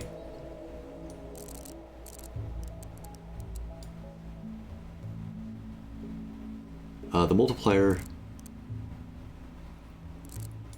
I'm going to leave up, because I'm kind of cheating by having windows to shoot through. Let's let them smack through walls a little bit easier.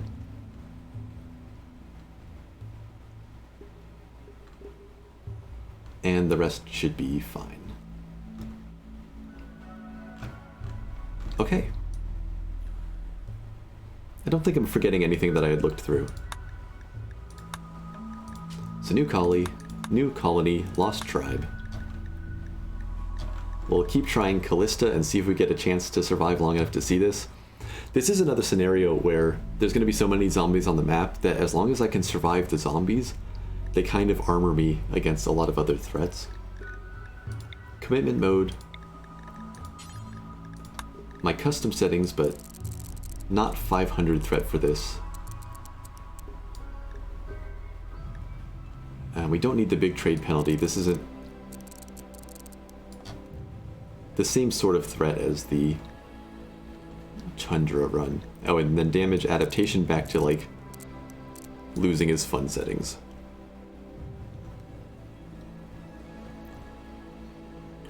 Are Are the sandbox custom settings default game or a mod? Custom's been in since either Royalty or 1.2. The one that I have my own, my Gecko custom one, I just modded that in. I just looked at how this Storyteller's Enhanced thing did its custom settings and copied theirs. And that way, the Tundra run, I don't remember. I think I finally survived a year and a half on the last scenario I was doing, but I lost 10 runs before I got to that point. Sometimes very, very quickly. So I set that up to save time, so I didn't have to customize all of those sliders every single time. Alright, let's see our map. I still want to go in the Cloud Forest. I like the idea of all the zombies being obnoxious out in the fog. Plus the fog will mess with our accuracy just for extra fun. So we're looking for Cloud Forest. I see plenty of alpine meadows. That's going to be swamp. It's a dark green color, usually somewhere warm. Alpine. I want to do another run in an oasis sometime soon. A lot of these biomes, these are more vanilla biomes. The oasis one is amazing. It's just so fun to build around. I don't know if it'd be fun to fight zombies on, though. I don't know if I got any Cloud Forest this time. I think I gotta try again. That's all Boreal Forest, yeah. Okay, we'll generate another one. I'm missing all my mods on 1.3 except for the few that are updated. I can see that. I really am just dodging 1.3 stuff for now, and I think what I'll do is whenever 1.3 comes out, I'll just go right for it then. Here's a bunch of Cloud Forest. And I'll just grab, I might even just grab only like my quality of life and the interface ones. And I'll use whichever of them are updated, and maybe just, other than that, try mostly vanilla 1.3. Just sort of see how it feels, baseline. I don't know if I want to do mountains or the large hills more. They're both kind of interesting in different ways. I kind of like having that river though, and I want to see if they ever do spawn in the running water, because I'm very curious now. If I want river, looks like I have to go mountains. Okay, mountains it is. Just try to find a map that's kind of interesting. Marble and slate. I do like my color contrasts. Yeah, let's go way back here in the mountains. 275 squared. Oh, okay, and we only have one friend on the map this time. Just the civil outlanders of Bongon. So, for reals this time, we'll try not to just lose, we'll try not to have any more bad surprises. We'll refuel the dang campfire before that first spawn, and we'll build floors before we build doors. So Lausa here's out. We can't support a Psychite edition. Probably. Sometimes they spawn with Psychite on them, right? We could build, or we could plant Psychoid. But I think he'd probably go through his too fast. Or she'd go through hers too fast. She's definitely bottom of the list, despite that nice fighting. Oh, also Chronically Ill is rough. Lazy's bad against, or when you're trying to build up fast. Iron Will I love. The rest of this not so great. A list of things to remember? Yeah, it's quite the checklist now. Everything that's gone wrong so far. Oh no, well we just got rid of Squid's lover here. Animal skill, melee, quick sleeper is good. Nudist. We're not in the tundra, so that's less cripplingly deadly. Melee's not as good as shooting though. crafting plants and animals. He's not terrible. Let's put him at the bottom of the first 5. Thresher is out. Oh wait, yeah, addiction. Addiction and not great stats. Bottom of the pile. Skink Osai is ravenous, which is difficult and terrible skills. Oh no. We're gonna have to take some people with real problems. See, I threw away my good run with those 2 gifted people. No dumb labor, no social, very neurotic. Asthma.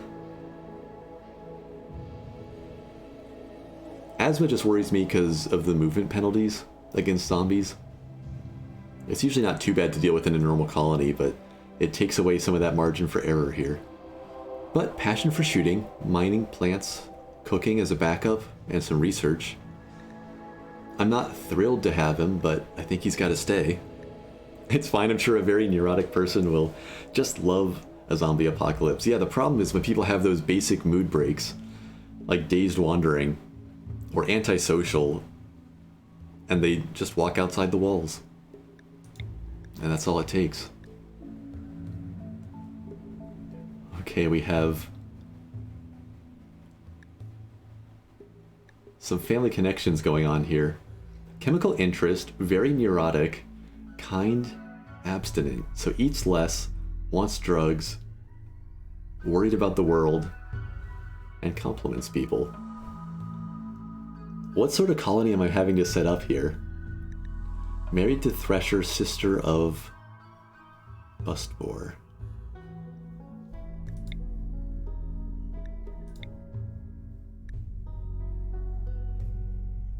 Do I just take everybody who's related and try to keep a drug addict colony alive? They're all addicted. Ambrosia addiction, okay. So we just can't take... We just have to eliminate the addictions, right? We can't have withdrawal while we're trying to build up for zombies. So these 3 are out and these 5 are just the ones we're taking. We at least can get some food planted, but our highest shooting skill is 4. What's our best crafting? Can we at least make a decent recurve bow? 4 with some passion. It's not going to be better than 4. 7. 7 with passion. Okay, Squid. You're going to arm us, and we're going to see if we can survive.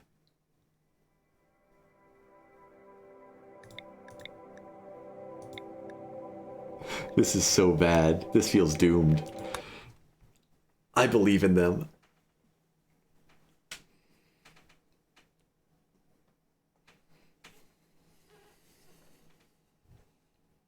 We went from having 2 people with gifted to this.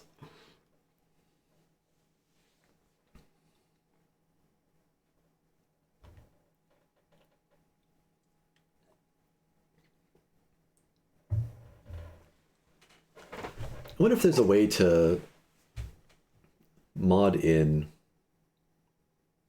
my basic work priorities. Like even just setting all the firefighting and patient and bed rest to 2. Anybody with like medical 4 or higher, set it to 1. I wonder if there's a way to set that as default.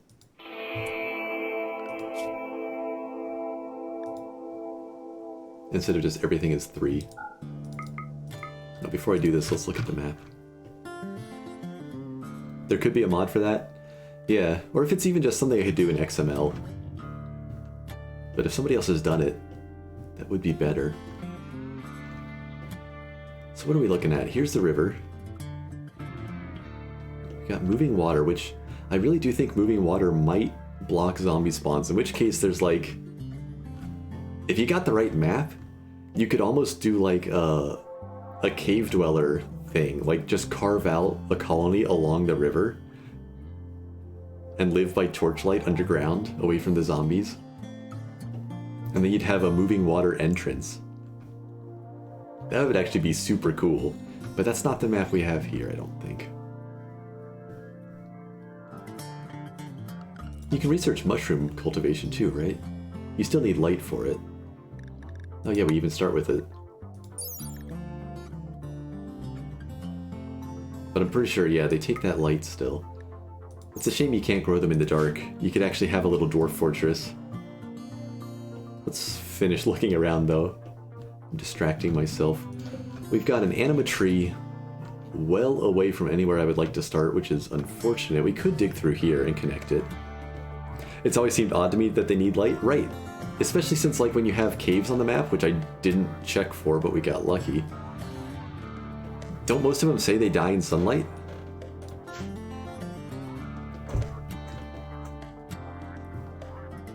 They are very confused little mushrooms. I bet there's a mod for that too. We got things we can deconstruct for materials.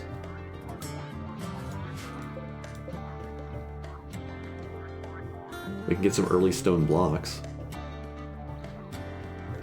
I'm kind of looking at this amazing little entry point over here. Like, we could light up this little cave and just hide back here. We'd still need to go out for timber and food. But it wouldn't hurt to have a safe bastion back in the hills, right? If I'm keeping this map, that's really the best spot.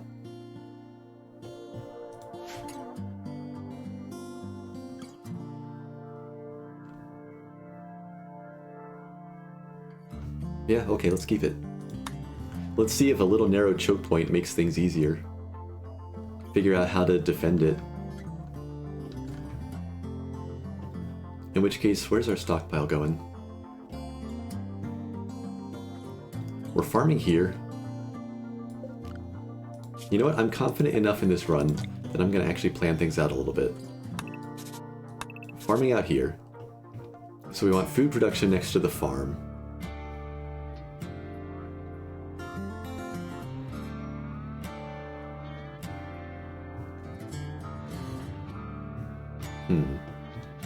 Hang on, I'm rethinking. The best defensive line would be out here, where we have the water. Because we can use the water against those electrical zombies. Guess it's just not making them balanced, but it just doesn't make sense. Yeah. I guess it's a tricky line. Like, you don't want people to just be able to stay completely isolated, away from drop pod raids and everything else. Like, you can kind of do that anyway with hydroponics, so, I mean, it's just kind of like an early hydroponics. I think we do actually build back here still, but maybe we come out here to fight the zombies whenever we can.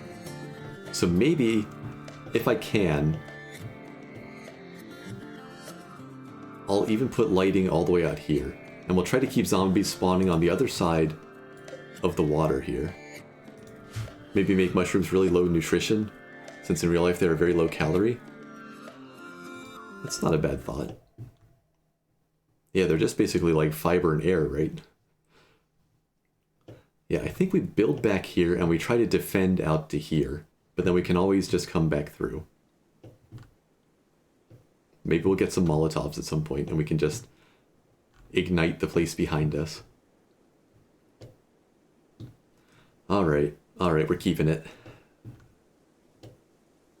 So if we're planting here, I guess first stockpile doesn't matter as much. We could just throw things into this little choke point and keep them in here. That's minimal effort, right?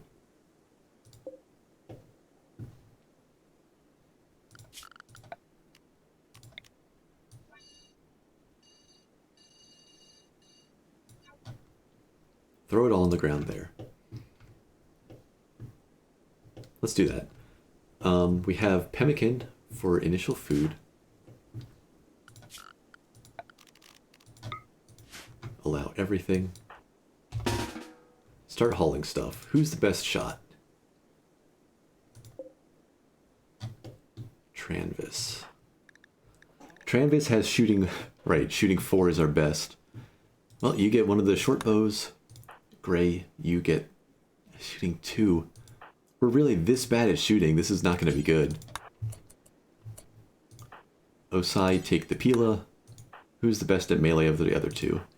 8 and 9. Wait, they're both actually okay at it. So Hominid will take the spear. Squid will take the club.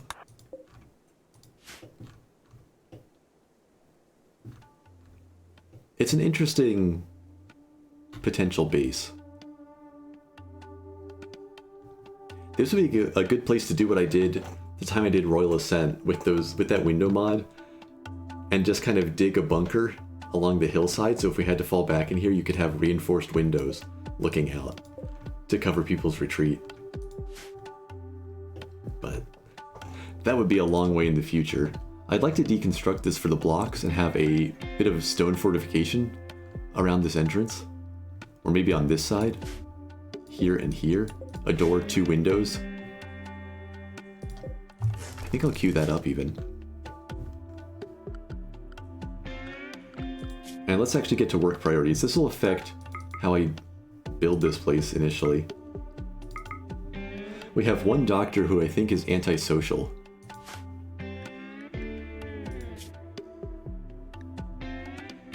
So he's not going to want to talk to patients.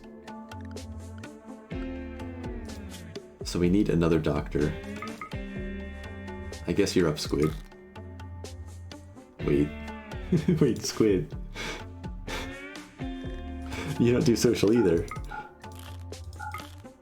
Osai, you're up. Put that medical one to use. But we'll restrict her at least at the start. Actually, let's just... no doctoring. You're just going to visit sick patients. That's your whole job. That's top priority. Yeah, 3 people antisocial again. So Gray is our warden. And our animal handler, I guess, along with Squid. They are also going to be our hunters.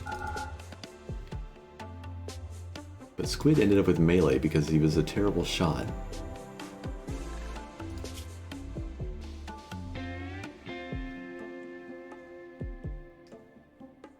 I think Tranvis doesn't keep that bow.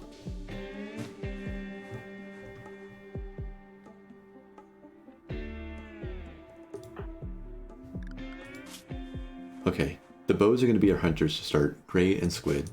Gray's already grabbing one. Squid, you get this. Tranvis, I regret to tell you, you just get the club. Cooking is going to be Tranvis. And maybe Gray. Oh, they're so bad at it. This is food poisoning levels. We'll restrict it to cooking 4 for meals, so that only Tranvis works on it, and hopefully butchering will be enough to get Gray some skill. Hunting we did. Construction. This is going to... oh, it's also Gray. We're just bad at construction. This would feel worse if we were higher tech, though, and trying to, like, build a freezer up. Hominid's going to be construction, maybe? There's no passion there, though.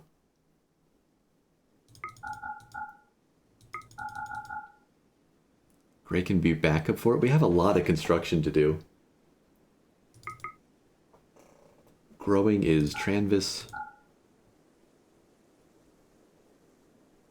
And Hominid. And Squid. We'll take advantage of the people with passion. But we don't want to overload Gray anymore. He's already going to be failing at a lot of things. Crafting. Okay, this has to be Squid. And this has to be reasonably high priority. So he's actually going to 5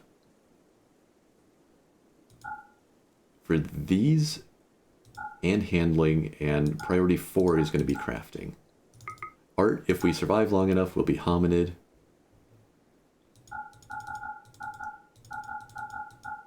And then hauling and cleaning. Refueling, actually. Let's see if they can save me from myself. We're going to put this at priority 3. Refuel fuelable buildings. Does that include campfires and torches? Having to read this font at this size sideways always just messes with me a little bit. Cremation bills. I think fuelable covers everything else. Okay. Thank you, work tab. And... wait, Osai's not good at too much. Oh, right. That was this guy. So we've got a researcher.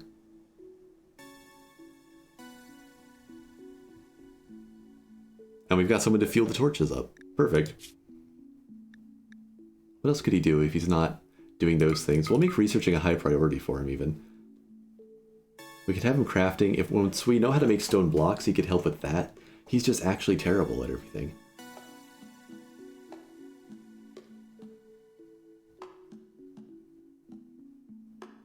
What doesn't he do as a doctor? Wait, did I mess up? Is he antisocial?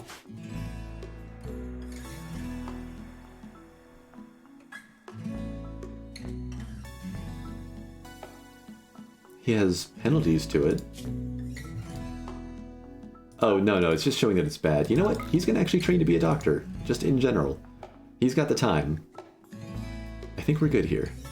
He might have a little bit of free time at the start, but he can haul some stuff around. Okay. Are we good? Are we ready to unpause? Just about? Initial orders? We'll grow back here. Let's get that rice going at least. Nice big block of it.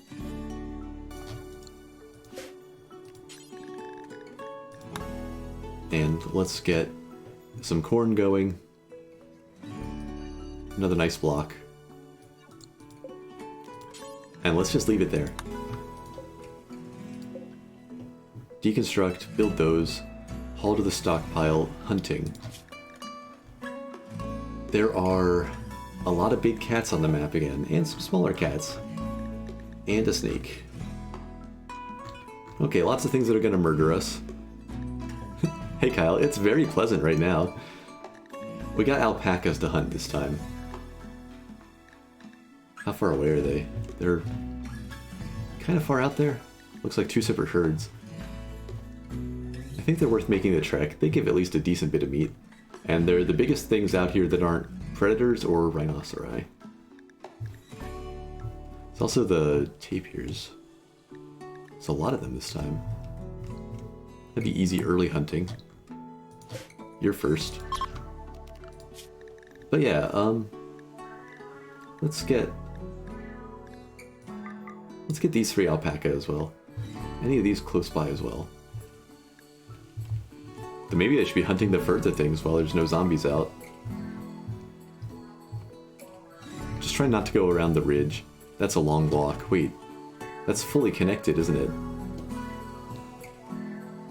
At least until the zombies, like the mining zombies, chew their way through. That should be enough for now. And I guess we'll do some berry grabbing. What's right out here? There's a few. Not too many back in our little hiding spot. Actually, there's a decent number. Maybe I shouldn't take these out with my growing zones.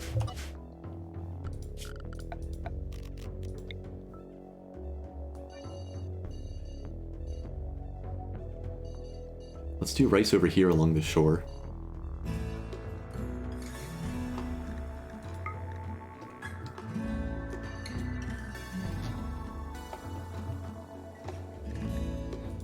And then let's do corn further up here. Let's leave the berries alone where we can.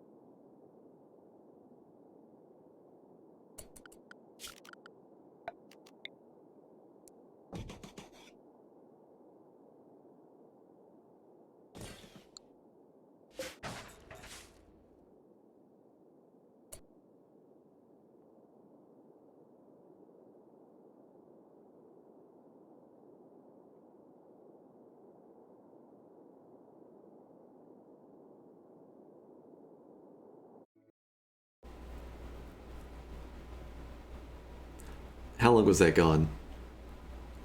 It had been good for a couple days and I stopped watching it as carefully.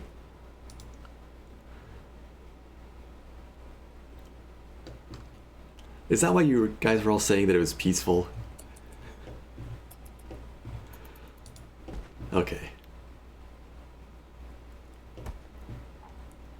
I was just talking about work priorities. We'll get the floor all built up, get the crafting spot in, get some cooking done. I want to try to have some recurve bows.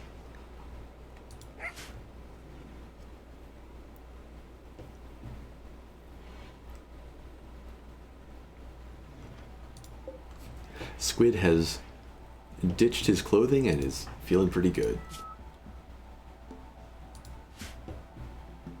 We still have to light up this whole area.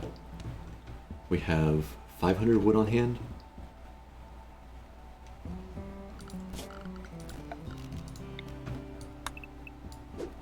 Take down a few more trees.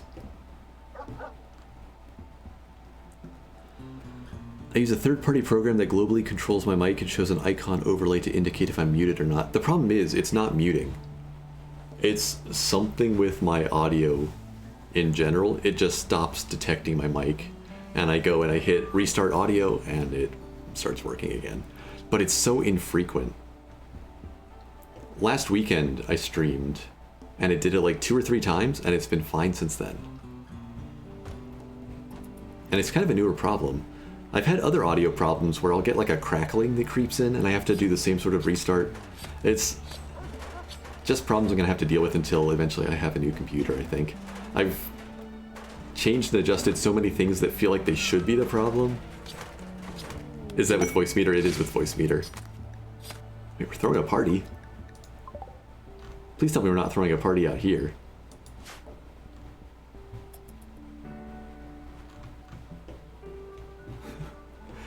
What are we doing? Attending party. Guys, the party's over.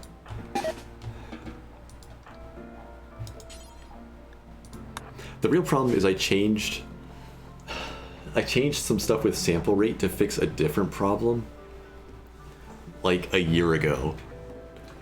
And ever since then, even after I changed everything back, stuff's just been messy. So I think I did it to myself, and then, yeah. So it goes.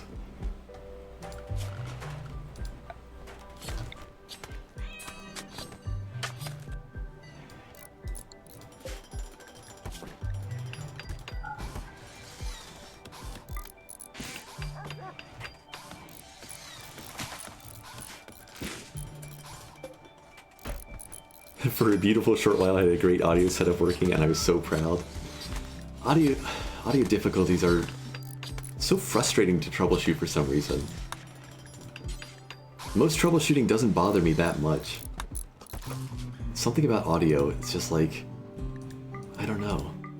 I just expect it to work more than other things, and I resent having to figure it out. And I don't know why it's so different.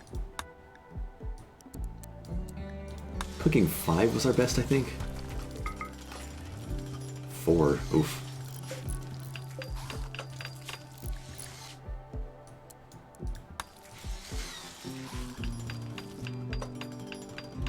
I hear Windows updates break stream audio on a regular basis. Ugh. I have a terrible confession to make. I'm not on Windows 10 yet. Then it all stopped working normally and I got frustrated trying to fix it, so I just shrugged and simplified. Yeah, I can see that. Be right back, hacking your PC. Yeah. Yeah, it's not good.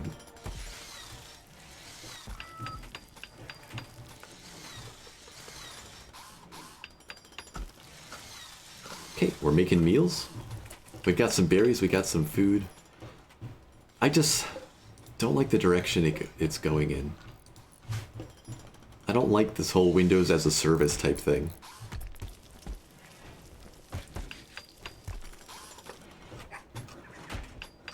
I'm too scared to try to switch all the way to Linux though. I've played with it some, like I know the basics, but compatibility issues are so annoying as well. Especially when you have to mess with stuff with terrible drivers sometimes anyway. Okay, I'm getting distracted. We have a day and a half till zombies come in, and I have no torches out here yet.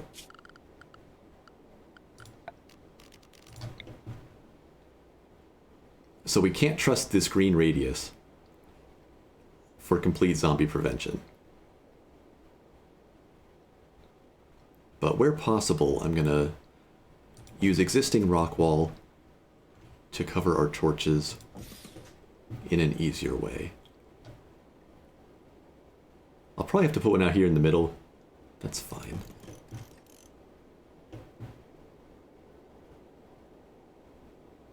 I don't want to get rid of the rice. I think you can build torches on bridges. That is something else I could do. But I don't know that I trust my people to get bridges done in any sort of reasonable amount of time.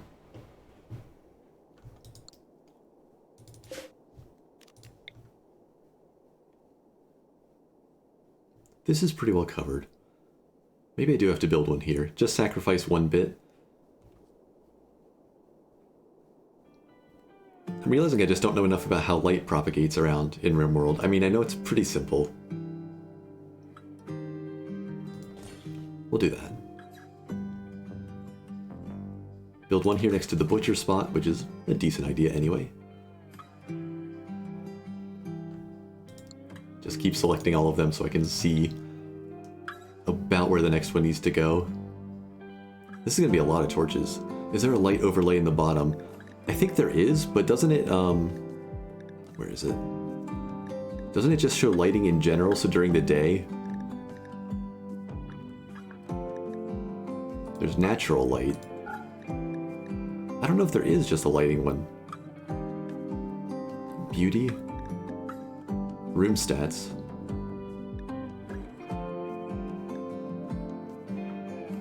That sounds like a reasonably useful mod for this sort of scenario, huh? Gradient of yellow to red. Yeah, that's not something I've ever seen. I like the idea of that. Okay, so I don't want to overlap these too much because we have limited time. But we need at least some overlap. I'll need one out in the middle here somewhere. I'll just keep expanding these circles out. That one will need a column.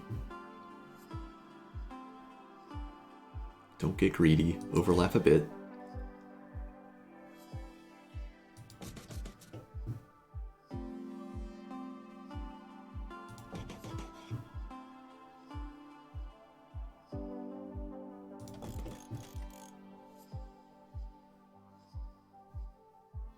Make sure to cover the back corner.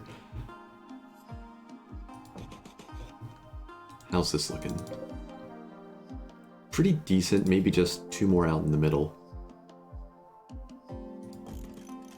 Here and here. Okay. And then a couple columns to support roofs. It's interesting having columns become necessary in this scenario to keep the torches safe from the rain. Oh, is that mud? Okay, right there. And then roofs.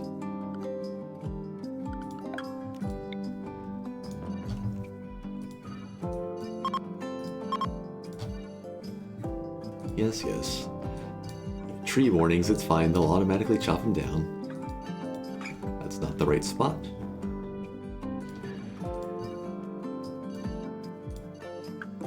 Once again, all this effort to maybe just have missed something and die the first night the zombies come in.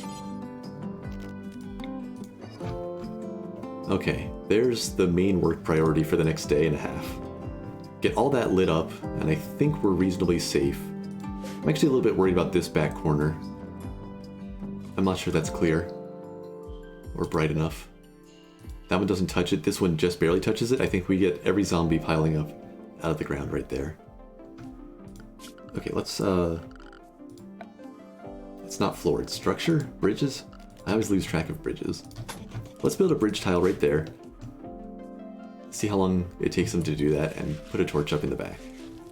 Wait, why am I doing that? Put it up against the cliff, so we get the roof. Though I guess I could just build 2 roof tiles out, right? I like this better. I'm guessing you have saves off? Yeah, I probably should have, for the testing, just gone ahead and done a reload anytime thing. But then what if one went well and I worked on permadeath? Then I have to manually go change it in the save file.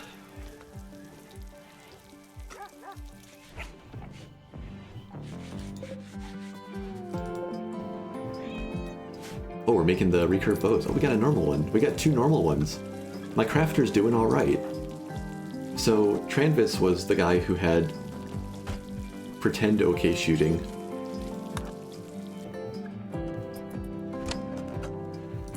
Let's get him with a decent bow. And I need this stockpile to be preferred. Just draft him so he drops the meat. He won't do hauling. Never mind.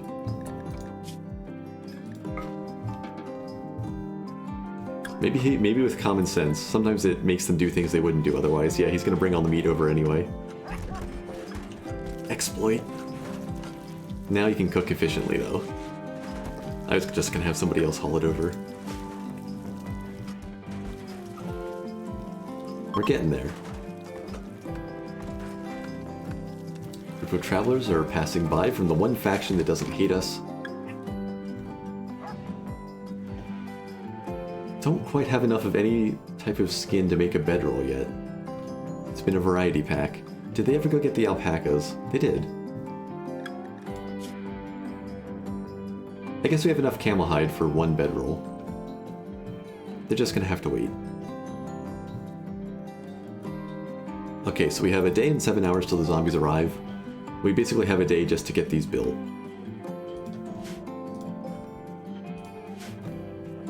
Double check priorities. How many people are on construction? It's Gray, who might be cooking as well. No, Gray will just be butchering, and then it's Hominid, who will do it as top priority, except for refueling things.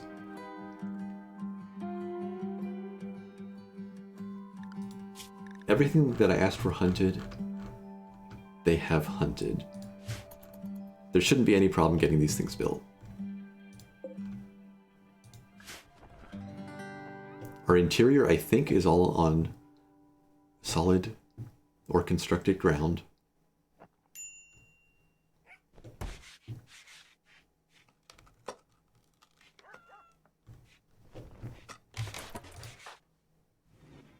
Gray, you can pick up a short bow.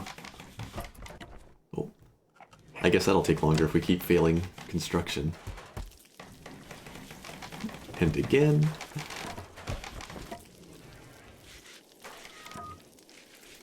We're getting there, we're getting there. Okay, another recurve bow. Squid. Next time you go hunting, you can have something fancier. We're just gonna flail away with the recurve bows and hope that it's enough to make a difference. Getting there.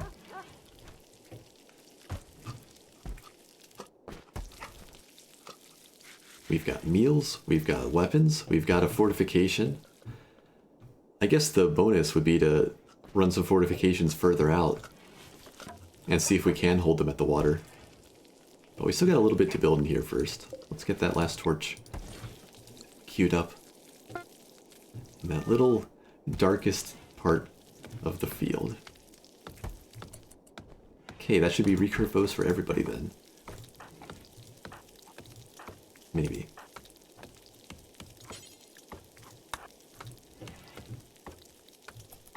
Did I only ask for 4? I must have only asked for 4. Let's build one more.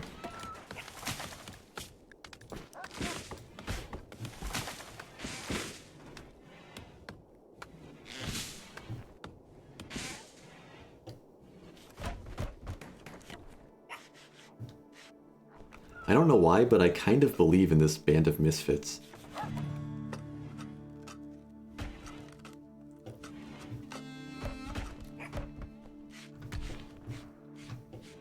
What's Gray up to? Oh, it's getting the extra granite. Which I guess we didn't need because they didn't fail floor construction much. We actually have 53 blocks still. Was I going to use that for something else? Why was I worried about it? I don't remember.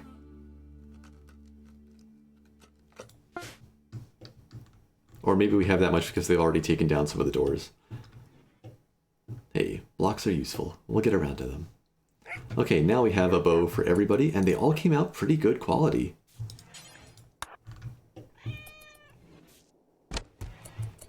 Is there an easy patch of steel we can take advantage of? There were steel walls out here that are a little bit. We'll take that. We'll take the sarcophagus, because nobody's going to die. We need enough to make that research bench. Marble. There's a big patch out here. Does that go all the way through? I think that's the same bit. Yeah.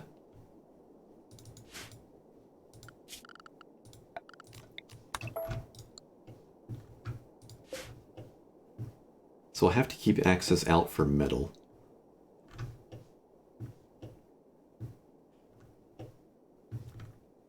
We can also mine back into the hills to look for more, but for now I guess that'll work. We just need a little bit. So like 25 for the bench. I just built one. 25 steel. We'll put that in, you know, over here next to the crafting spot and the campfire.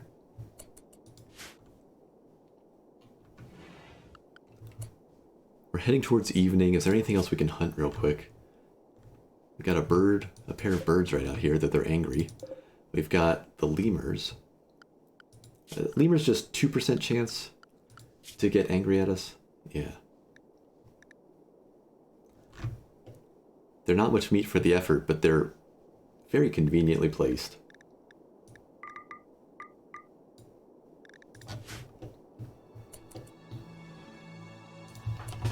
That'll give Squid something to do. Squid seems like such a free spirit. Yeah, he's just doing his thing.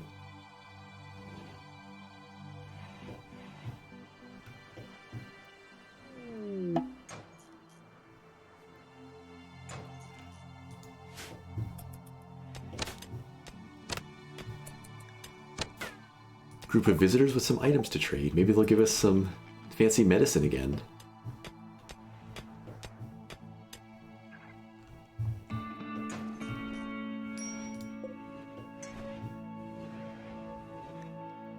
Low food. I mean, yeah, it's not great, but we have enough meals for another day or so. Maybe I should be grabbing more berries. It's nighttime already, though.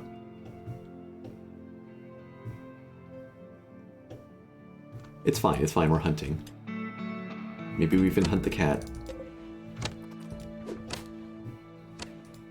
There are also some more berries ripening down here. Oh, I know what I can do. We'll set up a growing zone around the berries. Same way that I do with ambrosia.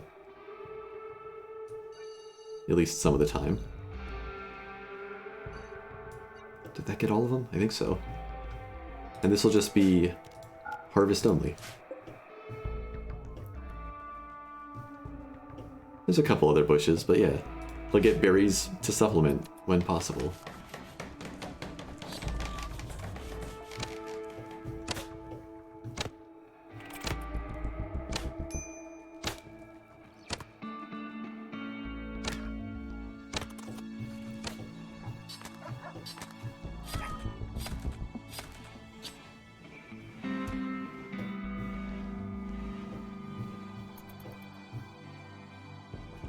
Should also probably grab some of the extra heal root, but everybody's gonna be heading to sleep shortly. We'll get one more lemur.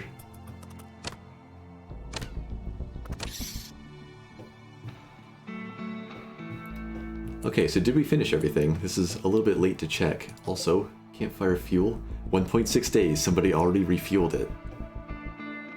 We have decent looking torch coverage.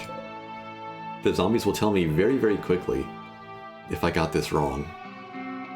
And then we will just have to fight an endless stream of them until daylight.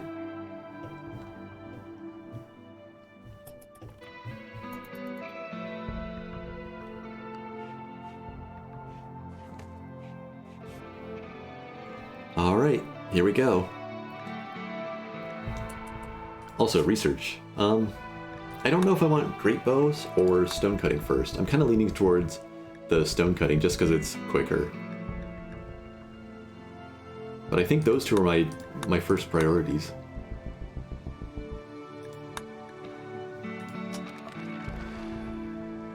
Yeah, let's do stone.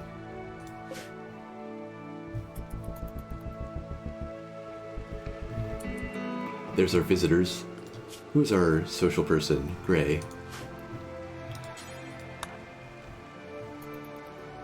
See if we can trade with them before the zombies come out and murder everybody.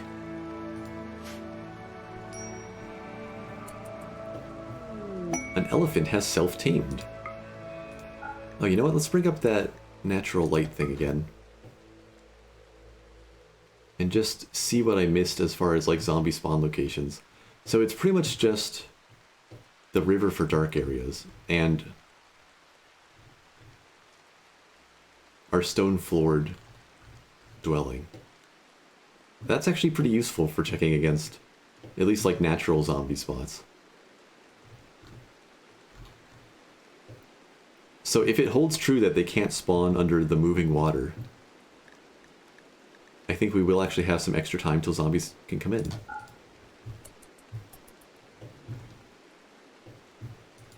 Oh, Squid's still after the lemurs. I guess Gray was up late, wasn't she?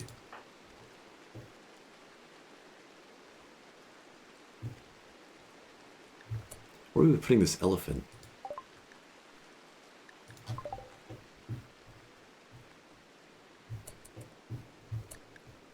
Can just graze back in here, I guess?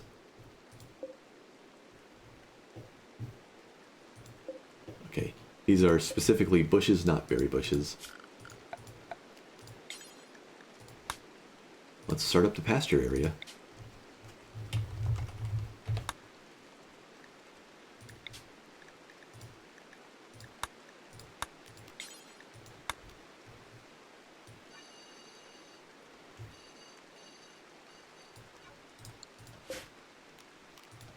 See if an elephant can support himself back there.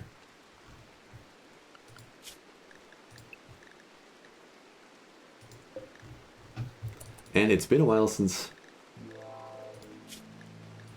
we've had one, but this is going to be Oliver the elephant.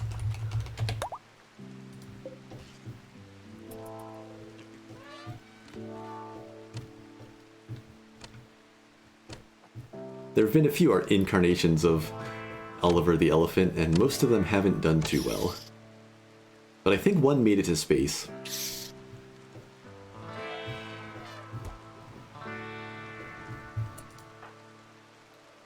Alright, Gray. Up and at 'em.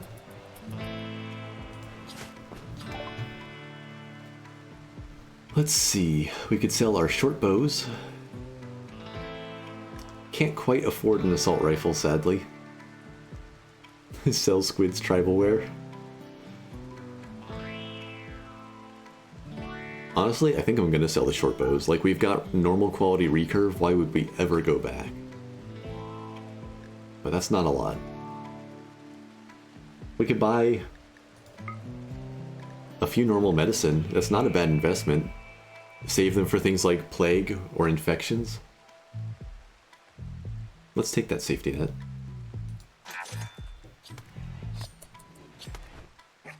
And we've hit 8 AM with no zombies spawning, so I think we're in the clear for the moment.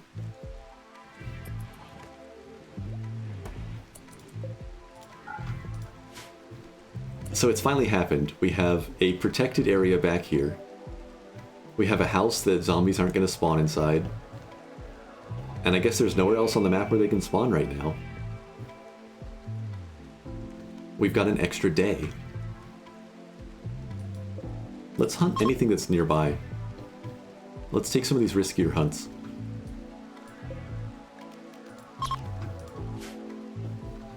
Don't jinx yourself. It's just that it's already 8 AM, right? The sun is up. Everything out here is brightly lit. But we're past the timer. You know, if somewhere were dark enough for them to spawn, we would have seen them by now. We've actually managed to do it. So playing with caves on a map seems to be a lot more risky for this. Like, you guarantee they're going to be out there digging away at stuff, doing their thing, working their way towards you.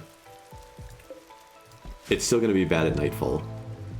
How much wood do we have still? We have 113. I think what I want to do with this extra chunk of the day is cut down some more trees, leave the ones back in our base as a reserve now. It doesn't matter if it's not all of those, I'll cancel a bunch towards the evening. But we're going to run the torches further out. And zombies might come up and punch the torches, but let's put one here. Here.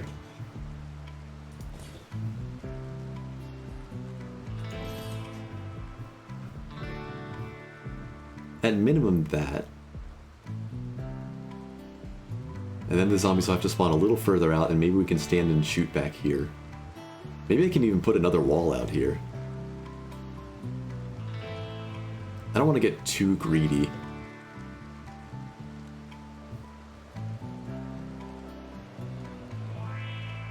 We'll do this first. Do this, let them get some of the wood in, and see how it's looking. I swear I click every single other button before zone every time I look to build a roof area. It's another one that I just always click wrong.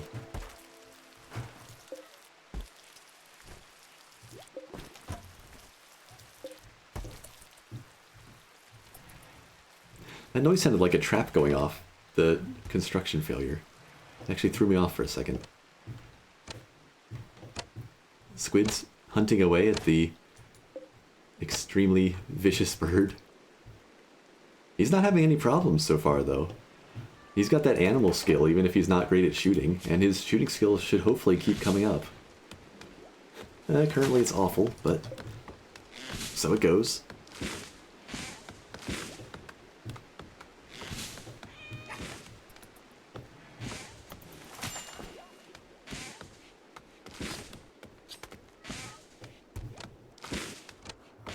Okay. So now they have to spawn out by, like, the geyser. At closest. I feel like I should just keep expanding the lit area.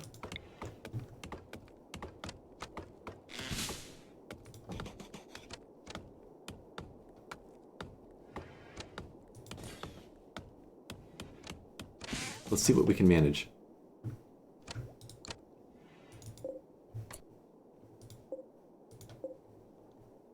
So we'll need a couple out in the middle.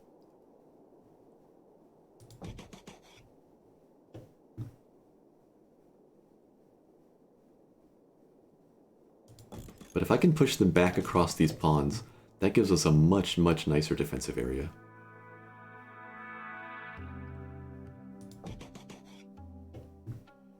If it turns out I can't get all of this done and they come in and just break some of the torches, that's still gonna buy time. It'll still distract them while they're breaking stuff. I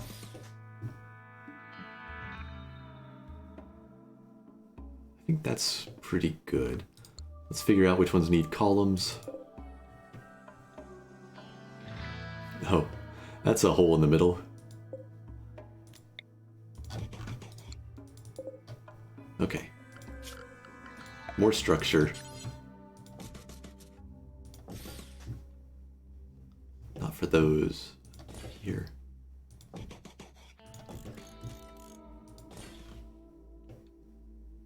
And then we just need the roof areas, but I can unpause while they get going on that.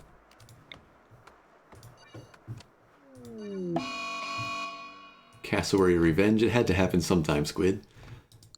Looks like you've landed a couple of good hits already, though. It's down to 28% movement, and you're across a pond. He's got that.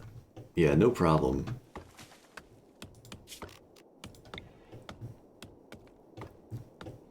Gotta love the recurve bows.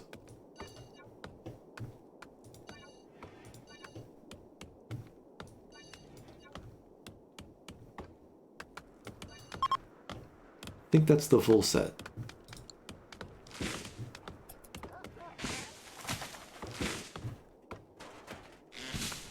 heading towards evening, though. Can they build these fast enough?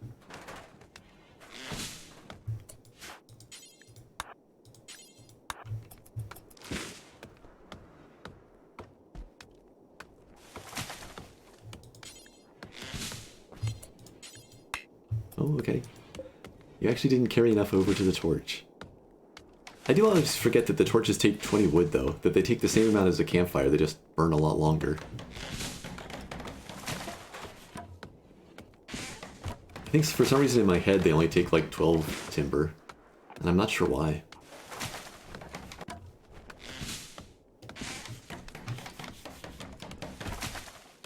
Try for a couple more. Who's my other construction person again? Is it my cook? Gray and hominid. What's Gray up to? Hunting.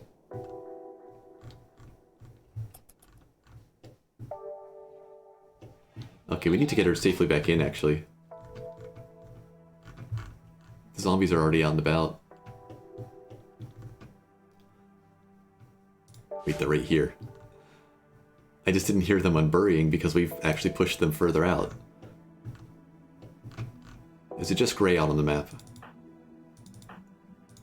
Let's clear all any hunting that we still had. It's just the cougar, okay. Home. Out front, out front, out front. Oh, we just gotta get Gray back in. Bringing our researcher out too.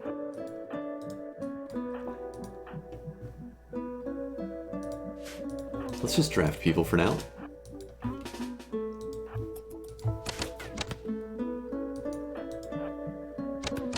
Oh right, we're bad shots. I'm not used to having such terrible shots. Watch the line of fire.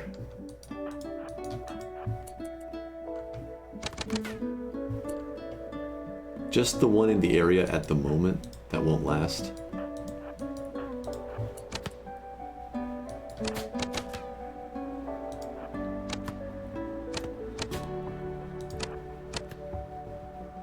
Everybody get some target practice.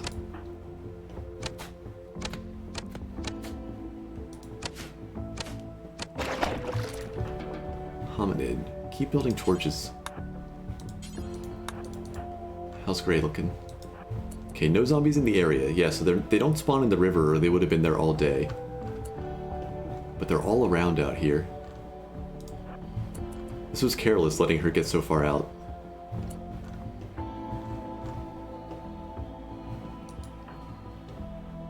Just gotta be careful, they're gonna start spawning in.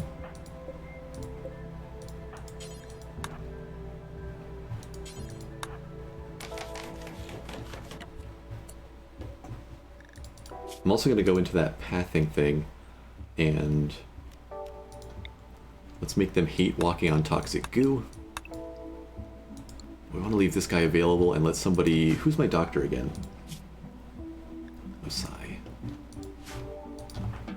Let him go get the serum if I didn't wait too long, and go babysit Gray again. She's probably okay making it back with the automatic avoidance. She should try to dodge them. Like, even if I draw the line here, she'll go around. Just don't want to attract too much attention since they move a little quicker here. How fast is she? Oh, turn run and gun off. The fog really sets the scene? That's what I wanted. You know, anywhere that we have lit up and safe, we're good. Everything else, it's the zombies coming out of the mist. It's the atmosphere.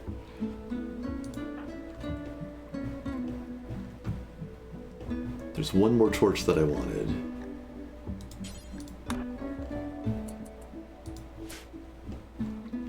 We got the extract.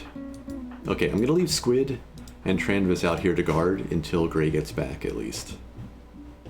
Why do you roof over the torches? Because it rains constantly, and I'm like 99% sure that being out in the rain makes torches and fires go out faster.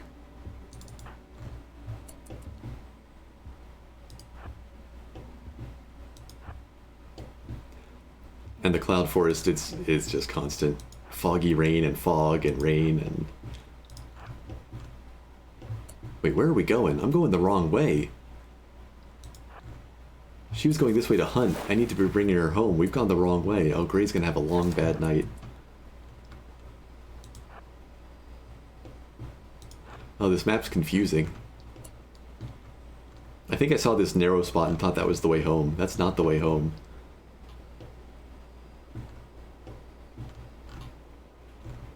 Got a couple zombies nearby. There's one coming up right over here somewhere, it looks like. According to the wiki, you are correct. It consumes 2.2 units of wood every day, so 20 wood is enough for 9 days. When in rain or snow, it will consume 1 additional wood for every, let's just call it 30 seconds spent in rain. Okay, yeah, that adds up pretty fast then. It's so hard to actually see the zombies out here. We might need to start running gutting, but right now, they're maybe following where we went the other way. That's a cassowary, not a zombie. Luckily there's none out here in the river, where we'll be at our slowest. It's one of those things that I'd kind of suspected, but hadn't confirmed ever. So I'm very happy that you looked it up, because I probably wouldn't have remembered to. I feel like there's a lot of things in this game where I just make assumptions, because it's kind of the way I've done things for a while. But I don't go back and check. I'm waking up Hominid to make her go build that one last torch that I've missed. I hear zombies breaking structure down here. Okay. We got this guy coming up the river too. Do I need to shoot? What's his plan? I think he's onto us. We have to run and gun. Gray could be in trouble here. We're playing Ring Around the Rosie. There's zombies burrowing up ahead of us. We just gotta run through, right?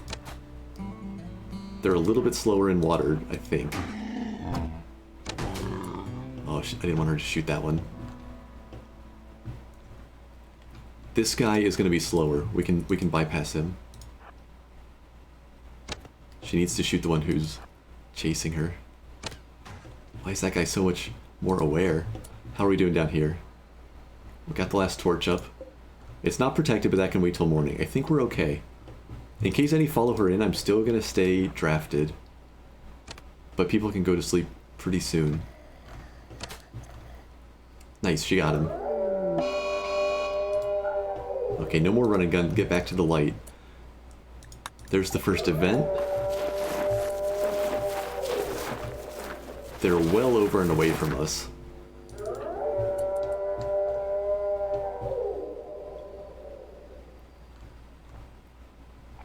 Okay, undraft. I don't see anybody running in behind her. Maybe this one. I see one running in behind her. Everybody gets some meals and gets some rest.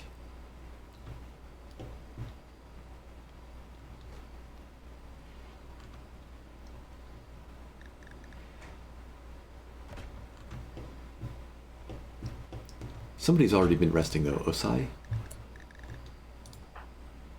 And Hominid.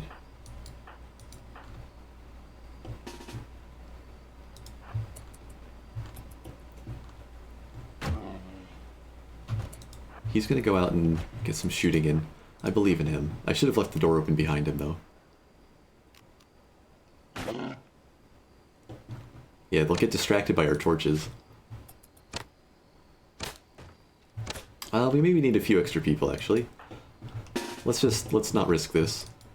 None of us are good shots. But together we can handle 2 zombies. Let's run back inside. No, we're okay, we're okay. Let's fight them out here, we're fine. Let's run back inside.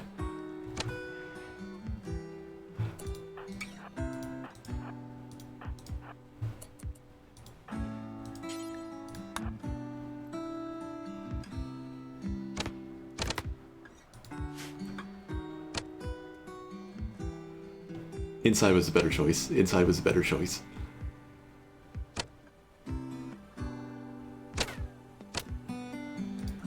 We're gonna break our own window.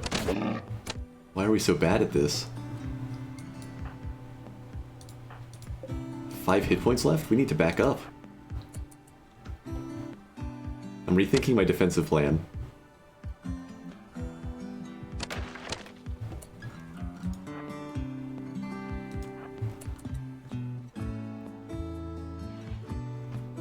It's all going wrong. We need stone. We desperately need stone working. Maybe it's just because they were shooting across and hitting the other windows. These are not embrasures, that's for sure.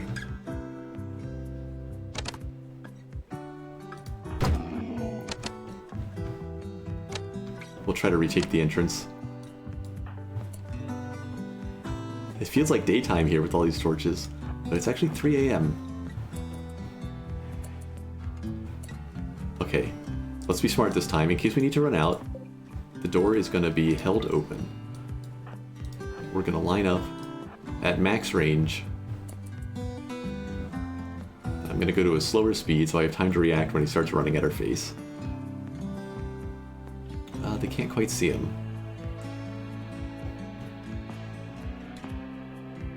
There we go. Take one volley and run. Got him. I don't like how fast she's coming towards us. Run and gun.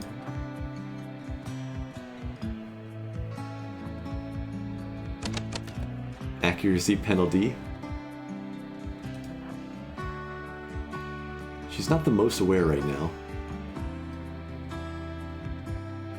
Come on, everybody. If I hadn't built simple bow or recurve bows, if I were working with simple bows, this would be extra scary. We have more to defend than I did out on the tundra in the first wave. Okay, okay. Undraft.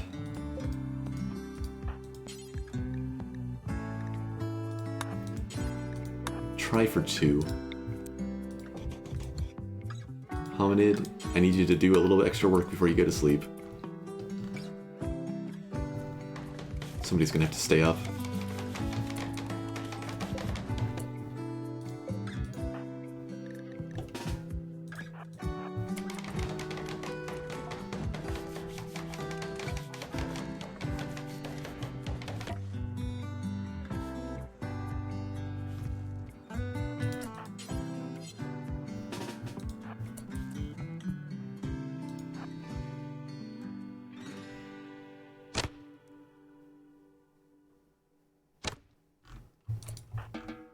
Okay.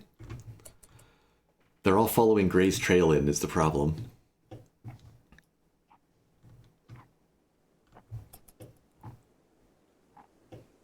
But this feels better at least. The stone floor was huge. Then realizing that the torches needed a little more work, or a little more density than I thought.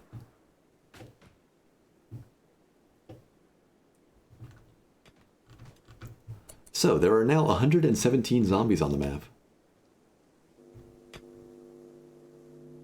Including a pack following this armored guy in. Every zombie that this guy goes past, he's gonna just grab up. They're gonna jump in line behind him, and he's gonna gradually bring them around to fight us. We also have this guy making his way towards our torches. Drawing his Sharpie trail all across the map. 2 of them. Oh, there's another armored guy. We're under siege. Everybody's just resting and hasn't realized it yet.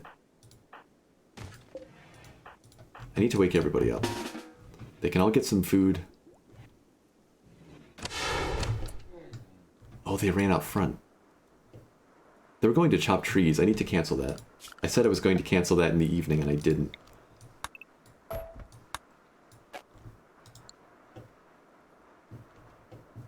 Oh, that cloud is so much smaller on our current threat. Okay, the only one near them, this one's going to try to scream, maybe, but they've shot him. Some repairs to the wall, I'm okay with that. What's Gray up to? Butchering. She wants the squirrel? That can happen. Tranvis is not currently doing anything, so we're going to get him to sit out front.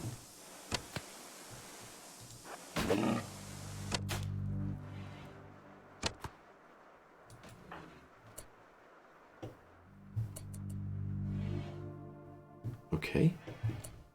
Hominid, what are you up to? Relaxing? You do need some recreation. I'll try to keep not too many people on edge at the same time. But we need to keep trying to snipe some of these zombies. We shot our torch. This is sort of, I think, the decision point for this run, is what happens when these first big waves come in. Can we manage to stop them?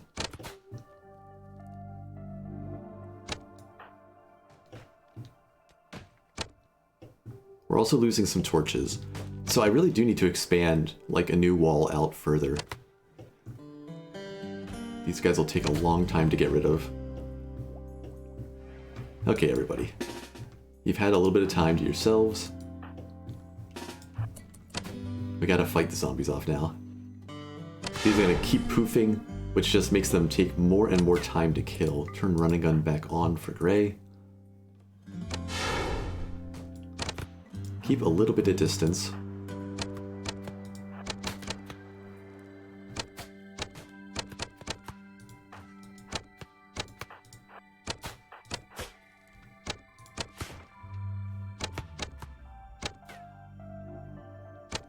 I need to remember not to make them walk through the toxic stuff either.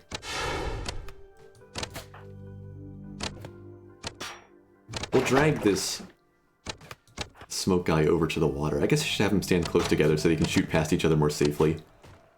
Anytime they come out of the smoke clouds, I'll shoot them. Otherwise, we need to keep looking at this group over here. If he gets up to a wall, he can just smash it. Maybe I'll shoot the little guys behind him first. They haven't noticed us yet. As soon as they do, they're going to speed up.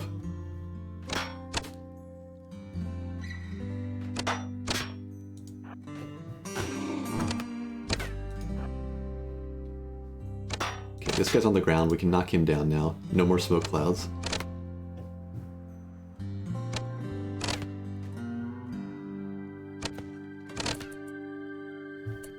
Okay. This guy fell over too. So that wave we handled. Group back up and clean up this mess.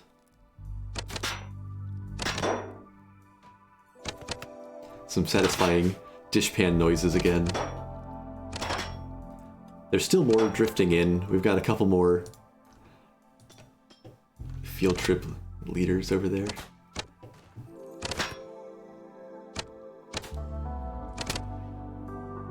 There we go, no more armor. So we're not instantly dead, which means that people's shooting gets to start increasing a bit. The next zombies are this far out, and then there's a guy with a bomb further over. Let's push them a little further, though it means we're leaving our little trail for them to follow further out as well. This guy could run in at any point and start trying to make us puke, so I want him gone. I also need to be a little bit smarter here. Let's set up another zone. And this is going to be... really, it's the gecko doesn't pay enough attention, so keep people at home zone. We'll just call it relative safety.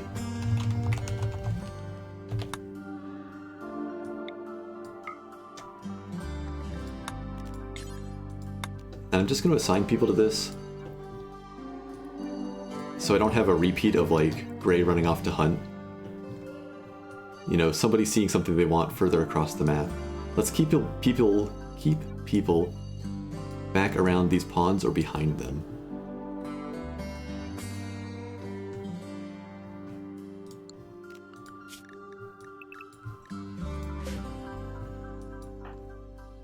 Okay, what are we looking at now? There's one little guy out here.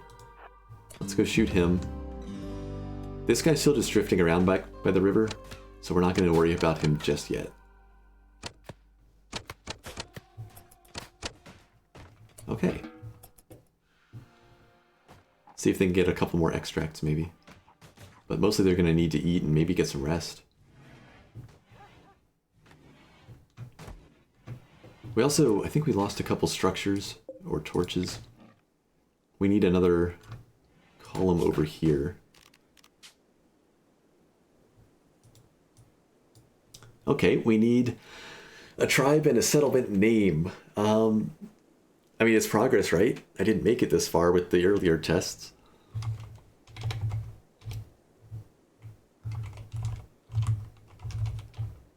Just be Gecko's tribe.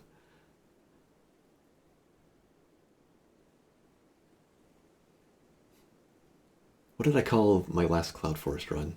I think we were just the Fog People. Let's see if the Fog People can survive a little bit longer this time. If I don't make them fight insectoids on open ground, they'll probably do better. What's the name of this place? We've got a little semi-fortified pocket of farmland.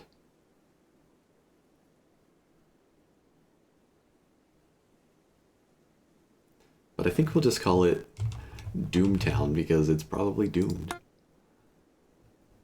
Maybe we can build it up enough to actually be a little bit of a town.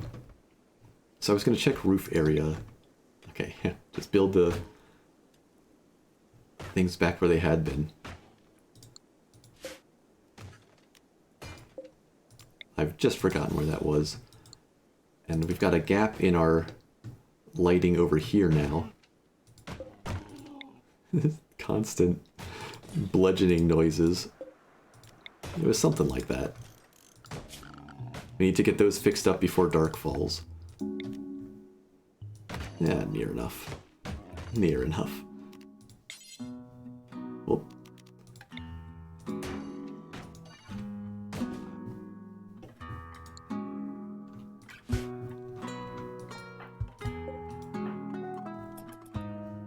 $2 p.m.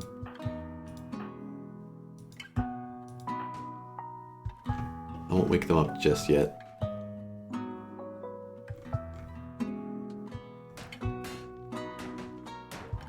I think I like this with them being nice, Psychic Soothe, quite a bit.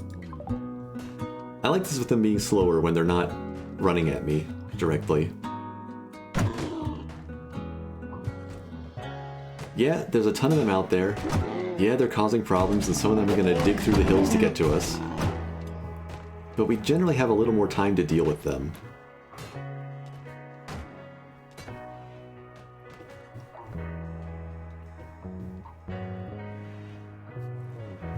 Hopefully that little bit of time that we're not just spending dealing with the zombies will let us eventually move out of our awful little cave.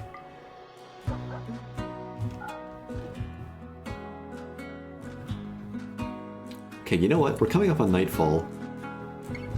I'm gonna wake up Hominid and make her go build the torch, but then I think I'm gonna go and call it here for the day. But this is promising. I think this could actually be a decent attempt. All the lights are still running for another 7 days in the back. You know, this is safe. The rice is nearly done. It's almost ready to harvest. It's at 96% grown. So we're gonna have some food without even leaving the place. We have some meals built up already and even a little bit of meat ready to cook into more. And we have our light perimeter that's been under siege. You know, we need to actually fortify this. We need to get some walls, try to figure out a better way to put the windows so we don't try to shoot each other's eyes out. I think this could be a nice place. Until, you know, mechanoids like drop right in here and drop back here and ruin everything as they inevitably will. But we have some better chances. It's a good spot? Yeah, I like it. I'm more attached to this place than I thought I would be already, considering just that,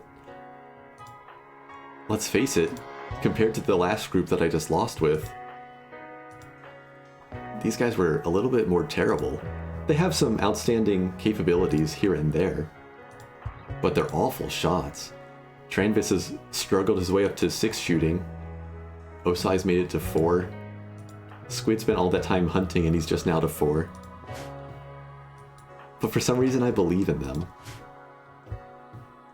So here's our group. And yeah, I'm gonna call it there for the day. Thanks for watching. Thanks for watching through the troubleshooting and struggling to figure out the exact rules of how to be safe in this scenario. But again, Zombieland is a cool mod. There's so many different ways to set it to have different types of problems.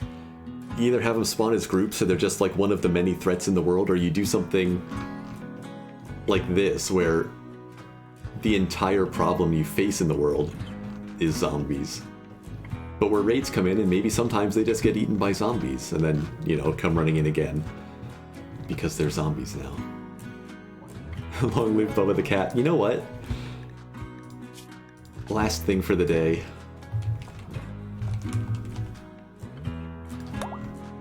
There we are. Another goal for this is to keep Bubba Jr. alive and well. Bubba, Zenith, and Uriel. Alright. Again, thanks for watching. I'll be back tomorrow, 11 a.m. Eastern Standard Time. And see if we can keep this place going. Laters.